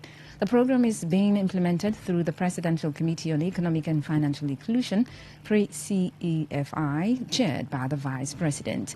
As part of the initiative, the Office of the Vice President signed a Memorandum of Understanding MOU with 6 professional bodies to jointly design training programs, certification pathways, digital skills initiative, and mentorship programs. Speaking on behalf of President Bola Tinubu, Shatima described the MOU as a strategic national investment in human and institutional capacity, stressing that financial inclusion goes beyond access to competence, trust, and capability. He noted that Nigeria cannot build a $1 trillion economy on weak skills, fragmented standards, or disconnected professional ecosystems. The People's Democratic Party PDP faction, led by Abdurrahman Mohammed, has fixed its national convention for March 28 and 29, 2026 in Abuja. The decision taking at the party's 105th National Executive Committee NEC meeting, chaired by Mohammed in his capacity as National Caretaker Committee Chairman, with Senator Samuel Anyanwu as Secretary, reviewed the state of the party, preparations for forthcoming congresses, and recent judicial developments affecting the PDP. The NEC reaffirmed the legitimacy of the Abdurrahman Mohammed-led National Caretaker Committee, declaring it the only lawful national administrative organ of the party. It stressed that the committee would continue to function as the National Working Committee NWC until a new leadership is elected at the National Convention. The committee also approved the timetable for party congresses nationwide, scheduling ward and local government congresses for February 26, 2026, while state congresses are to be held in March 2026. The National Caretaker Committee was directed to issue detailed guidelines and notices in line with the PDP Constitution, INEC regulations, and subsisting court orders. While approving the extension of the tenure of state and zonal caretaker committees pending the conduct of congresses and the National Convention, the NEC further directed the immediate activation of convention subcommittees and the commencement of logistical and administrative preparations. Meanwhile, Minister of the Federal Capital Territory FCT, Nyesom Wike, has said the People's Democratic Party PDP remains a strong and formidable political force in Nigeria, warning members against treating the party like a charity organization.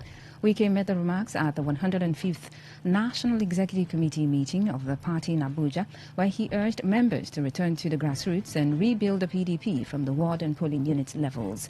The minister spoke extensively on the party's internal challenges, ongoing legal disputes, and the need for a clear strategy to reposition the PDP ahead of future elections. Wike also declared a strong interest in the affairs of the PDP in Oyo State, describing it as part of broader efforts to ensure the party's survival and electoral success. While commending the Board of Trustees, BOT, and the National Working Committee, NWC, for their calls for peace, he cautioned members to remain vigilant against attempts to destabilize the party. According to him, opponents would not relent in their efforts to weaken the PDP, but such moves would ultimately fail. The minister further expressed confidence that any attempt by what he described as vampires to take over the party's structures across the 36 states and the FCT would not succeed. Former Chief of Staff to ex-President Muhammadu Buhari, Professor Ibrahim Gambari, says his 3 years in office exposed him to the realities of Nigeria's governance, including the troubling fact that many who benefit most from the country's resources show little commitment to its progress. Speaking during a television program, Gambari said he witnessed both the power and potential of the presidency, as well as the reluctance of some political actors to make the sacrifices required for good governance. According to him, such individuals seek power but lack the willingness to govern with fairness, justice, and a national outlook. The former diplomat was appointed Chief of Staff in 2020 following the death of Abba Kyari, who held the position until his passing. Explaining why Buhari chose him for the role, Gambari attributed the decision to the former president's loyalty. He also addressed the issue of political cabals, saying that while every administration has one, those under Buhari understood their boundaries and did not overstep them, noting that Buhari possessed what he described as creative stubbornness. You're listening to the World News on Today 95.1 FM, Voice of the People. After the break, more news, foreign and sports stories. Do stay tuned. every day, every hour. When the big stories break, depend on our 24-hour news team to bring you the latest. Today, 95.1 FM.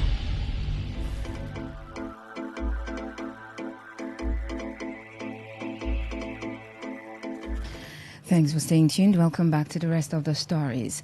The casual environmental health officers in the River State Ministry of Environment have appealed to Governor Siminalayi Fubara to consider employing them into the ministry, citing low manpower currently being experienced in the agency. Speaking on behalf of the casual environmental health officers in Port Harcourt, Sanitarian Glory Wonte commended the River State government for the recent launch of 5,000 teaching jobs and the employment opportunities created for medical workers across the state. She said the over 200 casual environmental health officers attached to the State Ministry of Environment and the River State Waste Management Agency, REWAMA, have remained on casual appointments for between 10 and 15 years, despite their continuous service. We, the casual environmental health officer, have served diligently for periods ranging from 10 to 15 years without full empowerment, job security, or commensurate remuneration. Despite this, we have continued to demonstrate loyalty, professionalism, and commitment to the well-being of our dear state. Glory Wonte noted that members of the group have continued to discharge duties diligently, contributing to public health, environmental sanitation, disease prevention, and community safety in River State. The Commissioner, Permanent Secretary, and staff of Ministry of Environment from 2009 to date are aware of this situation and have promised, even in the past to the present, to ensure that we are converted and employed once the employment opportunity comes. But sadly, all efforts seems to yield to no positive results. Also speaking to newsmen, the head of Department Environmental Health and Safety in the Ministry of Environment, Sanitarian Wisdom Ogono, confirmed that the casual environmental health officers have been in service through successive administrations. The River State University Teaching Hospital, RSUTH, in collaboration with a Smile Train, has unveiled a cleft awareness and advocacy campaign delivered in local dialects to identify children born with cleft lip and palate across the state. The initiative is aimed at reaching grassroots communities where cultural beliefs and misinformation often prevent affected children from receiving timely medical care. The unveiling ceremony held at the Idu unit of RSUTH highlighted the importance of using indigenous languages to combat stigma, myths, and discrimination associated with cleft conditions, with organizers noting that many children with cleft lips and palates are hidden or wrongly labeled due to cultural misconceptions, despite the condition being medically correctable through surgery.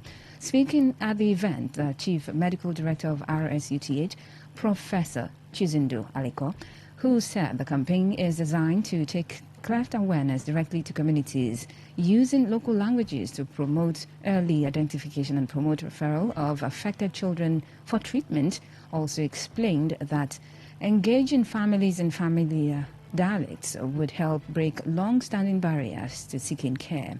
Professor Aliko disclosed that the program offers free corrective surgeries, medications, nutritional support, speech and language therapy, as well as full transportation for patients from their communities to the hospital and back. He stressed that no family would be required to pay for any aspect of the treatment, adding that the River State government has committed both human and material resources to ensure the success of the initiative. We began a program, a collaboration with Smile Train, so that we are able to identify children born with cleft lip and palate wherever they are, and they come in here and have comprehensive surgery at no cost to the family, including the transportation to come from whichever village where they are, have the surgery, all the drugs provided 100%, and the transportation to go home. The River State government, through the River State Ministry of Health, has committed both human and material resources in ensuring that the River State University Teaching Hospital executes this very special project as it affects our children.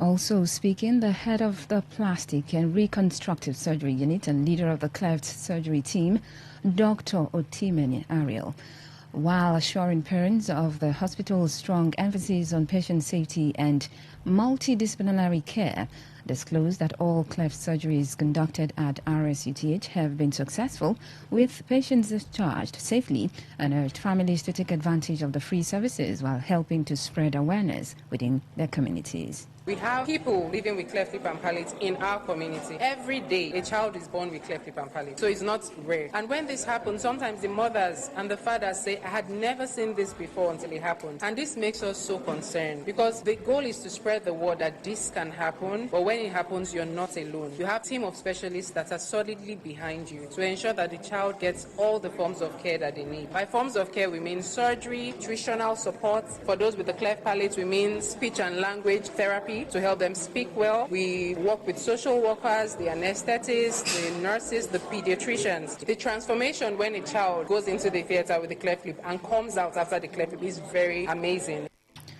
The chairman of the Road Transport Employers Association of Nigeria, RTEAN, Alakaya UPTH Chapel, Chief Godnose Maxen Chukwu has commended the new Chief Medical Director of the University of Port Harcourt Teaching Hospital, Professor Chituru Oluwene, for what he described as remarkable achievements within his first few weeks in office. Maxen Chukwu, who spoke in an interview with newsmen, assured that the Alakaya host community was already witnessing positive and historic changes under the leadership of Professor Oluwene, noting that such interventions are unprecedented in the history of the hospital. According to him, one of the major highlights of the new administration is the appointment of an indigene of Alakaya as the Chief Security Officer of UPTH, a position he said has never been occupied by a member of the host community since the establishment of the hospital. He further praised the Chief Medical Director for addressing long-standing challenges around the hospital environment, particularly issues at the motor park and the Alakaya access road, stressing that within less than 3 weeks of assuming office, the road was graded and made motorable. What we have recorded so far is amazing. Professor Chituru Oluwene, we have a name, we call him. The second name we have for him is Gift. And just he came, since the history of this UPT, we've never had any Alakaya person or an indigene or one of the host communities become the Chief Security Officer of University of Port Harcourt Teaching Hospital. But he came and saw it wise that he must make justice. He did, and he brought somebody in here, is a Matthew, an experienced security expert. Everybody is happy, and that is justice for you. Secondly, he came. He met an issue in the park. He saw some people loading outside. He said, no, what is the issue? Saw the issue and he made justice to it. Today, the people are happy. Less than 3 weeks in his appointment for the road is well tied. He has done well. Meanwhile, Phoebe Bidebi, speaking on behalf of the Director of Orange Medical Diagnostics, Nabuchi Morris, expressed deep appreciation to the new CMD for the rehabilitation of the Alakaya access road leading to UPTH, saying the improvement will significantly enhance patient access and healthcare delivery. We want to sincerely appreciate the new CMD, Professor Chituru Oluwene. We see what he has done in less than 3 weeks, the intervention he brought to Alakaya, the new access road to UPTH. We sincerely want to appreciate him for a job well done. Not everybody will come into a new seat like this and just think of new innovations like this. We've suffered so much on the road, especially patient access, because it's actually a link road to Orange Medical Diagnostics. It will actually enhance our operation and patient care. That's why we're saying God bless him for the initiative, and God will grant him the right team to help him fulfill his tenure. Also reacting, some minibus drivers plying the Alakaya UPTH route expressed gratitude to the hospital management, recounting the hardship they endured due to the deplorable state of the road before its recent rehabilitation in less than 1 month. I've been applying this route, UPTA shuttle, for close to 15 years now, and the road has been giving us a tough time. But with this new CMD, I call him God sent, because when he comes, he did not stay up to 3 weeks before he fixed the road for us. The drivers are happy for him coming to be the new CMD, and the drivers are praying for him. I've been here for the past 15 years. Then we've been suffering, having enough problem concerning this. But surprisingly, just for this month to end, less than 1 month, we are now moving freely. We have no problem again on this very access. Most of our tires, our budget, so many things have condemned in our cars. But today, we are all happy. Moving on to the foreign scene, U.S. President Donald Trump says his administration would seek $1 billion in damages from Harvard University, intensifying his standoff with the Ivy League institution amid ongoing legal and political disputes. Trump made the announcement on its Truth Social platform, saying the government wanted nothing further to do with Harvard going forward. His comments followed reports that the university had secured some concessions in protracted settlement negotiations with the administration.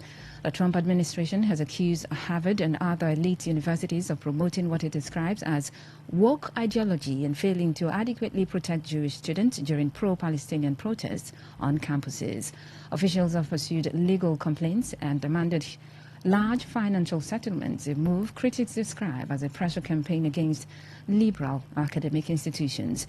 Report had said the administration dropped its demand for a $200 million settlement payment from Harvard after lengthy talks. Trump had previously revealed that negotiations were nearing a $500 million settlement, which would have included the establishment of trade schools. To end the news, here's a summary of the major stories. The federal government has flagged off free financial literacy training for 10 million Nigerians. We told you that a PDP faction has fixed the party's national convention for March 2026. On the foreign scene, you also heard that U.S. President Donald Trump has sought $1 billion in damages from Harvard amid escalating disputes. And that's the news, as edited by Stella Sasongo-Hukuri. For comments and inquiries, please call 0818-389-2850 or send your emails to news@todayfmlive.com. You can read our stories on www.todayfmlive.com. Follow us on Facebook at Today95.1fm, on X and on Instagram at TodayFM951. You can also join our YouTube live at Today95.1fm. I am Faustina Oputu. Good afternoon and thank you for listening. Today's news, today's entertainment, today's sports, today's issues. Today on Today 95.1 FM, Port Harcourt. Turn the dial and turn up the thrill. We are not in the same league. We are rewriting the rules. Here on Today 95.1 FM.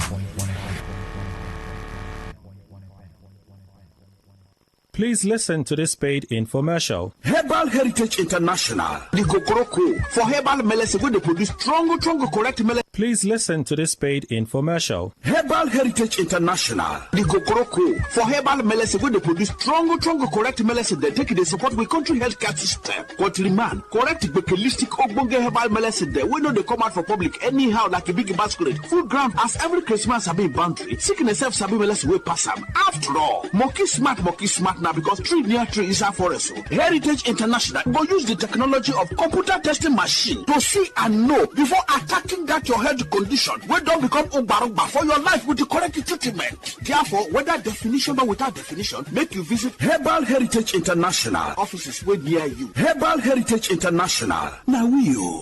Hello and welcome to the program Roots and Herbs. Roots and Herbs is a program that discusses health-related challenges and suggests possible ways out from the herbal medicine perspective. Roots and Herbs is put together and sponsored by Herbal Heritage International, also known as Baba Yoruba. Baba Yoruba is currently having a special New Year promo package. This New Year promo package will give you the opportunity to enjoy 50% discount on all their products and services. This offer runs while the stock lasts. And at the same time, it will give you the privilege of meeting Baba Yoruba himself at number 24 Ikwere Road, Mile 1 by Education Bus Stop, Port Harcourt. For details and inquiries, the telephone number to call is 080-33-111-946. I repeat, 080-33-111-946. 080-33-111-946. On today's edition of the program, our topic for discussion is male-related health challenges. And I have with me in the studio, Dr. Otumba Abiodun. Sir, you're welcome to the program. Thank you, Mr. Moderator. Man problem can be seen in men whenever it frequently occurs that a man is unable to satisfy his partner when it comes to man and woman interaction. It can feature in many ways.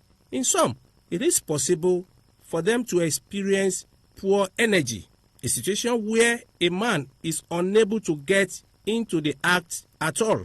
In some are preparing to get into the act, but unfortunately, they just discover that the energy dropped. That is called early ejaculation. It is possible for a man to get into the act and discover that he is unable to stay more than a minute. That is called premature ejaculation, as the case may be.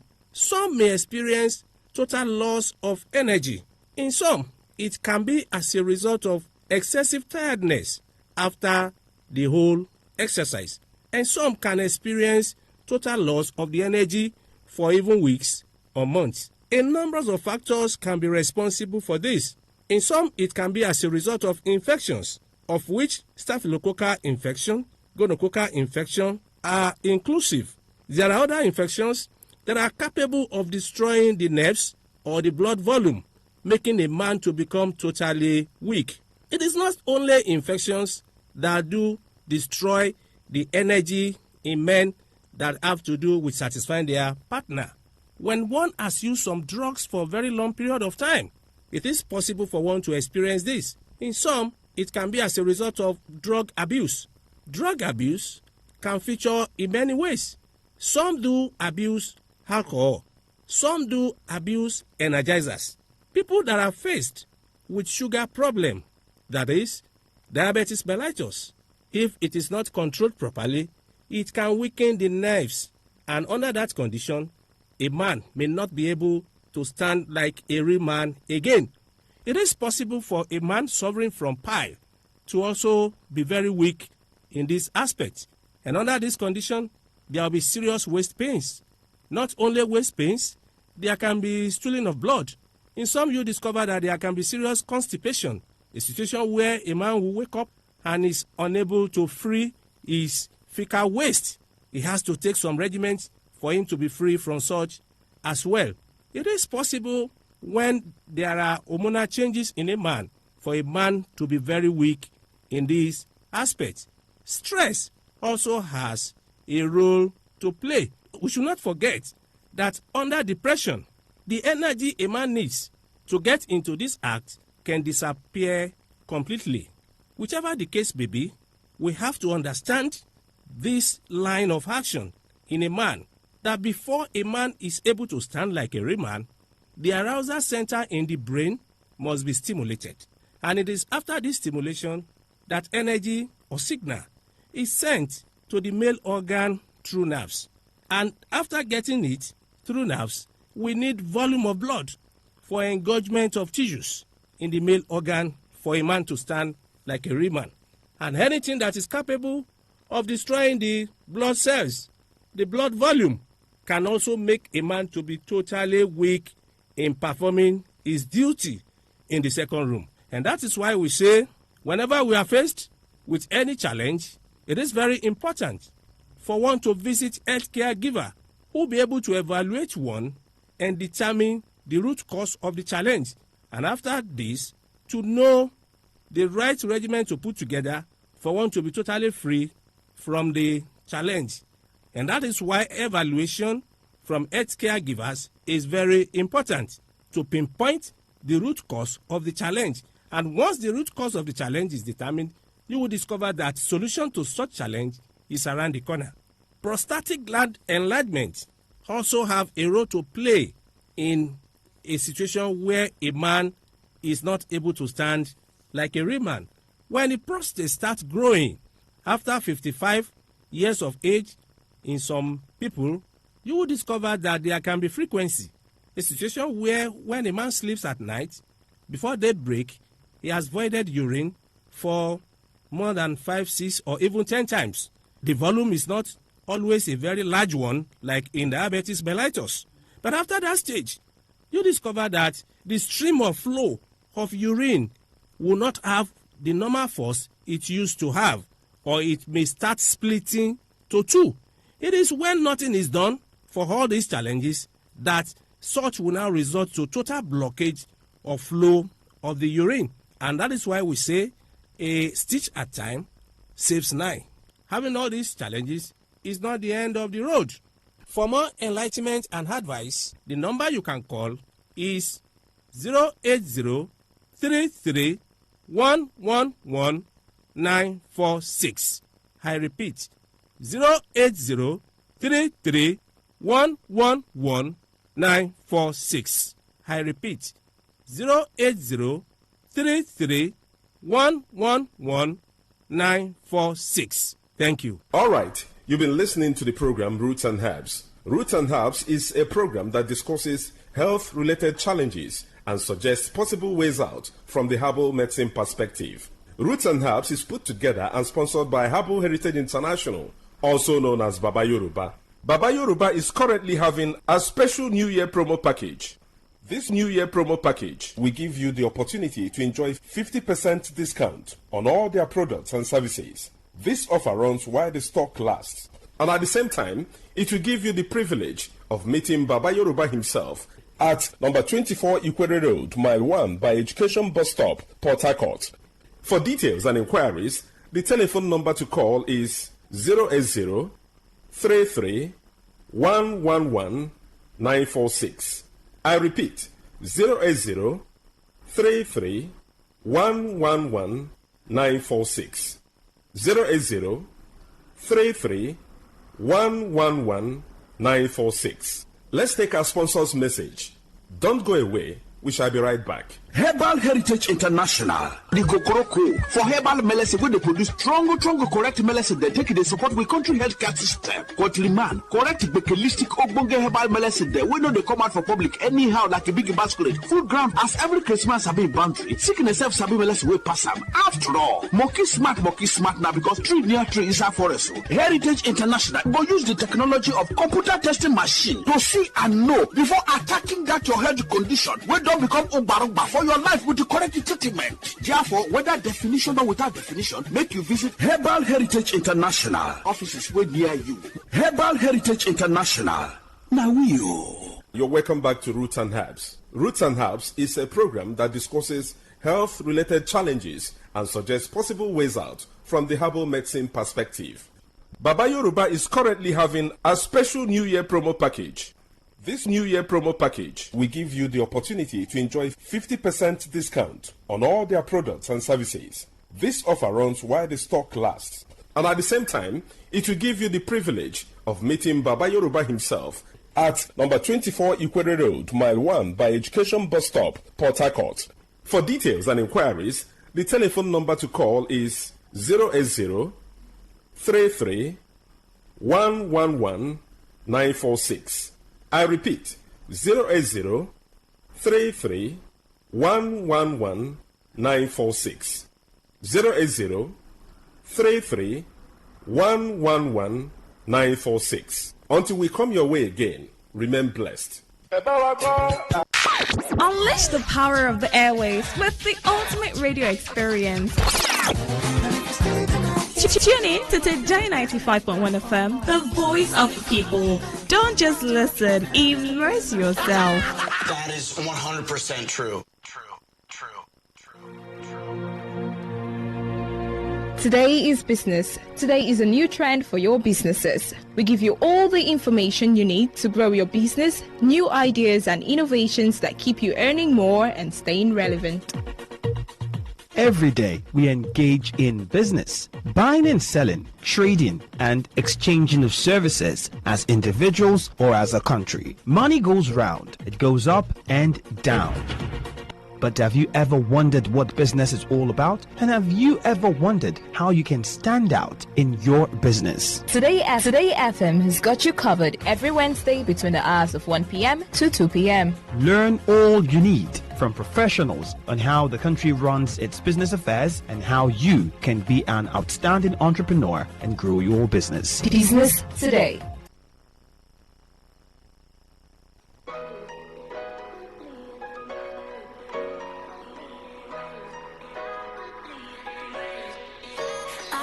Friends, I got family. At the end of the day, that's all I need. And you know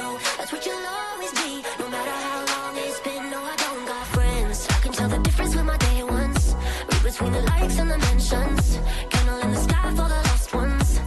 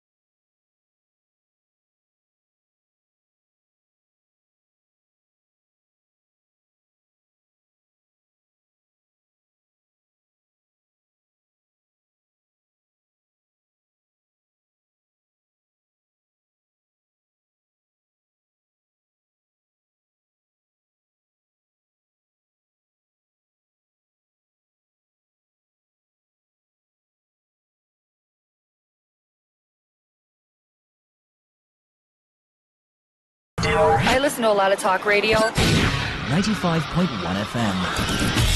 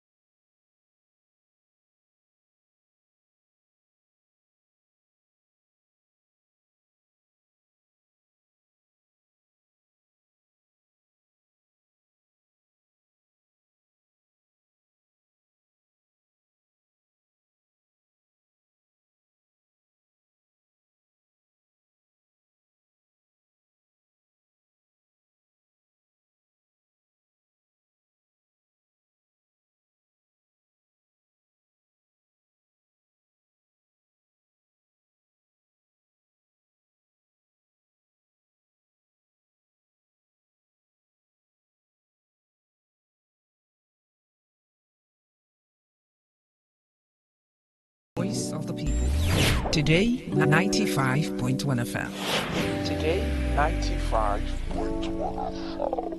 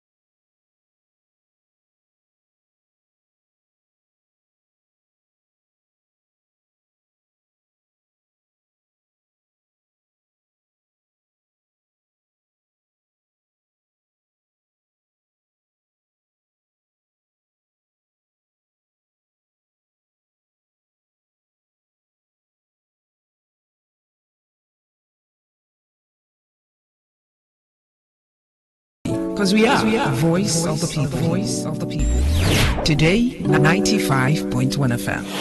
Today, 95.1 FM.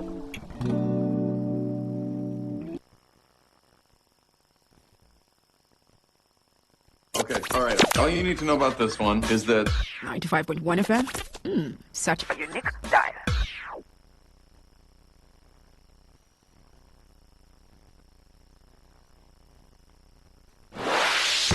This is the breakdown from BBC Pidgin.